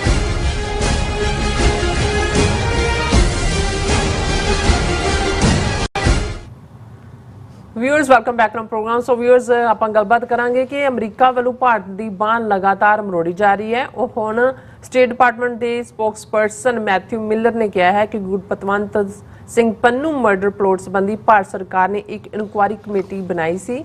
ਅਸੀਂ ਉਸ ਕਮੇਟੀ ਦੀ ਰਿਪੋਰਟ ਦਾ ਇੰਤਜ਼ਾਰ ਕਰ ਰਹੇ ਹਾਂ। ਸੋ ਇਸ ਬਾਰੇ ਆਪਾਂ ਗੱਲਬਾਤ ਕਰਨ ਜਾ ਰਹੇ ਹਾਂ। ਸੋ ਅਸੀਂ ਚਾਹਾਂਗੇ ਕਿ ਤੁਸੀਂ ਇਸੇ ਤਰ੍ਹਾਂ ਬੜੇ ਰਹਿਣਾ, ਦੇਖਣ ਸੁਣਨ ਲਈ ਐਂਡ ਲਿਖਣ ਲਈ ਤੁਹਾਡਾ ਸਭ ਦਾ ਬਹੁਤ ਬਹੁਤ ਧੰਨਵਾਦ ਜੀ। ਡਾਕਟਰ ਸਾਹਿਬ ਕੀ ਕਹਿਣਾ ਚਾਹੋਗੇ? ਦੇਖੋ, ਅਮਰੀਕਾ ਨੇ ਭਾਰਤ ਨੂੰ ਚਾਰੋਂ ਪਾਸਿਓਂ ਹੀ ਜਿਹੜਾ ਘੇਰਿਆ ਹੋਇਆ ਹੈ, ਬਾਂਹ ਮਰੋੜੀ ਵੀ ਹੈ, ਪਿੱਠ ਨਾਲ ਵੀ ਲਾਈ ਹੈ, ਐ ਜਾਪਦਾ ਵੀ ਹੁਣ ਮੂੰਹ ਤੇ ਚਪੇੜਾਂ ਵੀ ਮਾਰ ਰਹੇ ਨੇ। ਔਰ ਇਹ ਜਿਹੜੇ ਸਟੇਟ ਡਿਪਾਰਟਮੈਂਟ ਦੇ ਸਪੋਕਸਪਰਸਨ ਮੈਥਿਊ ਮਿਲਰ ਨੇ ਜੋ ਕਿਹਾ, ਉਹਦੀ ਗੱਲ ਕਰਨ ਤੋਂ ਪਹਿਲਾਂ ਮੈਂ ਇਹ ਯਾਦ ਦਹਾਨੀ ਕਰਵਾ ਦਿਆਂ ਕਿ ਕੱਲ ਨਿਖਿਲ ਗੁਪਤਾ ਜਿਹੜਾ ਚੈੱਕ ਰਿਪਬਲਿਕ ਤੋਂ ਐਕਸਟਰਾਡਾਈਟ ਹੋ ਕੇ ਅਮਰੀਕਾ ਪਹੁੰਚਿਆ ਹੈ, ਉਹਦੀ ਇੱਕ ਪੇਸ਼ੀ ਹੋ ਚੁੱਕੀ ਹੈ ਔਰ ਕੱਲ ਉਸ ਨੂੰ ਨਿਊਯਾਰਕ ਦੀ ਅਦਾਲਤ ਦੇ ਵਿੱਚ ਪੇਸ਼ ਕੀਤਾ ਜਾਣਾ। ਔਰ ਇਹ ਜਿਹੜਾ ਐਡਰੈਸ ਹੈ 500 ਪਰਲ ਸਟਰੀਟ ਨਿਊਯਾਰਕ 10007 ਇਹ ਔਰ ਪ੍ਰਬੰਧ ਕੀਤਾ ਗਿਆ। ਰਿਚਮੰਡ ਹਿੱਲ ਤੋਂ ਵੀ ਬੱਸ ਜਾ ਰਹੀ ਹੈ, ਹੋਰ ਵੀ ਕਿ ਕੋਰਟ ਰੂਮ ਦੇ ਬਾਹਰ ਵੀ ਵੱਡੀ ਗਿਣਤੀ ਸਿੱਖ ਸੰਗਤਾਂ ਸ਼ਮੂਲੀਅਤ ਕਰਨਗੀਆਂ। ਟਾਈਮ 12:30 ਦਾ ਦਿੱਤਾ ਗਿਆ ਕਿਉਂਕਿ 1 ਵਜੇ ਦੇ ਰਾਉਂਡ ਪੇਸ਼ੀ ਹੈ। ਸੋ ਅਸੀਂ ਵੀ ਜਿਹੜਾ ਹੈ ਉਹ ਸ਼ਮੂਲੀਅਤ ਕਰਾਂਗੇ। ਸੋ ਅਸੀਂ ਇੱਕ ਵਾਰ ਐਜ਼ ਏ ਰਿਮਾਈਂਡਰ, ਵੈਸੇ ਤਾਂ ਗੁਰਦੁਆਰੇ ਕੋਆਰਡੀਨੇਟ ਕਰ ਰਹੇ ਨੇ, ਭਾਈ ਹਿੰਮਤ ਸਿੰਘ ਈਸਟ ਕੋਸਟ ਸਿੱਖ ਕੋਆਰਡੀਨੇਸ਼ਨ ਕਮੇਟੀ ਵੱਲੋਂ ਇਹ ਸਾਰੇ ਦੇ ਉੱਤੇ ਕੰਮ ਕਰ ਰਹੇ ਨੇ। ਜ਼ਾਹਰ ਹੈ Sikhs for justice the team ਵੀ ਕੰਮ ਕਰ ਰਹੀ ਹੈ। ਸੋ ਅਸੀਂ ਜਿਹੜਾ ਅਪੀਲ ਵੀ ਕਰਾਂਗੇ ਕਿ ਜਿੰਨਾ ਵੱਧ ਤੋਂ ਵੱਧ ਜਿਹੜੀਆਂ ਨੇ ਸਿੱਖ ਸੰਗਤਾਂ ਪਹੁੰਚ ਸਕਦੀਆਂ ਨੇ, ਕਿਉਂਕਿ ਮੀਡੀਆ ਵੀ ਹੋਏਗਾ। ਔਰ ਜਦੋਂ ਅਸੀਂ ਹਕੂਮਤਾਂ ਦੇ ਕੰਮ ਕਰਨ ਦੇ ਢੰਗ ਨੂੰ ਦੇਖਦੇ ਅਸੀਂ ਐਪਰੀਸ਼ੀਏਟਿਵ ਹੈ ਕਿ ਇਹਦੇ ਬਾਵਜੂਦ ਕਿ ਵਾਈਟ ਹਾਊਸ ਜਾਂ ਸਟੇਟ ਡਿਪਾਰਟਮੈਂਟ ਦੀ ਪਹੁੰਚ ਕੀ ਸੀ ਇਸ ਇਸ਼ੂ ਦੇ ਉੱਤੇ, ਜਾਂ ਜ਼ਾਹਰ ਹੈ ਉਹਨਾਂ ਨੇ ਆਪਣਾ ਪੋਲੀਟੀਕਲ ਹਾਣ ਲਾਭ ਵੀ ਦੇਖਣਾ ਹੁੰਦਾ ਹੈ। ਪਰ homeland security, justice department, FBI ਉਹਨਾਂ ਨੇ ਮੁਸਤੈਦੀ ਦੇ ਨਾਲ ਇਸ ਮਰਡਰ ਪਲਾਟ ਨੂੰ ਵੀ ਫਾਈਲ ਕੀਤਾ, ਰੋਕਿਆ ਔਰ ਇਸ ਗੱਲ ਨੂੰ ਯਕੀਨੀ ਬਣਾਇਆ ਕਿ ਨਿਖਿਲ ਗੁਪਤਾ ਜਿਹੜਾ ਹੈ ਉਹ ਨਿਊਯਾਰਕ ਦੇ ਵਿੱਚ ਜੱਜ ਦੇ ਸਾਹਮਣੇ ਆਏ। ਔਰ ਜ਼ਾਹਰ ਹੈ ਕਿ ਹੁਣ ਜਸਟਿਸ ਆਪਣਾ ਕੰਮ ਕਰੇਗਾ, ਪਰ ਇਹ ਜਿਹੜੀ ਪ੍ਰੈਜ਼ੈਂਸ ਔਰ ਇਹਨੂੰ ਫੋਲੋ ਅਪ ਕਰਨਾ ਹੁੰਦਾ ਹੈ, ਇਹ ਬੜਾ ਇੰਪੋਰਟੈਂਟ ਹੁੰਦਾ ਹੈ। ਔਰ ਅਸੀਂ ਇਸ ਦੇ ਲਈ ਹੀ ਅਪੀਲ ਕੀਤੀ। ਅਸੀਂ ਕੱਲ੍ਹ deputy secretary of state mister ਕੰਬਲ ਉਹਨਾਂ ਦਾ ਜ਼ਿਕਰ ਕੀਤਾ ਸੀ ਕਿ ਉਹਨਾਂ ਨੇ ਕਿਵੇਂ ਪਾਵਰਫੁਲੀ ਜਿਹੜੀ ਪ੍ਰੈਸ ਕਾਨਫਰੰਸ ਉਹਨਾਂ ਨੇ ਜਿਹੜੀ ਉਸ ਦੇ ਰਾਹੀਂ ਜ਼ੂਮ ਰਾਹੀਂ ਕੀਤੀ ਆ, ਉਦੋਂ ਹਾਲਾਂਕਿ ਉਹ ਲੰਡਨ 'ਚ ਬੈਠੇ ਸੀ। ਔਰ ਅੱਜ ਹੀ ਸਾਡੇ ਇੱਕ ਵੀਰ ਨੇ ਸਾਨੂੰ ਉਹਨਾਂ ਦੀ ਹੋਰ ਡਿਟੇਲ ਵੀ ਦਿੱਤੀ, ਜਿਸ ਤੋਂ ਮੈਨੂੰ ਅੰਦਾਜ਼ਾ ਹੋਇਆ ਕਿ ਵੀ ਇਹ ਕਾਫੀ ਹਾਇਰ ਲੈਵਲ, ਜਿੱਥੇ ਇੱਕ ਪ੍ਰੋਫੈਸ਼ਨਲ ਮਿਊਜ਼ੀਸ਼ੀਅਨ ਵੀ ਰਹੇ, ਹਾਰਵਰਡ 'ਚ ਪੜ੍ਹਾਉਂਦੇ ਵੀ ਰਹੇ, ਵੈਰੀ ਹਾਈਲੀ ਇੰਟੈਲੈਕਚੁਅਲ। ਔਰ ਇਸੇ ਲਈ ਜਿਹੜੀ ਕਨਵਰਸੇਸ਼ਨ ਵੀ ਕੱਲ ਹੋਈ, ਜਿਹਦੇ 'ਚ ਉਹਨਾਂ ਨੇ ਕਲੀਅਰਲੀ ਇਹ ਕਿਹਾ, ਮਿਸਟਰ ਕੈਂਬਲ ਨੇ, ਡਿਪਟੀ ਸੈਕਟਰੀ ਨੇ, ਕਿ ਮੈਂ ਔਰ ਜੇਕ ਸਲੀਵਾਨ ਜਦੋਂ ਅਸੀਂ ਦਿੱਲੀ ਗਏ at the most senior level, ਅਸੀਂ ਉਹਨਾਂ ਨੂੰ ਇਹ ਕਹਿ ਦਿੱਤਾ ਕਿ ਭਾਈ ਇਹਦੇ ਲਈ ਅਕਾਊਂਟੇਬਿਲਿਟੀ ਬੜੀ ਜ਼ਰੂਰੀ ਹੈ। ਔਰ ਉਹਦੇ 'ਚ ਈਵਨ ਇਹ ਜਿਹੜਾ ਪ੍ਰੈਸ ਕਾਨਫਰੰਸ ਹੋਈ ਉਹਦੇ 'ਚ ਆਲਰੇਡੀ ਪ੍ਰੀ ਸਬਮਿਟਡ ਕੁਐਸਚਨ ਸੀ ਜਿਹਦੇ ਤੇ ਉਹਨਾਂ ਨੇ ਮਿਸਟਰ ਕੈਂਬਲ ਨੇ ਰਿਸਪੌਂਡ ਕੀਤਾ ਜੀ। ਔਰ ਇਹ ਕੁਐਸਚਨ ਸਬਮਿਟ ਕੀਤਾ ਸੀ ਮਿਸਟਰ ਕੇਸ਼ਵ ਪਦਮਨਾਭਨ ਨੇ ਦਾ ਪ੍ਰਿੰਟ। ਇਹ ਸਰਕਾਰ ਵਿਰੋਧੀ ਆ, ਅਦਰਵਾਈਜ਼ ਤਾਂ ਸਾਰੇ ਇੰਡੀਅਨ ਨੈਸ਼ਨਲਿਸਟ ਨੇ, ਪਰ ਇਹ ਸਵਾਲ ਉਹਨਾਂ ਨੇ ਦਿੱਤਾ ਸੀ ਕਿ ਇਹ ਜਿਹੜਾ ਸਵਾਲ ਸੀ ਉਹਨਾਂ ਦਾ, were challenges to the India-US relationship including the case of the foiled murder for hire plot discussed? ਇਹ ਸਵਾਲ ਸੀ ਕਿ ਵੀ ਜਿਹੜੇ ਰਿਲੇਸ਼ਨਸ਼ਿਪ ਹੈ US ਔਰ ਇੰਡੀਆ ਚ, ਉਹਦੇ 'ਚ ਖਾਸ ਤੌਰ ਤੇ ਮਰਡਰ ਪਲਾਟ ਦਾ, ਔਰ ਉਹਦੇ ਜਵਾਬ ਦੇ ਵਿੱਚ ਜਿਹੜੀ ਐਗਜ਼ੈਕਟ ਲਫ਼ਜ਼ ਉਹਨਾਂ ਨੇ ਕਹੇ ਮਿਸਟਰ ਕੈਂਬਲ ਨੇ, well first of all let me just say that we have had constructive dialogue with India on this topic, and I would say that they have been responsive to our concerns. We have made clear that we seek accountability from the government of India, and we have consistently asked for updates on the Indian Committee of Inquiries investigations. ਹੁਣ ਕਿਉਂਕਿ ਅੱਜ ਜਿਹੜੀ ਗੱਲ mister miller ਨੇ ਕਹੀ ਉਹ ਇਹਦੇ ਨਾਲ ਰੈਜ਼ੋਨੇਟ ਕਰਦੀ ਹੈ, ਇਸ ਲਈ ਮੈਂ ਰਿਮਾਈਂਡਰ ਦੇ ਤੌਰ ਤੇ ਵੀ ਇਸ ਸਟੇਟਮੈਂਟ ਨੂੰ ਦੁਬਾਰਾ ਪੜ੍ਹ ਰਹੇ ਹਾਂ ਕਿ ਉਹਦੇ ਚ ਮਿਸਟਰ ਕੈਂਬਲ ਨੇ ਕੱਲ ਵੀ ਇਹ ਕਿਹਾ ਸੀ ਕਿ ਭਾਈ ਅਸੀਂ ਜਿਹੜਾ ਅਪਡੇਟ ਮੰਗੀ ਹੈ ਕਿ ਵੀ ਜਿਹੜੀ ਤੁਸੀਂ ਇਨਕੁਆਇਰੀ ਕਮੇਟੀ ਬਣਾਈ ਸੀ ਨਵੰਬਰ ਚ, ਜਦੋਂ ਇਹ ਸਾਹਮਣੇ ਅਨਫਾਈਲ ਹੋਇਆ ਜਿਹੜੀ ਇੰਡਾਇਕਟਮੈਂਟ ਸੀ, ਤੇ ਉਹਦੇ ਤੇ ਤੁਸੀਂ ਕੀ ਕੀਤਾ? ਉਹਨਾਂ ਨੇ ਕਿਹਾ we have consistently asked for updates on the Indian committee of inquiries investigations, and I would just simply say that we raised this issue directly with the Indian government at the most senior levels between our two countries. So ਫਿਰ follow up ਸਵਾਲ ਵੀ ਸੀ, ਮੈਂ ਉਹਦੇ 'ਚ ਨਹੀਂ ਜਾਵਾਂਗਾ, ਪਰ ਹੁਣ ਜਦੋਂ ਇਹੀ ਸਵਾਲ ਇਹਨੂੰ ਮਿਸਟਰ ਮੈਥਿਊ ਮਿਲਰ ਨੂੰ ਪੁੱਛਿਆ ਗਿਆ, ਔਰ ਇਹ PTI ਜਿਹੜੀ India the press trust of India news agency ਹੈ, ਉਹਨਾਂ ਨੇ ਹੈਡਲਾਈਨ ਲਾਈ ਹੈ ਇਸ ਖਬਰ ਦੀ, ਕਿਉਂਕਿ ਮਿਸਟਰ ਕੈਂਬਲ ਤੋਂ ਬਾਅਦ ਅੱਜ ਮਿਸਟਰ ਮਿਲਰ ਵੀ ਉਹੀ ਗੱਲ ਕਹਿ ਰਹੇ ਨੇ, looking forward to results of India's inquiry into Pannun case says US। ਜਦੋਂ ਕੋਈ ਗੱਲ ਸਟੇਟ ਡਿਪਾਰਟਮੈਂਟ ਕਹਿੰਦਾ ਹੈ ਜਾਂ ਵਾਈਟ ਹਾਊਸ ਕਹਿੰਦਾ ਹੈ, ਅਮਰੀਕਾ ਦੀ ਸਟੇਟਮੈਂਟ ਵੀ ਅਸੀਂ ਜਿਹੜੀ ਇਨਕੁਆਇਰੀ ਕਮੇਟੀ ਬਣਾਈ ਹੋਈ ਹੈ, ਤੁਸੀਂ ਉਹਦੀ ਰਿਪੋਰਟ ਨੂੰ ਦੀ ਇੰਤਜ਼ਾਰ 'ਚ ਹੈ। ਫਿਰ ਉਹਦੇ 'ਚ ਉਹਨਾਂ ਨੇ ਕਿਹਾ ਕਿ ਵੀ ਇਹ ਜਿਹੜਾ ਮਿਸਟਰ ਮੈਥਿਊ ਮਿਲਰ ਨੇ ਇਹ ਜਦੋਂ ਉਹਨਾਂ ਨੂੰ ਸਵਾਲ ਪੁੱਛਿਆ ਗਿਆ, he was responding to a question on members of the foreign senate foreign relations committee writing a letter to secretary of state Antony Blinken calling for strong diplomatic response on the Indian government's involvement in an alleged assassination attempt on a US citizen on US soil. ਉਹਨੂੰ mister miller ਨੂੰ ਪੁੱਛਿਆ ਗਿਆ ਕਿ ਵੀ ਜਿਹੜੀ senate foreign relations committee ਨੇ secretary of state Antony Blinken ਨੂੰ ਲਿਖਿਆ ਕਿ ਵੀ ਤੁਸੀਂ ਸਟਰੋਂਗ ਡਿਪਲੋਮੈਟਿਕ ਰਿਸਪੌਂਸ ਦਿਓ ਜੋ ਇੰਡੀਅਨ ਗਵਰਨਮੈਂਟ ਦੀ involvement Gurpatwant Pannu murder case 'ਚ ਹੈ। ਇਹਦੇ ਜਵਾਬ 'ਚ ਇਹ ਅੱਜ ਦੀ ਲੇਟੈਸਟ ਖਬਰ ਹੈ, ਉਹਨਾਂ ਨੇ ਕਿਹਾ ਇੰਡੀਅਨ ਆਫੀਸ਼ੀਅਲਸ, ਇਹ ਮਿਸਟਰ ਮਿਲਰ ਕਹਿ ਰਹੇ, Indian officials have announced that they are conducting an inquiry and we will look forward to the results of that inquiry. ਕਿ ਇੰਡੀਅਨ ਆਫੀਸ਼ੀਅਲਸ ਨੇ ਕਿਹਾ ਹੈ ਵੀ ਅਸੀਂ ਇਨਕੁਆਇਰੀ ਕਰ ਰਹੇ ਹਾਂ, ਅਸੀਂ ਉਹਦੇ ਨਤੀਜੇ ਦੀ ਇੰਤਜ਼ਾਰ ਕਰ ਰਹੇ ਹਾਂ। ਫਿਰ ਉਹਨਾਂ ਨੇ ਕਿਹਾ ਕਿ ਜਿਹੜਾ ਸਾਨੂੰ ਲਿਖਿਆ ਫੋਰਨ ਰਿਲੇਸ਼ਨਸ ਕਮੇਟੀ ਨੇ, we will respond to those members privately as we always do, ਕਿ ਵੀ ਮੈਂ ਤੁਹਾਨੂੰ ਨਹੀਂ ਦੱਸਣਾ ਹੈ ਵੀ ਅਸੀਂ ਉਹਨਾਂ ਮੈਂਬਰਸ ਨੂੰ ਫੋਰਨ ਰਿਲੇਸ਼ਨਸ ਕਮੇਟੀ ਨੇ ਸੈਨੇਟ ਦੀ ਉਹਨੂੰ ਪ੍ਰਾਈਵੇਟਲੀ ਕਰਾਂਗੇ। I won't speak to that here, but as pertains to other issues, when this issue first arose, we made clear that we had raised it with the government of India and told them that we expected there to be a full investigation. ਇਹ ਫਿਰ ਰੀ-ਐਮਫਸਾਈਜ਼ ਕੀਤਾ, ਉਹਨਾਂ ਨੇ ਕਿਹਾ ਵੀ ਇਹ ਜਦੋਂ ਦਾ ਸਵਾਲ ਉੱਠਿਆ ਅਸੀਂ ਇੰਡੀਅਨ ਗਵਰਨਮੈਂਟ ਨੂੰ ਬੜਾ ਕਲੀਅਰ ਕੀਤਾ ਹੋਇਆ ਕਿ ਭਾਈ ਅਸੀਂ ਫੁੱਲ ਇਨਵੈਸਟੀਗੇਸ਼ਨ ਇਸ ਦੇ ਉੱਤੇ ਚਾਹੁੰਦੇ, ਔਰ ਇਸ ਦੇ ਵਿੱਚ ਹੀ ਉਹਨਾਂ ਨੇ ਫਿਰ ਕੱਲ ਵਾਲਾ ਜਿਹੜੀ ਮਿਸਟਰ ਕੈਂਬਲ ਦੀ ਸਟੇਟਮੈਂਟ ਹੈ ਉਹਨੂੰ ਵੀ ਕੋਟ ਕੀਤਾ। ਹੁਣ ਕੱਲਾ ਇਹੀ ਨਹੀਂ ਹੈ ਕਿ ਵੀ ਇਸ ਦੇ ਨਾਲ ਜਦੋਂ ਅਸੀਂ ਕੱਲ ਇਹ ਡਿਸਕਸ ਕੀਤਾ ਸੀ ਕਿ ਅਮਰੀਕਾ ਦੇ secretary of state Antony Blinken ਨੇ 69 page report international religious freedom ਦੇ ਉੱਤੇ ਭਾਰਤ ਬਾਰੇ ਜਾਰੀ ਕੀਤੀ ਹੈ, ਔਰ ਅਸੀਂ ਉਸ ਤੇ ਕੁਝ ਐਕਸਰਪਟਸ ਵੀ ਡਿਸਕਸ ਕੀਤੇ ਸੀ ਜੀ। ਤੇ ਮੈਨੂੰ ਇਹ ਸੀ ਕਿ ਵੀ ਇੰਡੀਅਨ ਮੀਡੀਆ ਇਸ ਖਬਰ ਨੂੰ ਖਾ ਜਾਏਗਾ ਔਰ ਇਸ ਦੇ ਉੱਤੇ ਉਹਨਾਂ ਨੇ ਗੱਲ ਨਹੀਂ ਕਰਨੀ, ਪਰ ਅੱਜ ਮੈਂ ਦੇਖਿਆ ਵੀ ਉਹਨਾਂ ਦੀ ਨਿਊਜ਼ ਏਜੰਸੀ PTI ਨੇ, ਕਿਉਂਕਿ ਕੱਲ ਵੀ ਮੈਂ ਕਿਹਾ ਸੀ ਕਿ ਇਹ ਕੋਇਨਸੀਡੈਂਸ ਬੜੀ ਇੰਪੋਰਟੈਂਟ ਹੁੰਦੀ ਹੈ, ਜਿਹੜੀ ਮੀਅਰ ਕੋਇਨਸੀਡੈਂਸ ਨਾ ਹੋਏ, ਜਿਹੜੀ ਡੈਲੀਬਰੇਟ ਕੋਇਨਸੀਡੈਂਸ ਹੋਏ ਕਿ ਵੀ ਇਧਰ Mister Campbell deputy secretary of state ਨੇ ਕੱਲ ਪੋਜੀਸ਼ਨ ਲਈ, ਅੱਜ ਜਿਹੜਾ Mister Miller state department spokesman ਨੇ ਲਈ, ਬੀਤੇ ਕੱਲ ਐਂਟਨੀ ਬਲਿੰਕਨ ਜਿੱਥੇ ਜਦੋਂ ਉਹਨਾਂ ਨੇ ਰਿਪੋਰਟ ਜਿਹੜੀ ਹੈ ਜਾਰੀ ਕੀਤੀ ਉਹਦੇ 'ਚ ਵੀ ਉਹਨਾਂ ਨੇ ਕਿਹਾ ਕਿ increase in anti conversion ਲਾਜ਼, hate speech for minorities in India concerning Antony Blinken. His remarks come at the release of annual State Department report on international religious freedom. ਇਹ PTI ਖਬਰ ਦੇ ਰਹੀ ਹੈ ਕਿ ਭਾਈ ਇਹ ਉਹਨੇ ਕਿਹਾ ਮਿਸਟਰ ਐਂਟਨੀ ਬਲਿੰਕਨ ਨੇ ਕਿ ਭਾਰਤ ਦੇ ਵਿੱਚ ਜਿਹੜੀ ਇਹ ਰਿਲੀਜੀਅਸ ਫਰੀडम्स ਕਰਬ ਹੋ ਰਹੀਆਂ, ਐਂਟੀ ਕਨਵਰਸ਼ਨ ਲਾਜ਼ ਬਣ ਰਹੇ ਨੇ ਔਰ ਹੇਟ ਸਪੀਚ ਚੱਲ ਰਹੀ ਹੈ, ਲੋਕਾਂ ਦੀ ਆਵਾਜ਼ ਨੂੰ ਦਬਾਇਆ ਜਾ ਰਿਹਾ ਹੈ।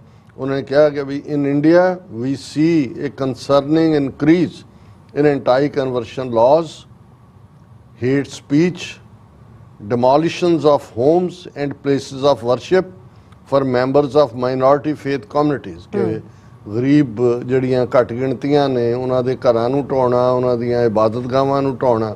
At the same time people around the world are also working hard to protect religious freedom ਕਿ ਭਈ ਅਸੀਂ ਤਾਂ ਇਸ ਗੱਲ ਦੇ ਉੱਤੇ ਕੰਮ ਕਰ ਰਹੇ ਹਾਂ ਵੀ ਧਾਰਮਿਕ ਆਜ਼ਾਦੀ ਰਹਿਣੀ ਚਾਹੀਦੀ ਹੈ, ਪਰ ਉੱਥੇ ਘੱਟ ਗਿਣਤੀਆਂ ਦੇ ਘਰ ਵੀ ਬੁਲਡੋਜ਼, ਉਹਨੂੰ ਉਹ ਜਿਹੜਾ ਬਦਮਾਸ਼ ਹੈ ਗੁੰਡਾ ਯੋਗੀ ਆਦਿੱਤਿਆਨਾਥ ਉਹਨੂੰ ਕਹਿੰਦਾ ਹੀ ਬਾਬਾ ਬੁਲਡੋਜ਼ਰ ਨੇ ਕਿ ਆ ਗਿਆ ਉਹ ਕਰ ਰਿਹਾ।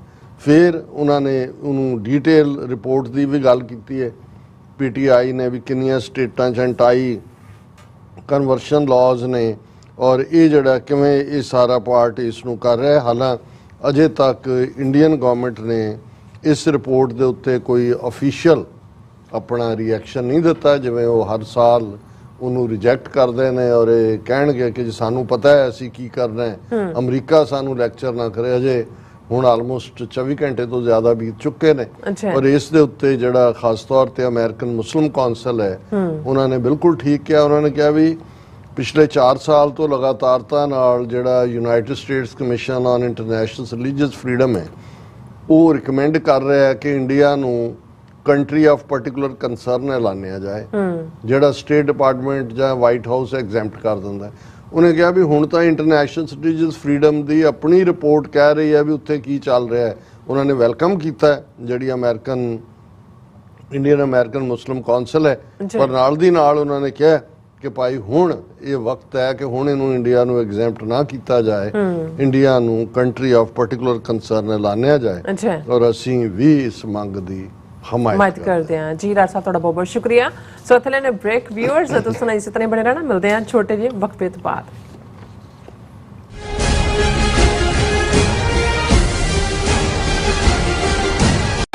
ਮਰਨ ਮੁਨਸਾ ਸੂਰਿਆ ਹੱਕ ਹੈ। 40 ਸਾਲ ਸ਼ਹੀਦਾਂ ਦੇ ਨਾਲ ਸੰਤ ਜਰਨੈਲ ਸਿੰਘ ਭਿੰਡਰਾਂਵਾਲੇ ਅਤੇ 1984 ਦੇ ਘੱਲੂਘਾਰੇ ਦੇ ਸ਼ਹੀਦਾਂ ਦੀ ਯਾਦ ਵਿੱਚ ਗੁਰਮਤਿ ਸਮਾਗਮ ਆਉਂਦੇ ਐਤਵਾਰ 30 ਜੂਨ 2024 ਨੂੰ ਗੁਰਦੁਆਰਾ ਦਸ਼ਮੇਸ਼ ਦਰਬਾਰ ਟਲੈਰੀ ਕੈਲੀਫੋਰਨੀਆ ਵਿਖੇ ਹੋਣ ਜਾ ਰਹੇ ਹਨ। ਮੌਜੂਦਾ ਪੰਥਕ ਹਾਲਾਤਾਂ ਅਤੇ ਭਵਿੱਖ ਦੀ ਕੌਮੀ ਰਣਨੀਤੀ ਬਾਰੇ ਡਾਕਟਰ ਅਮਰਜੀਤ ਸਿੰਘ, ਬੂਟਾ ਸਿੰਘ ਖੜੌਦ, ਮੁਖਤਿਆਰ ਸਿੰਘ ਮੁਖੀ, ਭਾਈ ਤਰਲੋਚਨ ਸਿੰਘ ਅਤੇ ਪਵਨ ਸਿੰਘ ਖਾਲਸਾ ਸਮੇਤ ਹੋਰ ਬੁਲਾਰਿਆਂ ਵੱਲੋਂ ਸੰਗਤ ਨਾਲ ਵਿਚਾਰਾਂ ਦੀ ਸਾਂਝ ਪਾਈ ਜਾਵੇਗੀ। ਸ਼ਹੀਦ ਪਰਿਵਾਰਾਂ ਦਾ ਗੋਲਡ ਮੈਡਲ ਨਾਲ ਸਨਮਾਨ ਕੀਤਾ ਜਾਵੇਗਾ। ਆਪ ਸਭ ਨੂੰ ਇਸ ਸਮਾਗਮ ਵਿੱਚ ਪਹੁੰਚਣ ਲਈ ਬੇਨਤੀ ਕੀਤੀ ਜਾਂਦੀ ਹੈ। ਵਧੇਰੇ ਜਾਣਕਾਰੀ ਲਈ ਆਪ ਹੇਠ ਦਿੱਤੇ ਨੰਬਰ ਤੇ ਸੰਪਰਕ ਕਰ ਸਕਦੇ ਹੋ। ਮਰਨ ਮੁਨਸਾ ਸੂਰਿਆ ਹੱਕ ਹੈ। ਗੁਰੂ ਪਿਆਰੀ ਸਾਧ ਸੰਗਤ ਜੀਓ, ਵਾਹਿਗੁਰੂ ਜੀ ਕਾ ਖਾਲਸਾ, ਵਾਹਿਗੁਰੂ ਜੀ ਕੀ ਫਤਿਹ।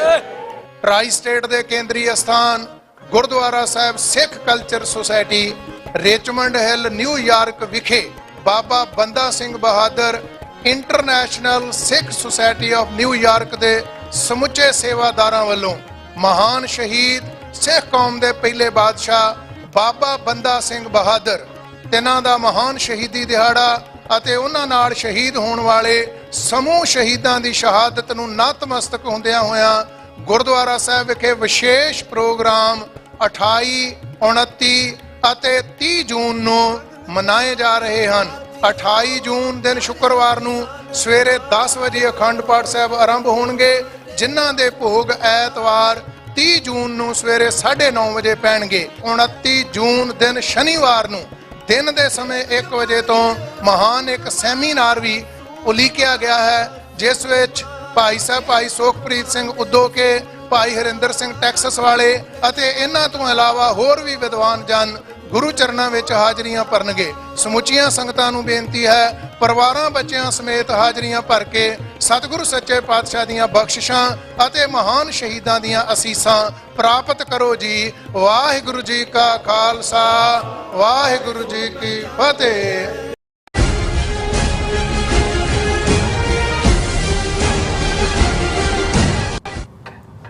ਦਰਸ਼ਕੋ, ਬ੍ਰੇਕ ਤੋਂ ਬਾਅਦ ਤੁਹਾਡਾ ਸਭ ਦਾ ਭਰਪੂਰ ਸਵਾਗਤ ਹੈ। ਸੋ ਵੀਅਰਸ, ਗੱਲਬਾਤ ਕਰਾਂਗੇ ਕਿ ਤੀਸਰੀ ਵਾਰ ਪ੍ਰਧਾਨ ਮੰਤਰੀ ਬਣਨ ਤੋਂ ਬਾਅਦ ਮੋਦੀ 8 ਜੁਲਾਈ ਨੂੰ ਰੂਸ ਦੇ ਦੌਰੇ ਤੇ ਜਾ ਰਹੇ ਹਨ ਔਰ ਇਉਂ ਜਾਪਦਾ ਹੈ ਕਿ ਅਮਰੀਕਾ ਦੇ ਦਬਾਅ ਹੇਠ ਭਾਰਤ ਵਾਪਸ ਰੂਸ ਦੀ ਸ਼ਰਨ ਵਿੱਚ ਜਾ ਰਿਹਾ ਹੈ। ਸੋ ਮੋਦੀ ਦੇ ਇਸ ਦੌਰੇ ਸੰਬੰਧੀ ਜਦੋਂ ਅਮਰੀਕਾ ਦੇ deputy secretary of state cult Camel ਨੂੰ ਪੁੱਛਿਆ ਗਿਆ ਕਿ ਉਸਨੇ ਕੋਈ ਵੀ ਟਿੱਪਣੀ ਕਰਨ ਤੋਂ ਨਾ ਕਰ ਦਿੱਤੀ। ਨੋ ਕਮੈਂਟ ਕਹਿਣਾ ਵੀ ਅਮਰੀਕਾ ਦੀ ਨਾਰਾਜ਼ਗੀ ਦਾ ਪ੍ਰਗਟਾਵਾ ਹੈ। ਸੋ ਇਸ ਬਾਰੇ ਆਪਾਂ ਗੱਲਬਾਤ ਕਰਨ ਜਾ ਰਹੇ ਹਾਂ। ਸੋ ਅਸੀਂ ਚਾਹਾਂਗੇ ਕਿ ਤੁਸੀਂ ਇਸੇ ਤਰ੍ਹਾਂ ਬੜੇ ਰਹਿਣਾ, ਦੇਖਣ ਸੁਣਨ ਜਾਂ ਲਿਖਣ ਲਈ ਤੁਹਾਡਾ ਸਭ ਦਾ ਬਹੁਤ ਬਹੁਤ ਧੰਨਵਾਦ ਜੀ। ਡਾਕਟਰ ਸਾਹਿਬ, ਕੀ ਕਹਿਣਾ ਚਾਹੋਗੇ? ਰੂਸਮ ਸ਼ਰਣਮ ਗੱਛਾਮੀ, ਰੂਸਮ ਸ਼ਰਣਮ ਗੱਛਾਮੀ। ਕਿਉਂਕਿ ਜਿਹੜੇ ਬੁੱਧ ਧਰਮ ਨੂੰ ਅਡਾਪਟ ਕਰਦੇ ਨੇ ਉਹਨਾਂ ਨੂੰ ਪਹਿਲਾ ਮੰਤਰ ਜਿਹੜਾ ਪੜਾਇਆ ਜਾਂਦਾ ਹੈ ਕਿ ਬੁੱਧਮ ਸ਼ਰਣਮ ਗੱਛਾਮੀ, ਕਿ ਮੈਂ ਬੁੱਧ ਦੀ ਸ਼ਰਨ ਜਾ ਰਿਹਾ। ਔਰ ਵੈਸੇ ਦਿਲਚਸਪ ਗੱਲ ਇਹ ਹੈ ਕਿਉਂਕਿ ਲੈਂਗੁਏਜਸ ਦੇ ਵਿੱਚ ਥੋੜਾ ਬਹੁਤ ਮੇਰਾ ਇੰਟਰਸਟ ਹੁੰਦਾ ਹੈ। ਜਦੋਂ ਤੁਸੀਂ ਪੋਠੋਹਾਰ ਇਲਾਕੇ ਦੀ ਬੋਲੀ ਦੇਖੋ ਤੇ ਉਹਨਾਂ ਵਿੱਚ ਵੀ ਗੱਛਮ, ਹੁਣ ਸੰਸਕ੍ਰਿਤ ਦਾ ਲਫ਼ਜ਼ ਪਤਾ ਨਹੀਂ ਕਦੋਂ ਬਣਿਆ ਜਾਂ ਬਣਾਇਆ ਹੋਏਗਾ, ਲੇਕਿਨ ਪੋਠੋਹਾਰੀ ਬੋਲੀ 'ਚ ਵੀ ਕਹਿਣਗੇ ਕਿੱਥੇ ਗੱਛਿਆ ਹੈ, ਵੀ ਕਿੱਥੇ ਚੱਲਿਆ। ਸੋ ਗੱਛਮ ਕਿ ਜਾਣਾ ਹੁੰਦਾ। ਸੋ ਮੈਂ ਕਿਹਾ ਵੀ ਹੁਣ ਜਿਹੜੀ ਬੁੱਧ ਦੀ ਜ਼ਬਾਨ ਸੀ ਜਿਹਦੇ 'ਚ ਉਹਨੇ ਪ੍ਰੀਚ ਕੀਤਾ, ਉਹ ਜਿਹੜਾ ਡਾਇਲੈਕਟ ਸੀ ਪਾਲੀ ਡਾਇਲੈਕਟ ਸੀ, ਜਿਹੜਾ ਹੁਣ ਥਾਈਲੈਂਡ ਦੀ ਬੋਲੀ ਵੀ। ਔਰ ਬਹੁਤ ਸਾਰੇ ਜਿਹੜੇ ਲਫ਼ਜ਼ ਪੰਜਾਬੀ ਦੇ ਵਿੱਚ ਅਸੀਂ ਇਸਤੇਮਾਲ ਕਰਦੇ ਹਾਂ, ਜਿਵੇਂ ਸਿੱਖ ਔਰ ਸਿੰਘ, ਇਹ ਦੋਵੇਂ ਹੀ ਲਫ਼ਜ਼ ਕੋਈ ਸੰਸਕ੍ਰਿਤ ਜਾਂ ਕਿਸੇ 'ਚੋਂ ਨਹੀਂ ਆਇਆ। ਕੋਈ ਉਹਨੂੰ ਪਤੰਜਲੀ ਨਾਲ ਜੋੜਦਾ ਹੈ ਜੀ, ਸਿੱਖ ਦਾ ਮਤਲਬ ਸ਼ਿਸ਼ਿਆ ਹੁੰਦਾ ਹੈ। ਸਰ ਕਪੂਰ ਸਿੰਘ ਜਿਹੜੇ ਵੱਡੇ ਸਕਾਲਰ ਹੋਏ ਨੇ ਸਾਡੇ, ਉਹਨਾਂ ਨੇ ਕਿਹਾ ਕਿ ਵੀ ਇਹ ਦੋਨੋਂ ਹੀ ਜਿਹੜਾ ਸਿੱਖ ਲਫ਼ਜ਼ ਵੀ ਔਰ ਸਿੰਘ ਲਫ਼ਜ਼ ਵੀ ਪਾਲੀ ਦੇ ਨੇ।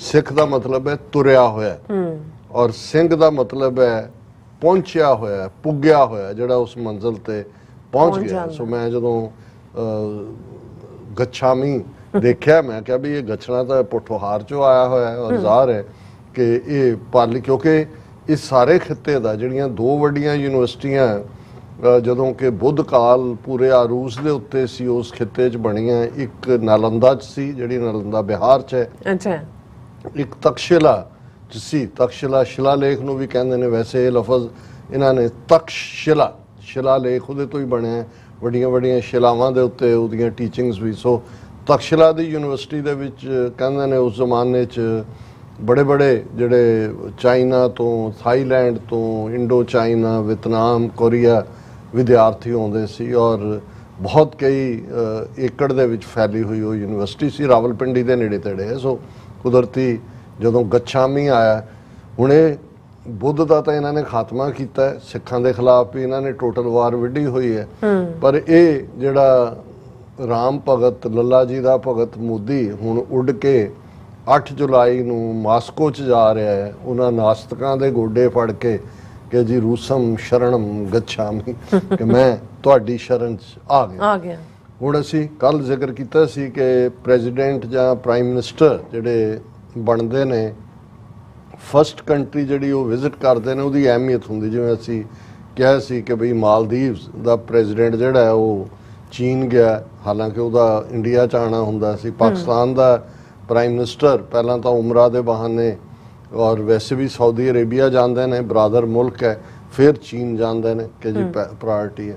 ਸੋ ਹੁਣ ਤੱਕ ਜਿਹੜਾ ਟ੍ਰੈਂਡ ਇਹਨਾਂ ਦਾ ਮੋਦੀ ਐਂਡ ਕੰਪਨੀ ਦਾ ਸੀ। ਹੁਣ ਜਦੋਂ ਤੀਸਰੀ ਵਾਰ ਬਣਿਆ 240 ਸੀਟਾਂ ਨਾਲ ਮਾਈਨੋਰਟੀ ਗਵਰਨਮੈਂਟ ਕੋਲੀਸ਼ਨ ਦੇ ਨਾਲ, ਤੇ ਇੱਕਦਮ 8 ਜੁਲਾਈ ਨੂੰ ਉੱਡ ਕੇ ਜਿਹੜਾ ਰੂਸਮ ਸ਼ਰਣਮ ਗੱਛਾਮੀ ਦਾ ਕੁਛ ਤਾਂ ਮਤਲਬ ਹੈ ਵੀ ਇੰਨਾ ਰੂਸ ਜਾਂ ਇੰਨਾ ਕਿਹੜਾ ਇਹ ਜਿਹੜਾ ਜਿਹਨੂੰ ਇਹ ਕਹੋ ਵੀ ਪੁਤਿਨ ਨੂੰ ਗੜ ਲਾਉਣ ਤੋਂ ਬਿਨਾਂ ਇਹਦੀਆਂ ਬਾਹਾਂ ਆਕੜੀਆਂ ਹੋਈਆਂ ਸੀ, ਬਾਹਾਂ ਕੜਾਈਆਂ ਹੋਈਆਂ ਅਮਰੀਕਾ ਨੇ। ਹੁਣ ਅਸੀਂ ਜ਼ਿਕਰ ਕਰਕੇ ਹਟੇ ਹਾਂ ਕਿ ਵੀ ਇਕੱਲਾ ਇਹੀ ਨਹੀਂ ਵੀ ਜੇਕ ਸਲਵਾਨ ਔਰ mister Campbell deputy secretary India ਗਏ, ਉਹਨਾਂ ਨੇ ਦੱਸਿਆ ਵੀ ਉੱਥੇ ਗੁਫ਼ਤਗੂ 'ਚ ਉਹਨਾਂ ਨੇ ਮੋਦੀ ਨੂੰ ਸਾਹਮਣੇ ਬਿਠਾ ਕੇ ਕੀ ਕਿਹਾ ਕਿ ਵੀ ਬੰਦੇ ਦੇ ਪੁੱਤ ਬਣੋ ਔਰ ਕੱਢੋ ਜੋ ਤੁਹਾਡੀ ਇਨਵੈਸਟੀਗੇਸ਼ਨ ਤੁਸੀਂ ਕੀਤੀ ਹੈ ਉਹਦੀ। ਔਰ ਅੱਜ ਜੇ mister Miller state department spokesman ਵੀ ਇਹ ਕਹਿੰਦਾ ਵੀ ਅਸੀਂ ਤਾਂ ਇੰਤਜ਼ਾਰ ਕਰ ਰਹੇ ਹਾਂ ਕਿ ਸੋ ਇਹ ਜਦੋਂ ਹਾਲਾਂ ਡਿਪਲੋਮੈਟਸ ਜਿਹੜੇ ਨੇ ਸਾਰੇ ਇਹ ਬਹੁਤ ਘੱਟ ਕਹਿੰਦੇ ਨੇ, ਇਸ ਦੇ ਪਿੱਛੇ ਕਿੰਨਾ ਕੁਝ ਲੁਕਿਆ ਹੋਇਆ ਇਹ ਆਪਣੇ ਆਪ ਦੇ ਵਿੱਚ ਬਹੁਤ ਵਾਰ ਪਤਾ ਨਹੀਂ ਲੱਗਦਾ, ਪਰ ਇਹ ਇੱਕ ਪ੍ਰੈਸ਼ਰ ਪੂਰਾ। ਔਰ ਜਿਵੇਂ ਨਿਖਿਲ ਗੁਪਤਾ ਆਇਆ ਔਰ ਜਿਵੇਂ ਕੱਲ ਉਸ ਦੀ ਤਰੀਕ ਦਾ ਵੀ ਮੈਂ ਜ਼ਿਕਰ ਕੀਤਾ ਵੀ ਇਹ ਟ੍ਰਾਇਲ ਚੱਲੇਗਾ, ਔਰ ਇਸ ਦੇ ਵਿੱਚ ਜਿਹੜੀ ਕੱਲ ਇੱਕ ਖਾਸ ਤੌਰ ਤੇ ਮਿਸਟਰ ਕੈਂਬਲ ਦੀ ਜਿਹੜੀ ਪ੍ਰੈਸ ਕਾਨਫਰੰਸ ਦੇ ਵਿੱਚ ਉਹਨਾਂ ਨੇ ਰਿਸਪੌਂਡ ਕੀਤਾ, ਇੱਕ ਪਾਰਟ ਜਿਹਦੇ ਤੇ ਮੈਂ ਉਨੀ ਸਟ੍ਰੈਸ ਨਹੀਂ ਦੇ ਸਕਿਆ ਕਿ ਵੀ ਅਲਟੀਮੇਟਲੀ ਜਿਹੜਾ ਇਹਨਾਂ ਦੀ ਸਟੇਟ ਡਿਪਾਰਟਮੈਂਟ ਔਰ ਇਹਨਾਂ ਦੇ ਵਿੱਚ ਆਪਸੀ ਟਕਰਾਅ ਚੱਲ ਰਿਹਾ ਸੀ ਲਾ ਐਨਫੋਰਸਮੈਂਟ ਏਜੰਸੀਜ਼, ਉਹਦੇ 'ਚ ਅਪਰ ਹੈਂਡ ਜਿਹੜਾ ਉਹ ਲਾ ਐਨਫੋਰਸਮੈਂਟ ਏਜੰਸੀਜ਼ ਦਾ ਹੋਇਆ। ਔਰ ਉਹਦੇ 'ਚ ਮਿਸਟਰ ਕੈਂਬਲ ਨੂੰ ਜਦੋਂ ਲਾਸਟ 'ਚ ਇਹ ਦੁਬਾਰਾ ਫੋਲੋਅਪ ਕੁਐਸਚਨ ਪੁੱਛਿਆ ਗਿਆ ਸੀ ਤਾਂ ਉਹਨਾਂ ਨੇ ਕਿਹਾ ਕਿ ਵੀ ਮੇਰੇ ਕੋਲ ਹੁਣ ਬਹੁਤਾ ਕੁਝ ਕਹਿਣ ਨੂੰ ਨਹੀਂ ਹੈ, and then just I don't really have anything further to add to what I already said, ਜਿਹੜਾ ਉਹਨੇ ਕਿਹਾ ਜੇ ਅਸੀਂ ਹਾਈ ਲੈਵਲ ਕੀਤਾ। I will say that I also believe that Indian colleagues are looking carefully at what potential institutional reforms might be necessary in the wake of some of these allegations and reports that you have described, कि भी वो potential reform करनगे, पर जड़ी above all, so look, those discussions continue between United States and India, and I think anything further is likely to come through law enforcement channels। ये बहुत important ਗੱਲ ਸੀ ਜਿਹੜੀ ਕੱਲ ਮੇਰੇ ਧਿਆਨ ਸਕਿਪ ਹੋਈ ਮੇਰੇ ਧਿਆਨ ਚੋਂ ਕਿ ਉਹਨਾਂ ਨੇ ਕਿਹਾ ਕਿ ਵੀ ਅਸੀਂ ਕਰ ਆਏ ਆਪਣਾ ਕੰਮ, ਹੁਣ ਉਹਨਾਂ ਨੇ ਦੇਖਣਾ ਵੀ ਉਹਨਾਂ ਨੇ ਉੱਥੇ ਰਿਫਾਰਮ ਕੀ ਕਰਨਾ ਹੈ, ਇਨਕੁਆਇਰੀ ਕਮੇਟੀ ਰਿਪੋਰਟ ਕੀ ਹੈ, and I think anything further is likely to come through law enforcement channels, ਕਿ ਹੁਣ ਸਾਡੀ FBI ਔਰ ਸਾਡੀ ਹੋਮਲੈਂਡ ਸਿਕਿਉਰਿਟੀ ਔਰ ਸਾਡਾ ਜਸਟਿਸ ਡਿਪਾਰਟਮੈਂਟ ਦੱਸੇਗਾ ਬੋਲੇਗਾ ਕਿ ਕੀ ਹੋਣਾ। ਹੁਣ ਜਿਹੜਾ ਇਸ ਦਾ ਮਤਲਬ ਇਹ ਹੈ ਕਿ ਇਹ ਜਿਹੜੀ ਵਿਦਨ ਇਨਰ ਟਸਲ ਸੀ ਉਹਦੇ ਚ ਫਾਈਨਲੀ ਲਾ ਐਨਫੋਰਸਮੈਂਟ ਏਜੰਸੀਜ਼ ਜਿਹੜੀਆਂ ਨੇ ਪ੍ਰੀਵੇਲ ਕੀਤੀਆਂ, ਔਰ ਇਸ ਸਾਰੇ ਦੇ ਚੱਲਦਿਆਂ ਇਹਦਾ ਮੋਦੀ ਦਾ ਦੌੜ ਕੇ ਰੂਸ ਦੀ ਸ਼ਰਨ ਚ ਜਾਣਾ ਇਹ ਆਪਣੇ ਆਪ ਦੇ ਵਿੱਚ ਇਹ ਹੈ ਵੀ ਇਹਨਾਂ ਦਾ ਪੈਨਿਕ ਬਟਨ ਦੱਬਿਆ ਗਿਆ ਕਿ ਭਾਈ ਇਹ ਤਾਂ ਅਸੀਂ ਚੱਲੇ। ਹੁਣ ਅਮਰੀਕਾ ਇਹਨੂੰ ਕਿਵੇਂ ਲੈਂਦਾ ਕਿ ਵੀ ਇੱਕ ਪਾਸੇ ਤਾਂ ਅਮਰੀਕਾ ਇਹਨਾਂ ਨੂੰ ਪੈਸੀਫਿਕ ਉਹ ਸਾਰੇ ਦਾ ਪਾਰਟਨਰ ਫਿਲੀਪੀਨਸ ਆਕਸ ਤੋਂ ਬਾਹਰ ਕੱਢਿਆ, ਕੁਆਡ ਪਲੱਸ ਲੌਜਿਸਟਿਕ ਸ਼ੇਅਰ ਕਰਨ ਦੀ ਗੱਲ, ਟੈਕਨੋਲੋਜੀ ਟ੍ਰਾਂਸਫਰ ਕਰਨ ਦੀ ਗੱਲ। ਹੁਣ ਅਲਟੀਮੇਟਲੀ ਅੱਜ ਵੀ ਹੁਣ ਰੂਸ ਵਾਪਸ ਉਸ ਸਟੇਟਸ ਵੱਲ ਜਾ ਰਿਹਾ ਪਾਵਰ ਦੇ ਤੌਰ ਤੇ ਜੋ ਸੋਵੀਅਤ ਯੂਨੀਅਨ ਔਰ ਅਮਰੀਕਾ, ਹਾਲਾਂ ਐਟ ਪ੍ਰੈਜ਼ੈਂਟ ਕੋਈ ਰੂਸ ਚੈਲੰਜ ਨਹੀਂ ਹੈ ਰੂਸ, ਕਿਉਂਕਿ ਚੀਨ ਦੇ ਨਾਲ ਜੁੜ ਗਿਆ, ਚੀਨ ਵੱਡਾ ਚੈਲੰਜ ਹੈ, ਪਰ ਚੀਨ ਰੂਸ ਦੋਨੋਂ ਮਿਲ ਕੇ ਅਮਰੀਕਾ ਦੇ ਲਈ ਇੱਕ ਵੱਡਾ ਚੈਲੰਜ ਨੇ। ਤੇ ਜੇ ਭਾਰਤ ਰੂਸ ਦੀ ਕੱਛ 'ਚ ਵੜੇਗਾ ਤੇ ਜਿਹੜਾ ਅਮਰੀਕਾ ਉਹਨਾਂ ਦੇ ਨਾਲ ਆਪਣੀ ਲੇਟੈਸਟ ਟੈਕਨੋਲੋਜੀ ਜਾਂ ਲੌਜਿਸਟਿਕ ਜਾਂ ਦੂਜਾ ਸ਼ੇਅਰ ਕਰਦਾ, ਉਹਨਾਂ ਨੂੰ ਵੀ ਪਤਾ ਵੀ ਅਲਟੀਮੇਟਲੀ ਇਹ ਰੂਸ ਕੋਲ ਪਹੁੰਚ ਜਾਏਗਾ।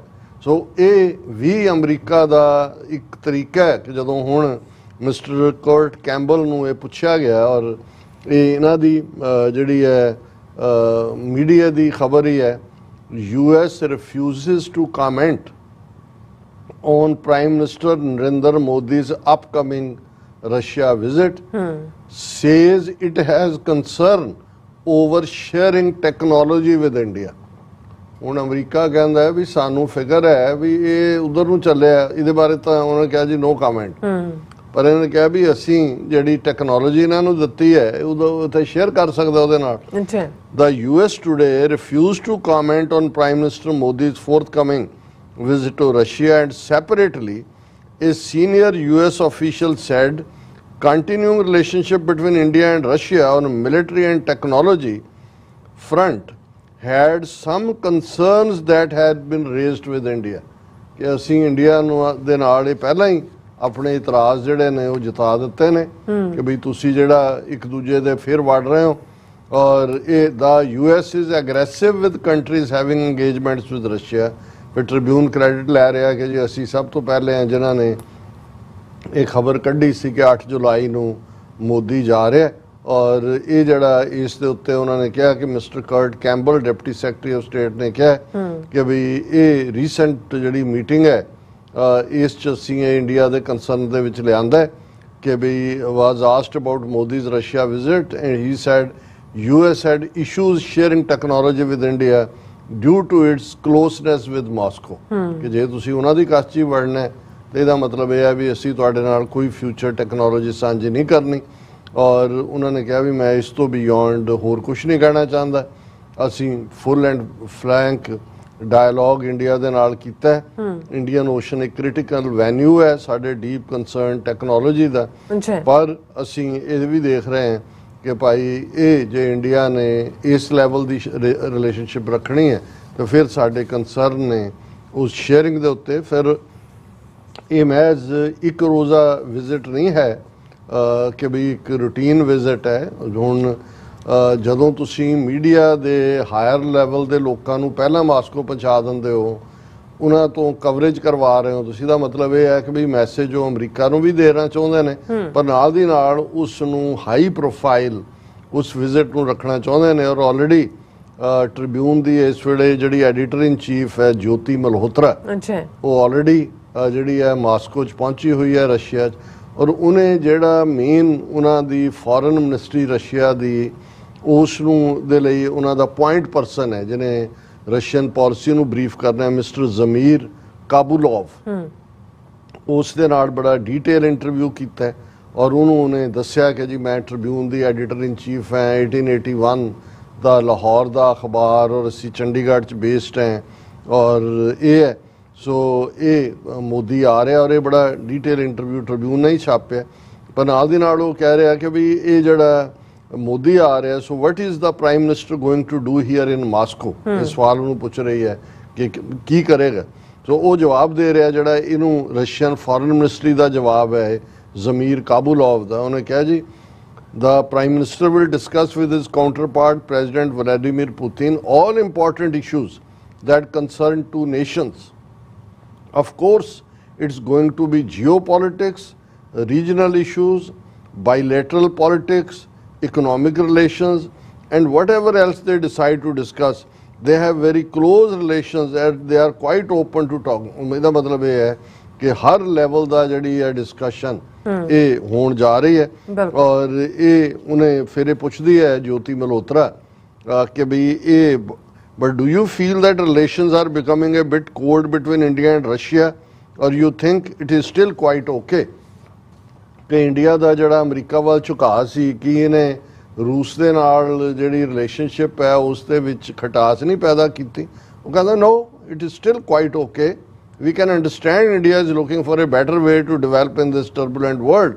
But for us, it is important that while being friendly with other nations, India will not lose friendship with Russia. ਹੁਣ ਰੂਸ ਵਾਲਿਆਂ ਨੇ ਆਪਣੀ ਟੈਕਸੇਸ਼ਨ ਕਿ ਵੀ ਤੁਸੀਂ ਵੜ ਗਏ ਸੀ ਨਾ ਅਮਰੀਕਾ ਦੀ ਕੱਚ ਹੁਣ ਵਾਪਸ ਆਇਓ give us our pound of flesh ਔਰ ਇਹ ਜਿਹੜਾ ਉਹਨੂੰ ਫਿਰ ਉਹ ਪੁੱਛਦੀ ਹੈ ਕਿ ਵੀ ਕੀ ਤੁਹਾਡਾ ਕੰਸਰਨ ਹੈ ਵੀ ਜਿਵੇਂ ਇੰਡੀਆ ਅਮਰੀਕਾ ਵੱਲ ਚਲਾ ਗਿਆ ਸੀ ਉਹ ਰੂਸ ਨਾਲ ਉਹਦੀ ਖਟਾਸ ਹੋਏ ਉਹਨੂੰ ਆਰ ਯੂ ਕੰਸਰਨਡ ਉਹ ਕਹਿੰਦਾ concerned it's too strong a word I am just taking note of realities we understand that India is getting close to the United Nations. We don't mind that it is a legitimate right of any nation to build relations with others, but we expect and hope that it will not be done at the expense of relations with us. ਉਹਨਾਂ ਨੇ ਕਿਹਾ ਜੀ ਐਵੇਂ ਸਾਨੂੰ ਵੇਚ ਕੇ ਉਹਨਾਂ ਨਾਲ ਯਾਰੀ ਇਹ ਗੱਲ ਨਹੀਂ ਹੈ ਕਿ ਭਾਈ ਉਹ ਗੱਲ ਜਿਵੇਂ ਬੜਾ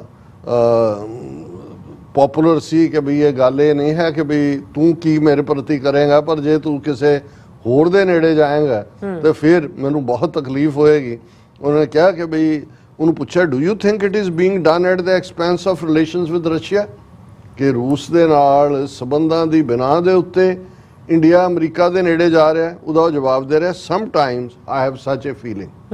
ਉਹਦਾ ਮਤਲਬ ਇਹ ਹੈ ਵੀ ਰੂਸ ਵੀ ਅਨੋਇਡ ਹੈ ਕਿ ਵੀ ਇਹ ਜਦੋਂ ਤੁਹਾਨੂੰ ਥੋੜਾ ਜਿਹਾ ਮੌਕਾ ਮਿਲਿਆ ਤੁਸੀਂ ਤਾਂ ਸਾਨੂੰ ਲੱਤ ਮਾਰੀ ਜਾਂ ਅੱਗੋਂ ਲੱਤ ਮਾਰਨ ਨੂੰ ਤਿਆਰ ਸੀ। ਸੋ ਇਹ ਕਹਿ ਰਿਹਾ ਕਿ ਆਈ ਹੈਵ ਸੱਚ ਏ ਫੀਲਿੰਗ। ਔਰ ਇਹ ਉਹਨੂੰ ਪੁੱਛਿਆ ਵੀ ਇਹ ਕਦੋਂ ਹੈ, ਫਿਰ ਉਹਨੇ ਕਿਹਾ ਜੀ ਆ ਸਵਿਟਜ਼ਰਲੈਂਡ 'ਚ ਪੀਸ ਸਮਿਟ ਦੇ ਵਿੱਚ ਜਾਣਾ ਜਾਂ ਯੂਕਰੇਨ ਦੇ ਉੱਤੇ ਵਿਚਾਲੇ ਜੇ ਗੱਲ ਕਰਨੀ। ਔਰ ਦੂਸਰਾ ਲੰਬਾ ਚੌੜਾ ਇੰਟਰਵਿਊ ਹੈ, ਪਰ ਮੈਂ ਇਹ ਥੋੜਾ ਜਿਹਾ ਟੱਚ ਬੇਸ ਇਸ ਲਈ ਵੀ ਅੱਡ ਖਬਰਾਂ ਦਾ ਕਰ ਦਿੰਦਾ ਤਾਂ ਕਿ ਸਾਡੇ ਵਿਊਅਰਸ ਦੀ ਦਿਲਚਸਪੀ ਵੀ ਹੋਏ ਕਿ ਕੱਲੀ ਸਾਡੇ ਮਹੱਲੇ 'ਚ ਕੀ ਹੋ ਰਿਹਾ ਹੈ ਇਸ ਦਾ ਹੀ ਇਕੱਲਾ ਅਸੀਂ ਫਿਕਰ ਨਾ ਕਰੀਏ, ਗੁਆਂਢ ਦੇ ਮਹੱਲਿਆਂ 'ਚ ਕੀ ਹੈ, ਨਾਲ ਦੀ ਰਿਆਸਤ ਦੇ ਮਹੱਲਿਆਂ 'ਚ ਕੀ ਹੈ। ਕਿਉਂਕਿ ਜਿਨ੍ਹਾਂ ਮਹੱਲਿਆਂ 'ਚ ਮੀਂਹ ਪਏਗਾ, ਪਾਣੀ ਆਏਗਾ ਫਲੱਡ ਦਾ, ਤੁਹਾਡੇ ਥੋੜਾ ਘੰਟਾ ਲੇਟ ਆਏਗਾ, ਤੁਹਾਡੇ ਵੀ ਮਹੱਲੇ 'ਚ ਆਏਗਾ, ਤੁਹਾਡੇ ਵੀ ਘਰ 'ਚ ਆਏਗਾ। ਔਰ ਇਸ ਵੇਲੇ ਔਰ ਜਿਵੇਂ ਕੱਲ੍ਹ ਵੀ ਰਾਜਵਿੰਦਰ ਸਿੰਘ ਹੋਰਾਂ ਨੇ ਲਿਖਿਆ ਸੀ, ਉਹਨਾਂ ਨੇ ਕਿਹਾ ਜੀ ਸਾਨੂੰ ਸੂਟ ਕਰਦਾ ਬਹੁਤ ਕਿ ਇੰਡੀਆ ਜਿਹੜਾ ਉਹ ਸੱਚਮੁੱਚ ਹੀ ਰੂਸਮ ਸ਼ਰਣਮ ਗੱਛਾਮੀ ਕਿ ਉਹਨਾਂ ਦੇ ਗੋਦ 'ਚ ਜਾ ਕੇ ਬੈਠ ਜਾਏ। ਕਿਉਂਕਿ ਅਲਟੀਮੇਟਲੀ ਜਿਹੜਾ ਹੈ ਅਮਰੀਕਾ ਨੂੰ ਕਲੀਅਰ ਤਾਂ ਹੁੰਦਾ ਜਾ ਰਿਹਾ, ਐਵੇਂ ਨਹੀਂ ਇਹਨਾਂ ਨੇ ਬਾਂਹ ਮਰੋੜੀ ਹੋਈ। ਔਰ ਈਵਨ ਇਸ ਦੇ ਉੱਤੇ ਵੀ ਉਹਨਾਂ ਨੇ ਚੁੱਪੀ ਸਾਧੀ ਹੈ ਉਹਨਾਂ ਦੀ ਵਿਜ਼ਿਟ ਨੂੰ ਲੈ ਕੇ। ਇਹ ਵੀ ਇੱਕ ਡਿਪਲੋਮੈਟਿਕ ਲੈਂਗੁਏਜ ਜਦੋਂ ਤੁਸੀਂ ਨੋ ਕਮੈਂਟ ਕਹਿ ਰਹੇ ਹੁੰਦੇ ਹੋ, ਇਟਸ ਵੀ ਇਹ ਵੀ ਜਿਹੜਾ ਇੱਕ ਅਨੋਇੰਸ ਦੀ ਨਿਸ਼ਾਨੀ ਹੁੰਦੀ ਹੈ। ਜੀ ਡਾਕਟਰ ਸਾਹਿਬ ਤੁਹਾਡਾ ਬਹੁਤ ਬਹੁਤ ਸ਼ੁਕਰੀਆ। ਸੋ ਇੱਥੇ ਲੈਣੇ ਬ੍ਰੇਕ। ਵਿਊਅਰਸ ਤੁਸੀਂ ਇਸੇ ਤਰ੍ਹਾਂ ਹੀ ਬਣੇ ਰਹਿਣਾ। ਮਿਲਦੇ ਹਾਂ ਛੋਟੇ ਜਿਹੇ ਬ੍ਰੇਕ ਤੋਂ ਬਾਅਦ।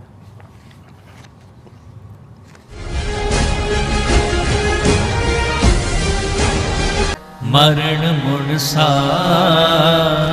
ਸੂਰਿਆ ਹੱਕ ਹੈ।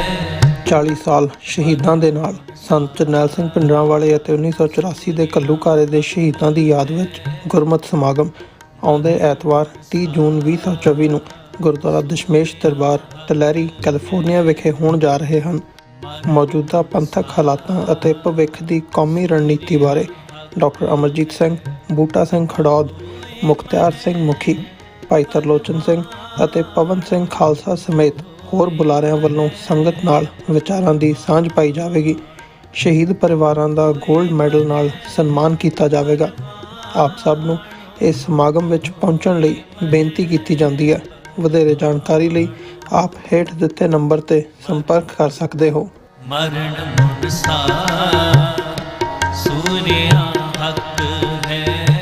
ਗੁਰੂ ਪਿਆਰੀ ਸਾਧ ਸੰਗਤ ਜੀਓ, ਵਾਹਿਗੁਰੂ ਜੀ ਕਾ ਖਾਲਸਾ, ਵਾਹਿਗੁਰੂ ਜੀ ਕੀ ਫਤਿਹ।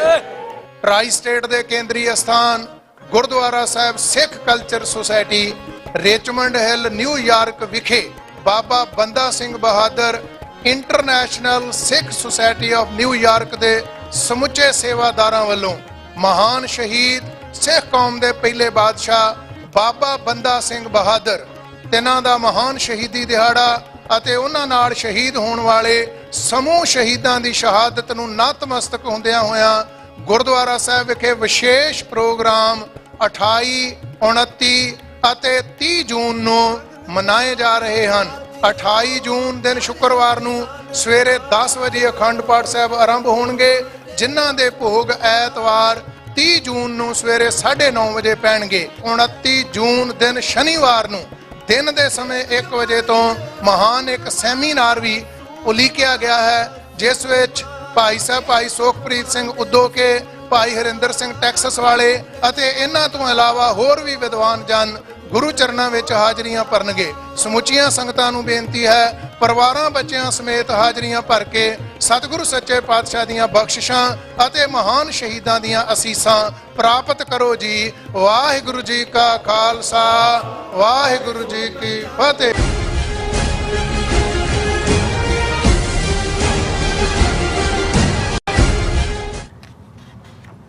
Viewers welcome back to programme. So viewers ਗੱਲਬਾਤ ਕਰਨ ਜਾ ਰਹੇ ਹਾਂ ਕਿ ਭਾਰਤ ਦੇ ਸਿਆਸੀ ਸਿਸਟਮ ਨੂੰ ਲੈ ਕੇ ਅੱਡ-ਅੱਡ ਵਿਖਿਆਵਾਂ ਕੀਤੀਆਂ ਜਾਂਦੀਆਂ ਹਨ। ਕੋਈ ਇਸ ਨੂੰ ਫਰੋਡ ਜਮਹੂਰੀਅਤ ਦੱਸਦਾ ਹੈ, ਕੋਈ ਹਿੰਦੂ ਰਾਸ਼ਟਰ ਤੇ ਹੁਣੇ ਹੀ ਤਾਜ਼ਾ ਸਮਾਜਵਾਦੀ ਪਾਰਟੀ ਦੇ ਇੱਕ MP ਨੇ ਇਸ ਨੂੰ ਸੰਗੋਲ ਤਾਨਾਸ਼ਾਹੀ ਕਿਹਾ ਹੈ। ਸੋ ਯਾਦ ਰਹੇ ਮੋਦੀ ਨੇ ਨਵੀਂ ਪਾਰਲੀਮੈਂਟ ਬਿਲਡਿੰਗ ਵਿੱਚ ਤਮਿਲਨਾਡੂ ਦੇ ਇੱਕ ਮੰਦਰ ਦਾ ਸੰਗੋਲ ਪੁਜਾਰੀਆਂ ਦੇ ਮੰਤਰ ਉਚਾਰਨ ਦੌਰਾਨ ਸਥਾਪਿਤ ਕੀਤਾ ਸੀ ਤੇ ਫਿਰ ਉਸ ਦੇ ਸਾਹਮਣੇ ਲੰਮਾ ਲੇਟ ਗਿਆ ਸੀ। ਸੋ ਸੰਗੋਲ ਦਾ ਮਤਲਬ ਹੈ ਰਾਜੇ ਦਾ ਡੰਡਾ। ਸੋ ਇਸ ਬਾਰੇ ਆਪਾਂ ਗੱਲਬਾਤ ਕਰਨ ਜਾ ਰਹੇ ਹਾਂ। ਸੋ ਅਸੀਂ ਚਾਹਾਂਗੇ ਕਿ ਤੁਸੀਂ ਇਸੇ ਤਰ੍ਹਾਂ ਬਣੇ ਰਹਿਣਾ, ਦੇਖਣ ਸੁਣਨ ਲਈ ਐਂਡ ਲਿਖਣ ਲਈ। ਤੁਹਾਡਾ ਸਭ ਦਾ ਬਹੁਤ ਧੰਨਵਾਦ ਜੀ। ਰਾਜ ਸਾਹਿਬ, ਕੀ ਵਿਚਾਰਾਂ ਨੇ? ਦੇਖੋ, ਇਸ ਵੇਲੇ ਇਹਦੇ 'ਚ ਕੋਈ ਸ਼ੱਕ ਨਹੀਂ ਹੈ ਕਿ ਤੀਸਰੀ ਵਾਰ ਫਿਰ ਮੋਦੀ ਦੀ ਬੀਜੇਪੀ ਸਰਕਾਰ ਕੋਲੀਸ਼ਨ ਪਾਰਟਨਰਸ ਦੇ ਨਾਲ, ਜਿਨ੍ਹਾਂ ਦੇ ਵਿੱਚ ਤੇਲਗੂ ਦੇਸਮ ਔਰ ਨਤੀਸ਼ ਕੁਮਾਰ ਦੀ ਪਾਰਟੀ ਹੈ, ਵਾਪਸ ਪਾਵਰ 'ਚ ਆਈ ਹੈ। ਅੱਛਾ। ਪਰ ਬਹੁਤ ਕਮਜ਼ੋਰ ਹੈ ਔਰ ਫੂਕ ਨਿਕਲੀ ਹੋਈ ਹੈ, ਜਿਵੇਂ ਅਸੀਂ ਕੱਲ੍ਹ ਵੀ ਕਿਹਾ ਸੀ। ਹੁਣ ਇਹ ਡਿਬੇਟ ਵੀ ਕਿ ਭਾਰਤ ਜਿਹੜਾ ਸਿਸਟਮ, ਜਿਸ ਨੂੰ ਇਹ ਜਮਹੂਰੀਅਤ, ਲੋਕਤੰਤਰ, ਪਹਿਲਾਂ ਦੁਨੀਆ ਦਾ ਸਭ ਤੋਂ ਵੱਡਾ ਲੋਕਤੰਤਰ ਕਹਿੰਦੇ ਸੀ, ਮੋਦੀ ਨੇ ਇਹਨੂੰ ਮਦਰ ਆਫ ਆਲ ਡੈਮੋਕ੍ਰੇਸੀਜ਼ ਕਹਿਣਾ ਸ਼ੁਰੂ ਕੀਤਾ, ਵੀ ਹਕੀਕਤ ਦੇ ਵਿੱਚ ਕੀ ਹੈ। ਕਿਉਂਕਿ ਜਦੋਂ ਹੁਣ ਇੱਕ MP ਨੇ ਰਾਏਬਰੇਲੀ ਤੋਂ ਜਿਹੜਾ ਜਿੱਤਿਆ, ਉਸ ਨੇ ਸਹੁੰ ਖਾਧੀ ਤਾਂ ਉਹਨੇ ਜੈ ਹਿੰਦੂ ਰਾਸ਼ਟਰ ਕਿਹਾ। ਉਸ ਦੇ ਉੱਤੇ ਅੱਜ ਇੱਕ ਸਿੱਖ ਐਕਟਿਵਿਸਟ ਨੇ ਕਮੈਂਟ ਕੀਤਾ ਹੋਇਆ ਸੀ ਕਿ ਜੇ ਸਰਬਜੀਤ ਸਿੰਘ, ਜਿਹਨੇ ਸਹੁੰ ਚੁੱਕੀ ਔਰ ਫਤਿਹ ਬੁਲਾਈ, ਜੇ ਖਾਲਿਸਤਾਨ ਜ਼ਿੰਦਾਬਾਦ ਕਹਿੰਦਾ ਤੇ ਉਹਦੀ ਮੈਂਬਰੀ ਵੀ ਉਹਨਾਂ ਨੇ ਕੈਂਸਲ ਕਰਨ ਲਈ ਐਥਿਕਸ ਕਮੇਟੀ ਕੋਲ ਭੇਜ ਦੇਣਾ ਸੀ ਤੇ ਗ੍ਰਿਫਤਾਰ ਕਰਨ ਤੱਕ ਜਾਣਾ ਸੀ। ਹੁਣ ਇਹਦੇ 'ਚ ਕੋਈ ਸ਼ੱਕ ਨਹੀਂ ਹੈ ਕਿ ਵੀ ਜਿਸ ਢੰਗ ਦੇ ਨਾਲ ਈਵਨ ਇਹਨਾਂ ਨੇ ਰਾਮ ਜੇਠ ਮਲਾਨੀ ਰਾਹੀਂ ਜੁਡੀਸ਼ਰੀ ਤੋਂ ਫੈਸਲਾ ਲਿਆ ਸੀ ਅੱਜ ਤੋਂ ਕਈ ਸਾਲ ਪਹਿਲਾਂ ਕਿ ਹਿੰਦੂ ਜਿਹੜਾ ਇੱਕ ਮਜ਼ਹਬ ਨਹੀਂ ਹੈ, ਇਹ ਇੱਕ ਵੇ ਆਫ ਲਾਈਫ ਹੈ। ਔਰ ਇਹ ਜਦੋਂ ਤੁਸੀਂ ਵੇ ਆਫ ਲਾਈਫ ਕਹਿੰਦੇ ਹੋ, ਫਿਰ ਜਿਹੜਾ ਇਲੈਕਸ਼ਨ ਦੇ ਉੱਤੇ ਜਾਂ ਤੁਹਾਡਾ ਪ੍ਰਚਾਰ ਜਾਂ ਤੁਹਾਡਾ ਧਰਮ ਨੂੰ ਨਾ ਵਰਤਣਾ ਸਿਆਸੀ ਮੰਤਵ ਲਈ, ਉਹ ਕੈਟਾਗਰੀ 'ਚੋਂ ਤੁਸੀਂ ਬਾਹਰ ਨਿਕਲ ਜਾਂਦੇ ਹੋ ਕਿ ਵੀ ਜੇ ਸਿੱਖ ਸਿੱਖੀ ਦੇ ਨਾਂ ਤੇ ਵੋਟ ਮੰਗੇ, ਉਹਦੀ ਇਲੈਕਸ਼ਨ ਕੈਂਸਲ ਹੋ ਸਕਦੀ ਹੈ ਕਿ ਜੀ ਉਹਨੇ ਧਰਮ ਦਾ ਇਸਤੇਮਾਲ ਕੀਤਾ, ਜਾਂ ਮੁਸਲਮਾਨ ਮਸਜਿਦ 'ਚ ਗੱਲ ਕਰੇ। ਪਰ ਮੋਦੀ ਤੋਂ ਲੈ ਕੇ ਸਾਰੇ ਹਿੰਦੂ ਮੰਦਰ ਦੀ ਗੱਲ ਵੀ ਕਰਨ, ਮੰਦਰ ਬਣਾਉਣ ਦੀ, ਸਰਕਾਰੀ ਖਜ਼ਾਨੇ 'ਚੋਂ ਪੈਸੇ ਦੇਣ, ਔਰ ਹਰ ਥਾਂ ਮੋਦੀ ਜਿਹੜਾ ਹੈ ਉਹ ਆਪਣੀ ਸ਼ੁਰੂਆਤ ਵੀ ਭਾਰਤ ਮਾਤਾ ਕੀ ਜੈ ਦੇ ਨਾਲ ਜੈ ਸ਼੍ਰੀ ਰਾਮ ਦੇ ਨਾਲ ਕਰੇ। ਪਰ ਕਿਉਂਕਿ ਉਹ ਆਲਰੇਡੀ ਕਨਸਟੀਟਿਊਸ਼ਨਲੀ ਉਹਨਾਂ ਨੇ ਆਪਣੇ ਆਪ ਨੂੰ ਉਸ ਦੇ ਥੱਲੇ ਕਿ ਜੀ ਇਹ ਤਾਂ ਵੇ ਆਫ ਲਾਈਫ ਹੈ। ਹੁਣ ਸਵਾਲ ਇਹ ਪੈਦਾ ਹੁੰਦਾ ਹੈ ਕਿ ਵੀ ਜੇ ਹਿੰਦੂ ਹੋਣਾ ਜਾਂ ਹਿੰਦੂ ਧਰਮ ਉਹਨਾਂ ਦੀ ਸੁਪਰੀਮ ਕੋਰਟ ਮੁਤਾਬਕ ਵੇ ਆਫ ਲਾਈਫ ਹੈ, ਤੇ ਫਿਰ ਇੰਡੀਆ ਦਾ ਸਿਸਟਮ ਜਿਹੜਾ ਹਿੰਦੂ ਰਾਸ਼ਟਰ ਬਣਾਉਣ ਦੀ ਗੱਲ ਆਲਰੇਡੀ ਇੱਕ MP ਨੇ ਸਹੁੰ ਚੁੱਕ ਕੇ ਵੀ ਕੀਤੀ ਔਰ BJP ਦਾ ਏਜੰਡਾ ਹੈ, ਫਿਰ ਤਾਂ ਠੀਕ ਹੋਏ, ਫਿਰ ਉਹਨੂੰ ਜਮਹੂਰੀਅਤ ਜਾਂ ਡੈਮੋਕ੍ਰੇਸੀ ਜਾਂ ਸੈਕੂਲਰ ਕਹਿਣਾ। ਹੁਣ ਅੱਧਿਓਂ ਜਿਹੜੇ ਦੂਸਰੇ ਪਾਸੇ ਨੇ, ਜੇ ਸਹੁੰ ਰਾਹੁਲ ਗਾਂਧੀ ਨੇ ਚੁੱਕੀ ਜਾਂ ਚੰਦਰ ਸ਼ੇਖਰ ਆਜ਼ਾਦ ਨੇ ਚੁੱਕੀ, ਜਿਹੜਾ ਪਹਿਲਾ ਯੰਗ ਇੱਕ ਦਲਿਤ ਲੀਡਰ ਔਰ ਬੜਾ ਵਧੀਆ ਸਪੀਕਰ ਹੈ ਔਰ ਉਹ ਪਾਰਲੀਮੈਂਟ ਦੇ ਵਿੱਚ ਵੀ ਗੂੰਜੇਗੀ ਉਹਦੀ ਆਵਾਜ਼, ਉਹਨਾਂ ਨੇ ਸਹੁੰ ਚੁੱਕਣ ਤੋਂ ਬਾਅਦ ਜੈ ਸੰਵਿਧਾਨ ਕੀਤਾ। ਰਾਹੁਲ ਗਾਂਧੀ ਨੇ ਵੀ ਕੀਤਾ ਔਰ ਅਭਿਲੇਖ ਯਾਦਵ ਨੇ ਵੀ ਕੀਤਾ। ਇੱਕ ਨੇ ਲਾਲ ਜਿੱਤ ਵਾਲਾ ਕਨਸਟੀਟਿਊਸ਼ਨ ਫੜਿਆ ਸੀ, ਇੱਕ ਨੇ ਨੀਲੇ ਵਾਲਾ ਫੜਿਆ ਸੀ, ਅਭਿਲੇਖ ਯਾਦਵ ਨੇ। ਸੋ ਇਸ ਦਾ ਮਤਲਬ ਹੈ ਵੀ ਉਹ ਇਹ ਕਹਿਣਾ ਚਾਹੁੰਦੇ ਨੇ ਵੀ ਇੰਡੀਆ ਕਨਸਟੀਟਿਊਸ਼ਨਲ ਡੈਮੋਕ੍ਰੇਸੀ ਹੈ।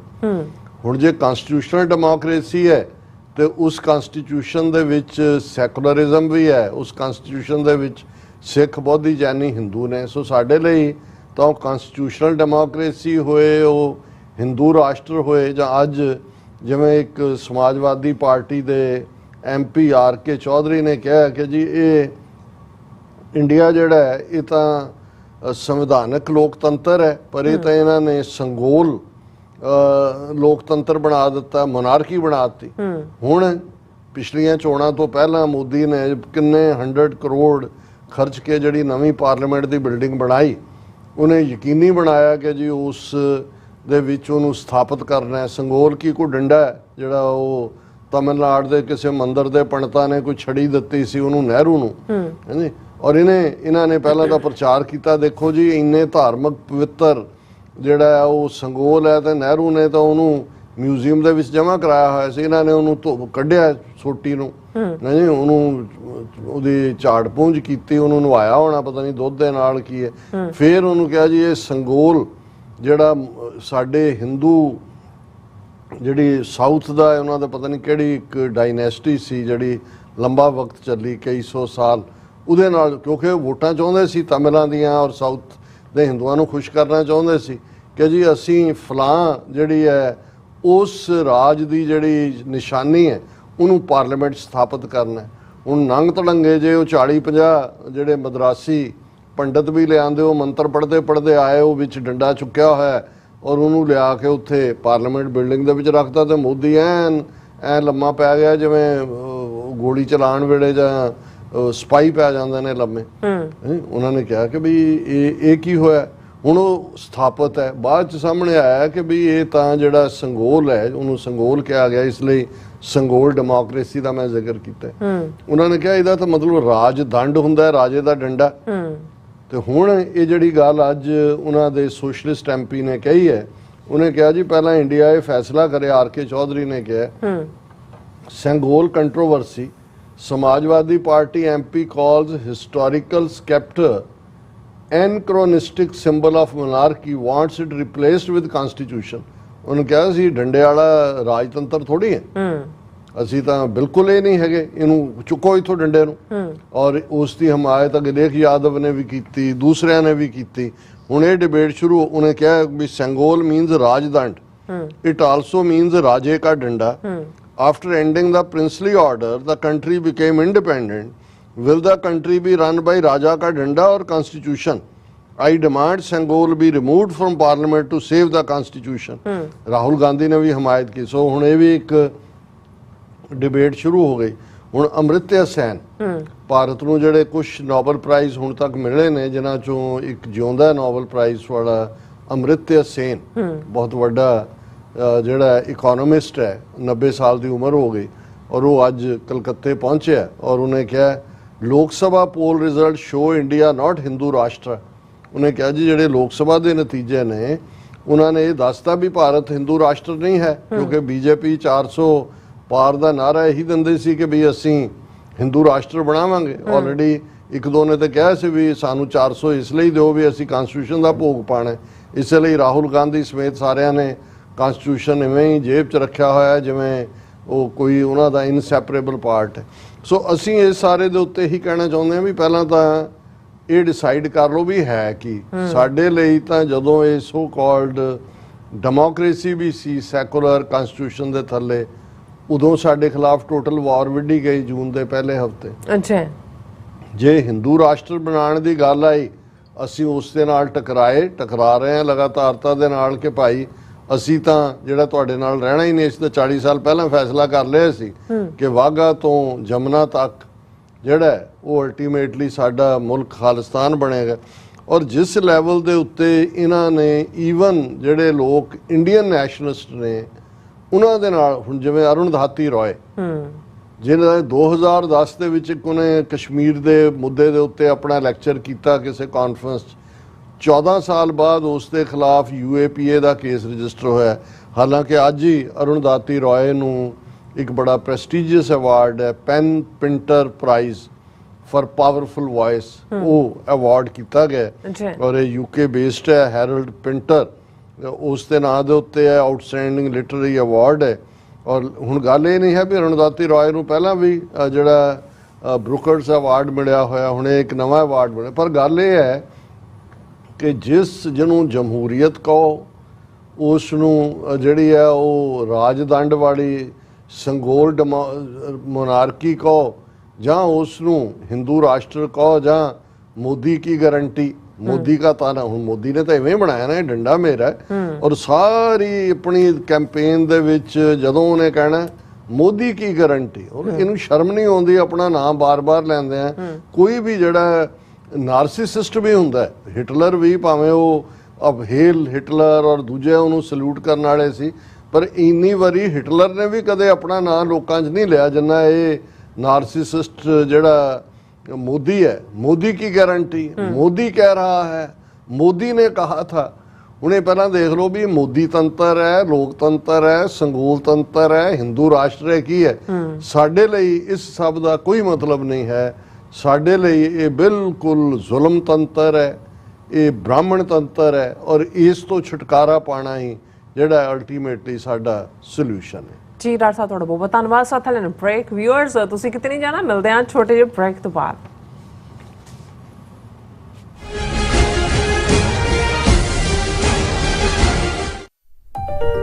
FBI ਤੋਂ ਮੈਂ ਹਾਂ ਸੁਖਵੀਰ ਕੌਰ ਤੇ ਹੁਣ ਸੁਣੋ FBI ਵੱਲੋਂ ਜ਼ਰੂਰੀ ਜਾਣਕਾਰੀ।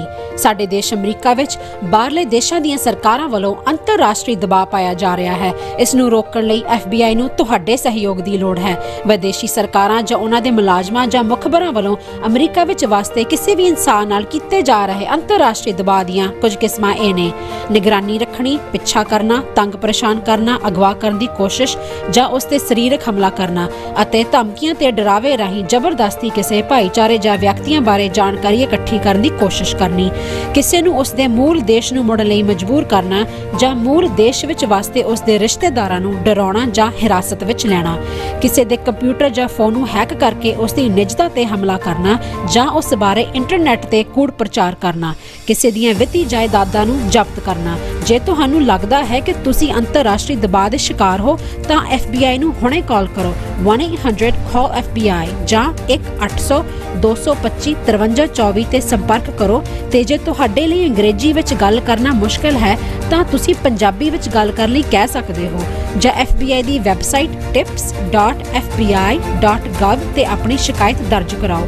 ਹੋਰ ਜਾਣਕਾਰੀ ਲਈ ਦੇਖੋ fbi.gov/TNR। ਜੇਕਰ ਤੁਸੀਂ ਤੁਰੰਤ ਸਰੀਰਕ ਖਤਰੇ ਵਿੱਚ ਹੋ ਤਾਂ 911 ਤੇ ਕਾਲ ਕਰੋ। FBI ਵੱਲੋਂ ਤੁਹਾਡੀ ਰਿਪੋਰਟ ਕਦੀ ਵੀ ਕਿਸੇ ਵਿਦੇਸ਼ੀ ਸਰਕਾਰ ਨਾਲ ਸਾਂਝੀ ਨਹੀਂ ਕੀਤੀ ਜਾਵੇਗੀ। FBI ਦਾ ਮਨੋਰਥ ਅਮਰੀਕਾ ਵਿੱਚ ਵਸਦੇ ਲੋਕਾਂ ਦੀ ਰੱਖਿਆ ਕਰਨਾ ਅਤੇ ਯੂਨਾਈਟਿਡ ਸਟੇਟਸ ਦੇ ਸੰਵਿਧਾਨ ਨੂੰ ਕਾਇਮ ਰੱਖਣਾ ਹੈ।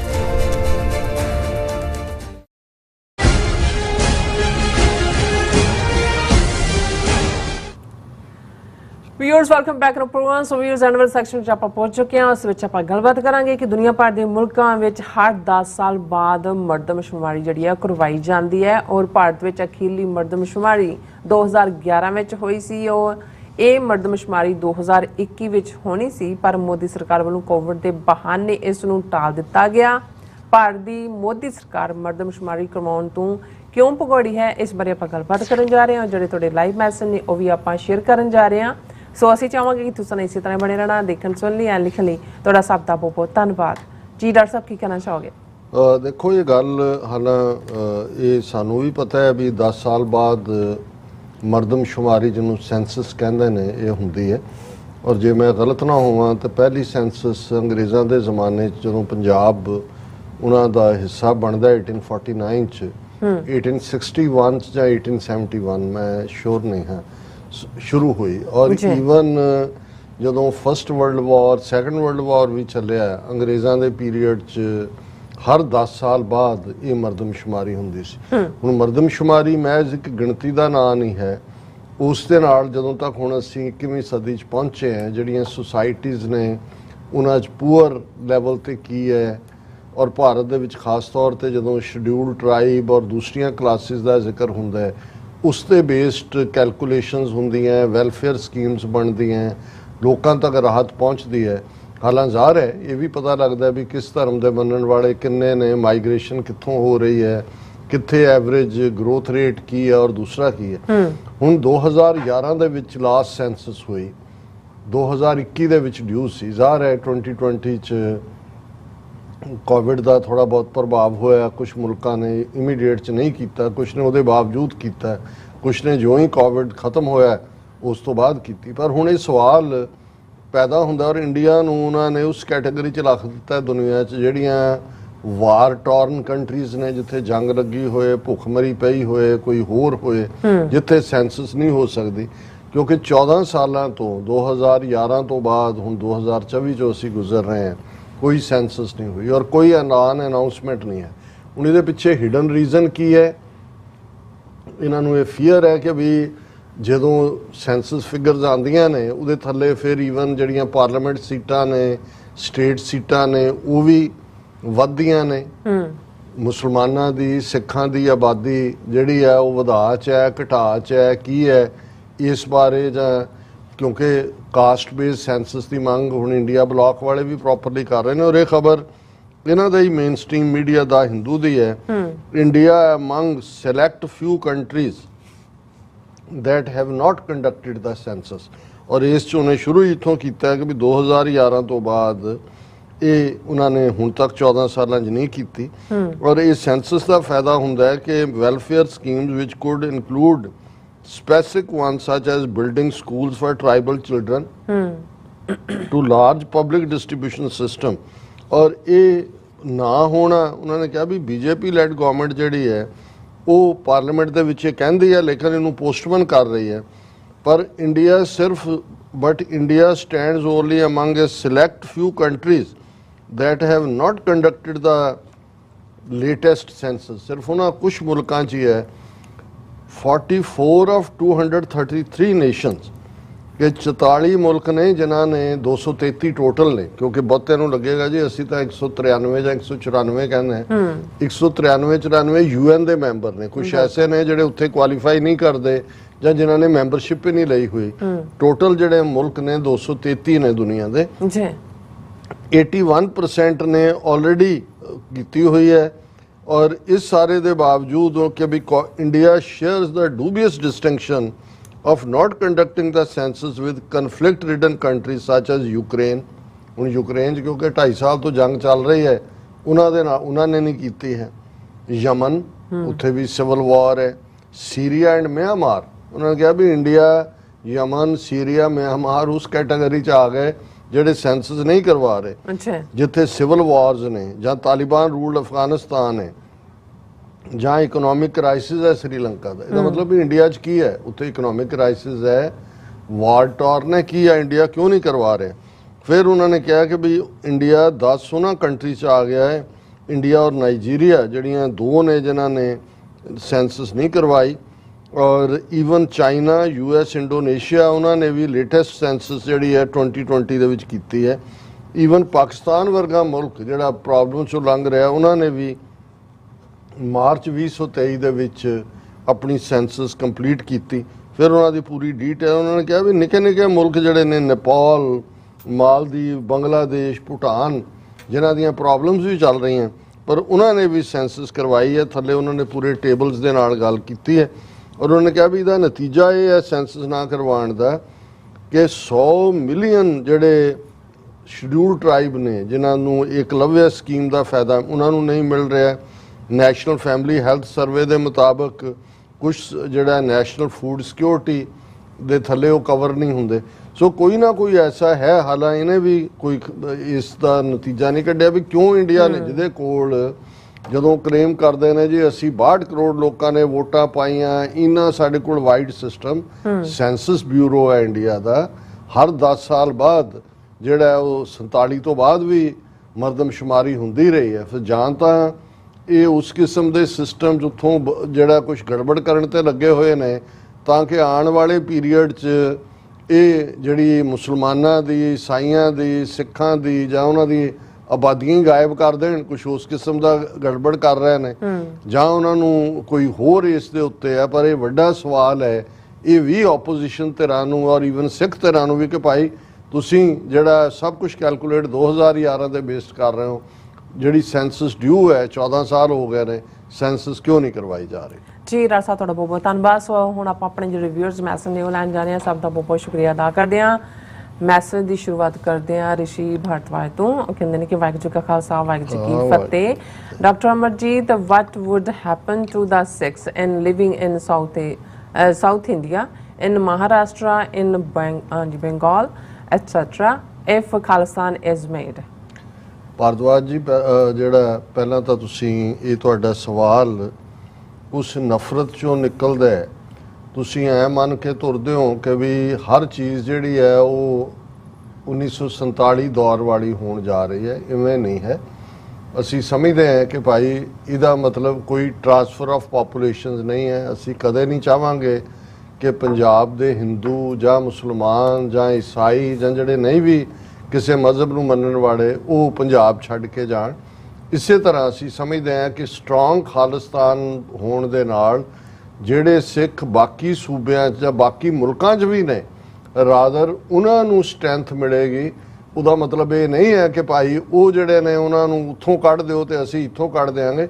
ਇਹ ਤੁਹਾਡੀ ਸੋਚ ਹੋਏਗੀ, ਕਿਉਂਕਿ ਇਸ ਕਿਸਮ ਦਾ ਤੁਸੀਂ ਜਿਹੜਾ ਉਹ ਮਾਹੌਲ, ਇਹੀ ਜਦੋਂ ਪੰਜਾਬੀ ਸੂਬਾ ਸਿੱਖਾਂ ਨੇ ਮੰਗਿਆ ਕਿ ਭਾਈ ਪੰਜਾਬੀ ਜ਼ਬਾਨ ਨੂੰ ਰੈਕਗਨੀਸ਼ਨ ਹੋ, ਉਦੋਂ ਵੀ ਇਹੀ ਪ੍ਰਚਾਰ ਹੁੰਦਾ ਸੀ ਕਿ ਭਾਈ ਇਹ ਪੰਜਾਬੀ ਸੂਬਾ ਤਾਂ ਸਿੱਖਸਤਾਨ ਹੋਏਗਾ ਔਰ ਬਾਕੀਆਂ ਦਾ ਕੀ ਬਣੇਗਾ। ਤੁਸੀਂ ਦੇਖ ਰਹੇ ਹੋ ਅੱਜ ਪੰਜਾਬ ਦੇ 12 ਦੇ 12 MP ਪੰਜਾਬੀ 'ਚ ਸਹੁੰ ਚੁੱਕ ਰਹੇ ਨੇ ਪਾਰਲੀਮੈਂਟ ਦੇ ਵਿੱਚ। ਜੀ ਸੋ ਅਸੀਂ ਨਹੀਂ ਸਮਝਦੇ ਕਿ ਵੀ ਇਸ ਕਿਸਮ ਦਾ ਮਾਹੌਲ ਕ੍ਰੀਏਟ ਹੋਏਗਾ ਜਾਂ ਕਰੋਗੇ ਤਾਂ ਤੁਸੀਂ ਲੋਕ ਕਰੋਗੇ, ਔਰ ਅਸੀਂ ਇਸ ਕਿਸਮ ਦਾ ਬਿਲਕੁਲ ਨਹੀਂ ਚਾਹੁੰਦੇ ਕਿ ਭਾਈ ਕੋਈ ਟ੍ਰਾਂਸਫਰ ਆਫ ਪਾਪੂਲੇਸ਼ਨ ਹੋਏ। ਜਿੱਥੇ ਕੋਈ ਰਹਿ ਰਿਹਾ ਉਹ ਸਿਸਟਮ ਜੋ ਵੀ ਰੈਸਟ ਆਫ ਇੰਡੀਆ ਦਾ ਬਣੇਗਾ, ਤਮਿਲਨਾਡੂ ਵਾਲੇ ਜੇ ਉਹਨਾਂ ਦਾ ਤਮਿਲ ਮੁਲਕ ਬਣਦਾ, ਸਿੱਖ ਜਿਵੇਂ ਅਮਰੀਕਾ, ਕੈਨੇਡਾ, ਆਸਟ੍ਰੇਲੀਆ, ਦੂਜੇ ਮੁਲਕਾਂ, ਕਿਉਂਕਿ ਸਬ ਕੰਟੀਨੈਂਟ ਅਲਟੀਮੇਟਲੀ ਐਟਲੀਸਟ 15 ਟੁਕੜਿਆਂ ਦੇ ਵਿੱਚ ਵੰਡਿਆ ਜਾਏਗਾ।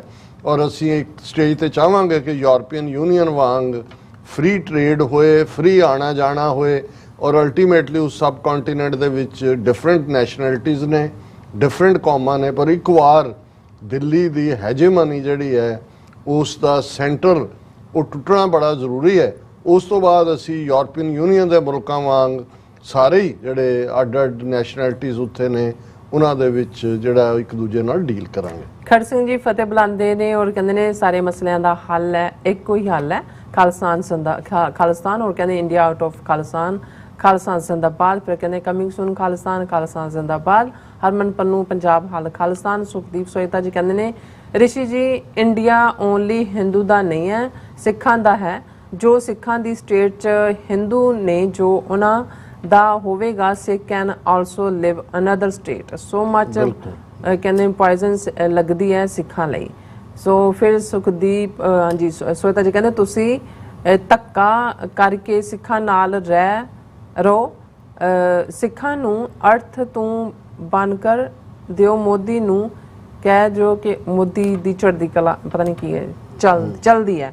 ਔਰ ਮਨਦੀਪ ਸਿੰਘ ਫਤਿਹ ਬੁਲਾਉਂਦੇ ਨੇ ਔਰ ਸਿੰਘ ਐਸ ਕਹਿੰਦੇ how to increase Sikh population in India, please do a program about it.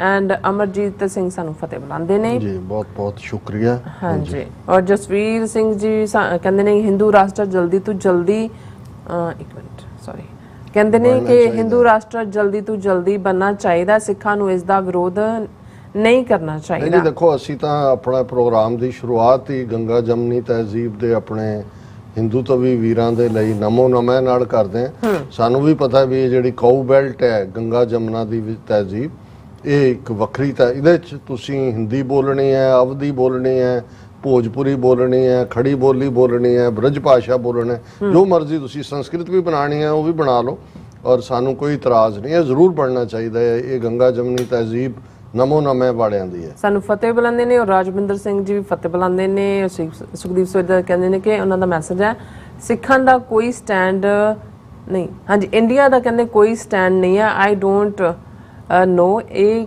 ਕਿਸ ਸਾਈਡ ਜਾਵੇਗਾ, it is so confusing. India ਕੋਈ ਸਾਈਡ ਕਲੀਅਰ ਕਰੋ, ਰਾਈਟ ਵਿੰਗ ਔਰ ਲੈਫਟ ਵਿੰਗ, ਵਾਟ ਵਾਂਟ ਇੰਡੀਆ। ਔਰ ਸਿੱਖਾਂ ਨਾਲ ਇਹਨਾਂ ਨੇ ਦੁਨੀਆ ਨੂੰ ਭੰਬਲ ਪੂਸੇ 'ਚ ਪਾਇਆ ਹੋਇਆ, ਹੁਣ ਖੁਦ ਭੰਬਲ ਪੂਸੇ 'ਚ ਪਏ ਹੋਏ ਨੇ। ਕਹਿੰਦੇ ਸਿੱਖਾਂ ਨਾਲ ਇਹਨਾਂ ਵਾਰ ਰਾਈਟ ਨਹੀਂ ਇੰਡੀਆ, ਵੈਰ ਰਾਈਟ ਨਹੀਂ ਇੰਡੀਆ, ਮੇਕ ਏ ਗੁੱਡ ਡਿਸੀਜਨ। ਔਰ ਪਾਲ ਸਿੰਘ ਜੀ ਫਤਿਹ ਬੁਲਾਉਂਦੇ ਨੇ। ਮਨਜੀਤ ਸਿੰਘ ਮਠਾਰੂ ਜੀ ਵੀ ਲਿਖਦੇ ਨੇ ਕਿ ਕਹਿੰਦੇ ਨੇ ਵਾਹਿਗੁਰੂ ਜੀ ਕਾ ਖਾਲਸਾ ਵਾਹਿਗੁਰੂ ਜੀ ਕੀ ਫਤਿਹ। ਗ੍ਰੇਟ TV 84 ਖਾਲਸਾਨ is its existence from the Guru Nanak Sahib. We had been free in the past and now yet we forgot and reminding again, so panth। ਬਿਲਕੁਲ ਠੀਕ ਫਰਮਾਇਆ ਮਠਾਰੂ ਸਾਹਿਬ। ਅਸੀਂ ਜਦੋਂ ਇਹ ਹਮ ਪਾਤਸ਼ਾਹੀ ਸਤਿਗੁਰ ਦੇਈ ਦੀ ਗੱਲ ਹੁੰਦੀ ਹੈ ਤੇ ਇਹ ਗੁਰੂ ਨਾਨਕ ਪਾਤਸ਼ਾਹ ਤੋਂ ਹੀ ਹੁੰਦੀ ਹੈ, ਕਿਉਂਕਿ ਉਹਨਾਂ ਨੇ ਉਹ ਇਨਸਾਨ ਪੈਦਾ ਕੀਤੇ ਜਿਹੜੇ ਕਿਸੇ ਡਰ ਭੈ ਤੋਂ ਮੁਕਤ ਤੇ ਨਾਨਕ ਰਾਜ ਚਲਾਇਆ, ਸੱਚ ਕੋਟ ਸਤਾਣੀ ਨੀਂਦ ਦੇ। ਸੁਰਮੁਖ ਮੰਦਰਾ ਜੀ ਫਤਿਹ ਬੁਲਾ ਕੇ ਖਾਲਸਾ ਜ਼ਿੰਦਾਬਾਦ ਕਹਿੰਦੇ ਨੇ। ਔਰ ਫਿਰ ਇਸੇ ਤਰ੍ਹਾਂ ਮੁਹੰਮਦ ਅਸਲਮ ਜੀ ਕਹਿੰਦੇ ਨੇ ਕਿ ਡਾਕਟਰ ਸਾਹਿਬ ਚੌਧਰੀ ਹੋਣੇ, ਹਾਂਜੀ ਡਾਕਟਰ ਸਾਹਿਬ listening you is always great privilege of enhancing knowledge, may God bestow special favours. Muhammad Aslam ji ਬਹੁਤ ਬਹੁਤ ਸ਼ੁਕਰੀਆ ਕੰਪਲੀਮੈਂਟ ਦੇ ਲਈ। ਅਸੀਂ ਵੀ ਤੁਹਾਡੇ ਤੋਂ ਸਿੱਖਦੇ ਹਾਂ, ਇਵੇਂ ਅਸੀਂ ਸਾਰੇ ਵਿਦਿਆਰਥੀ ਹਾਂ, ਤਾਲਿਬੇ ਇਲਮ ਹੈ, ਇੱਕ ਦੂਜੇ ਤੋਂ ਅਸੀਂ ਸਿੱਖਦੇ ਹੀ ਸਿੱਖਦੇ ਹਾਂ। ਹਾਂਜੀ, ਔਰ ਮੈਂ ਸ਼ੁਰੂ ਤੋਂ ਜਾਣੀ ਹਾਂ। ਸੋਨਮਾਲ ਜੀ ਫਤਿਹ ਬੁਲਾਉਂਦੇ ਨੇ। ਦਵਿੰਦਰ ਸੰਧੂ ਜੀ ਵੀ, ਸੁਖਜੀਵਨ ਬੱਚੂ ਜੀ ਵੀ, ਪ੍ਰਮਿੰਦਰ ਜੀ ਵੀ, ਔਰ ਜਸਕੀਰਤ ਜੀ, ਔਰ ਧਰਮ ਸਿੰਘ ਜੀ, ਹਰਮਨ ਪੰਨੂ ਜੀ, ਹਰਦੀਪ ਸਿੰਘ ਜੀ, ਇੰਦਰਜੀਤ ਸਿੰਘ ਸੰਧੂ ਜੀ, ਅਮਰਜੀਤ ਸੈਣੀ ਜੀ, ਔਰ ਗੁਰਦੇਵ ਸਿੰਘ ਜੀ ਫਤਿਹ ਬੁਲਾਉਂਦੇ ਨੇ।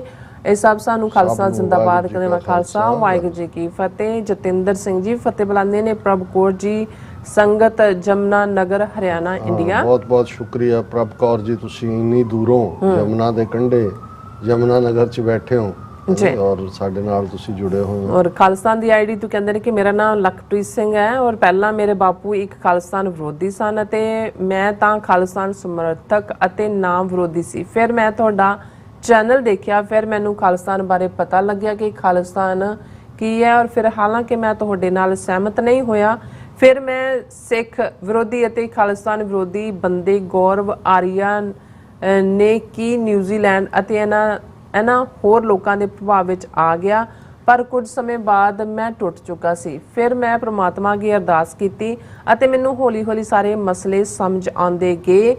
ਹੁਣ ਮੇਰਾ ਬਾਪੂ ਦੋਵੇਂ ਖਾਲਿਸਤਾਨ ਸਮਰਥਕ ਹਨ। ਬਹੁਤ ਸਾਰੇ ਮਸਲੇ ਸਿੱਖ ਮੁੱਦੇ ਮੈਨੂੰ ਤੁਹਾਡੇ ਚੈਨਲ ਰਾਹੀਂ ਸਮਝ ਆਏ। ਬਹੁਤ ਬਹੁਤ ਸ਼ੁਕਰੀਆ ਵੀਰ ਲਖਪ੍ਰੀਤ ਸਿੰਘ ਜੀ। ਜਦੋਂ ਸਾਨੂੰ ਇਸ ਕਿਸਮ ਦੀ ਜਿਹੜੀ ਹੈ ਉਹ ਇਨਪੁਟ ਮਿਲਦੀ ਹੈ ਤਾਂ ਸਾਨੂੰ ਲੱਗਦਾ ਹੈ ਵੀ ਜੋ ਕੁਝ ਅਸੀਂ ਕਰ ਰਹੇ ਹਾਂ ਅਸੀਂ ਠੀਕ ਡਾਇਰੈਕਸ਼ਨ 'ਚ ਹੈ ਔਰ ਸਤਿਗੁਰੂ ਜਿਹੜੇ ਨੇ ਉਹ ਆਪ ਸਹਾਈ ਹੋ ਰਹੇ। ਬਿਲਕੁਲ। ਚਰਨਜੀਤ ਰੰਧਾਵਾ ਜੀ ਵੀ ਫਤਿਹ ਬੁਲਾਉਂਦੇ ਨੇ। All about truth and Sikhism ਜੀ ਸਾਨੂੰ ਫਤਿਹ ਬੁਲਾਉਂਦੇ ਨੇ। ਕੁਲਦੀਪ ਕੌਰ ਜੀ ਵੀ ਕਹਿੰਦੇ ਪੰਜਾਬ ਹਾਲ ਖਾਲਿਸਤਾਨ ਜ਼ਿੰਦਾਬਾਦ। ਸੁਖਵਿੰਦਰ ਸਿੰਘ ਜੀ ਔਰ ਫਿਰ ਇਸੇ ਤਰ੍ਹਾਂ ਗੁਰਦੇਵ ਸਿੰਘ ਜੀ ਖਾਲਿਸਤਾਨ ਦੀ ਆਈਡੀ ਵਾਲੇ ਉਹਨਾਂ ਨੂੰ ਭਾਈ ਸਾਹਿਬ ਨੂੰ ਕਹਿੰਦੇ ਨੇ ਕਿ ਖਾਲਿਸਤਾਨ ਆਈਡੀ ਦੀ ਭਾਈ ਜੀ ਤੁਹਾਡਾ ਬਹੁਤ ਬਹੁਤ ਧੰਨਵਾਦ ਜੀ। ਖਾਲਿਸਤਾਨ ਵਿਰੋਧੀ ਸੈਂਟਰ ਏਜੰਸੀਆਂ ਹੀ ਬਣਾਉਂਦੀਆਂ ਹਨ ਅਤੇ ਸਾਡੇ ਬੰਦਿਆਂ ਨੂੰ ਲਾਲਚ ਦੇ ਕੇ ਖਾਲਿਸਤਾਨ ਵਿੱਚ ਇਕੱਲੇ ਖਾਲਸੇ ਹੀ ਰਹਿਣਗੇ, ਦੂਜੇ ਕਿਸੇ ਨੂੰ ਰਹਿਣ ਨਹੀਂ ਦਿੱਤਾ ਬਿਲਕੁਲ ਇਹਨਾਂ ਦਾ ਪ੍ਰਚਾਰ ਹੈ। ਅਸੀਂ ਤਾਂ ਸਰਬੱਤ ਦਾ ਭਲਾ ਮੰਗਣ ਵਾਲੇ ਹਾਂ ਜੀ ਔਰ ਸਾਡਾ ਇਹ ਡ੍ਰੀਮ ਹੈ ਕਿ ਖਾਲਿਸਤਾਨ ਉਹ ਇੱਕ ਆਦਰਸ਼ ਮੁਲਕ ਹੋਏਗਾ ਜਿੱਥੇ ਸਾਰੇ ਧਰਮਾਂ ਦੇ ਲੋਕ ਔਰ ਜਿਹੜੇ ਨਹੀਂ ਵੀ ਬਿਲੀਵ ਕਰਦੇ ਉਹ ਸਾਰੇ ਹੀ ਪਰਸਿਊਟ ਆਫ ਹੈਪੀਨੈਸ ਔਰ ਚੜ੍ਹਦੀ ਕਲਾ ਦੇ ਉਸ ਮਾਹੌਲ ਦੇ ਵਿੱਚ ਪ੍ਰੋਸਪੈਰਿਟੀ, ਸਟੇਬਿਲਿਟੀ ਔਰ ਤਰੱਕੀ ਜਿਹੜੀ ਹੈ ਉਹ ਉਸ ਰਸਤੇ ਤੇ ਜਿਹੜੇ ਨੇ ਉਹ ਤੁਰ ਪਾਣਗੇ। ਸੁਖਵਿੰਦਰ ਸਿੰਘ ਜੀ ਸਾਨੂੰ ਫਤਿਹ ਬੁਲਾਉਂਦੇ ਨੇ। ਖਾਲਸਾ ਜ਼ਿੰਦਾਬਾਦ ਕਹਿੰਦੇ ਨੇ। ਜਸਵੀਰ ਸਿੰਘ ਬਰਾੜ ਜੀ ਵੀ ਸਾਨੂੰ ਫਤਿਹ ਬੁਲਾਉਂਦੇ ਨੇ ਔਰ ਗੁਰਦੇਵ ਸਿੰਘ ਫਿਰ ਕਹਿੰਦੇ ਨੇ ਕਿ ਪਰ ਹੁਣ ਸਿੱਖ ਫॉर ਜਸਟਿਸ ਨੇ ਅਤੇ ਡਾਕਟਰ ਅਮਰਜੀਤ ਸਿੰਘ ਉਹਨਾਂ ਦੇ ਪ੍ਰੋਗਰਾਮ ਸੁਣ ਕੇ ਪਤਾ ਲੱਗਦਾ ਹੈ ਕਿ ਆਪਾਂ ਇੱਕ ਦੇਸ਼ ਬਣਾਉਣ ਜਾ ਰਹੇ ਹਾਂ, ਕੋਈ ਖੁੱਡਾ ਨਹੀਂ ਬਣਾਉਣਾ। ਇਸ ਦੇਸ਼ ਵਿੱਚ ਸਾਰੇ ਧਰਮਾਂ ਦਾ ਬਹੁਤ-ਬਹੁਤ ਸਤਿਕਾਰ ਹੋਵੇਗਾ। ਬਿਲਕੁਲ ਠੀਕ ਹੈ। ਮੇਰਾ ਸਭ ਦਾ ਬਹੁਤ-ਬਹੁਤ ਸ਼ੁਕਰੀਆ ਔਰ ਇਸ ਦਿਨ ਆਪਣੇ ਵਿਊਜ਼ ਕੋਲ ਨੇ ਇਜਾਜ਼ਤ। ਵਿਊਅਰਸ ਸਾਡੇ ਪ੍ਰੋਗਰਾਮ ਦਾ ਸਮਾਂ ਇੱਥੇ ਮੁੱਕਦਾ। ਤੁਸੀਂ ਆਪਣੇ ਰਾਏ ਤੇ ਸੁਝਾਅ ਸਾਨੂੰ ਭੇਜਣਾ ਭੁੱਲਣਾ ਸਾਡੇ ਇਸ ਪਤੇ ਤੇ sos@tv84.tv ਤੇ ਅਸੀਂ ਆਪਣਾ ਪ੍ਰੋਗਰਾਮ ਲੈ ਕੇ ਫਿਰ ਦੁਬਾਰਾ ਤੁਹਾਡੇ ਰੂਬਰੂ ਹੋਵਾਂਗੇ। ਤਦ ਤੱਕ ਲਈ ਮੈਨੂੰ ਤੇ ਆਪਣਾ ਸੁਣਾ ਗਿਆ ਦੋ ਦੇਖਦੇ ਰਹੋ TV84। ਬੁਲਾ ਦਿਓ ਫਤਿਹ। ਵਾਹਿਗੁਰੂ ਜੀ ਕਾ ਖਾਲਸਾ, ਵਾਹਿਗੁਰੂ ਜੀ ਕੀ ਫਤਿਹ। ਰੱਬ ਰਾਖਾ।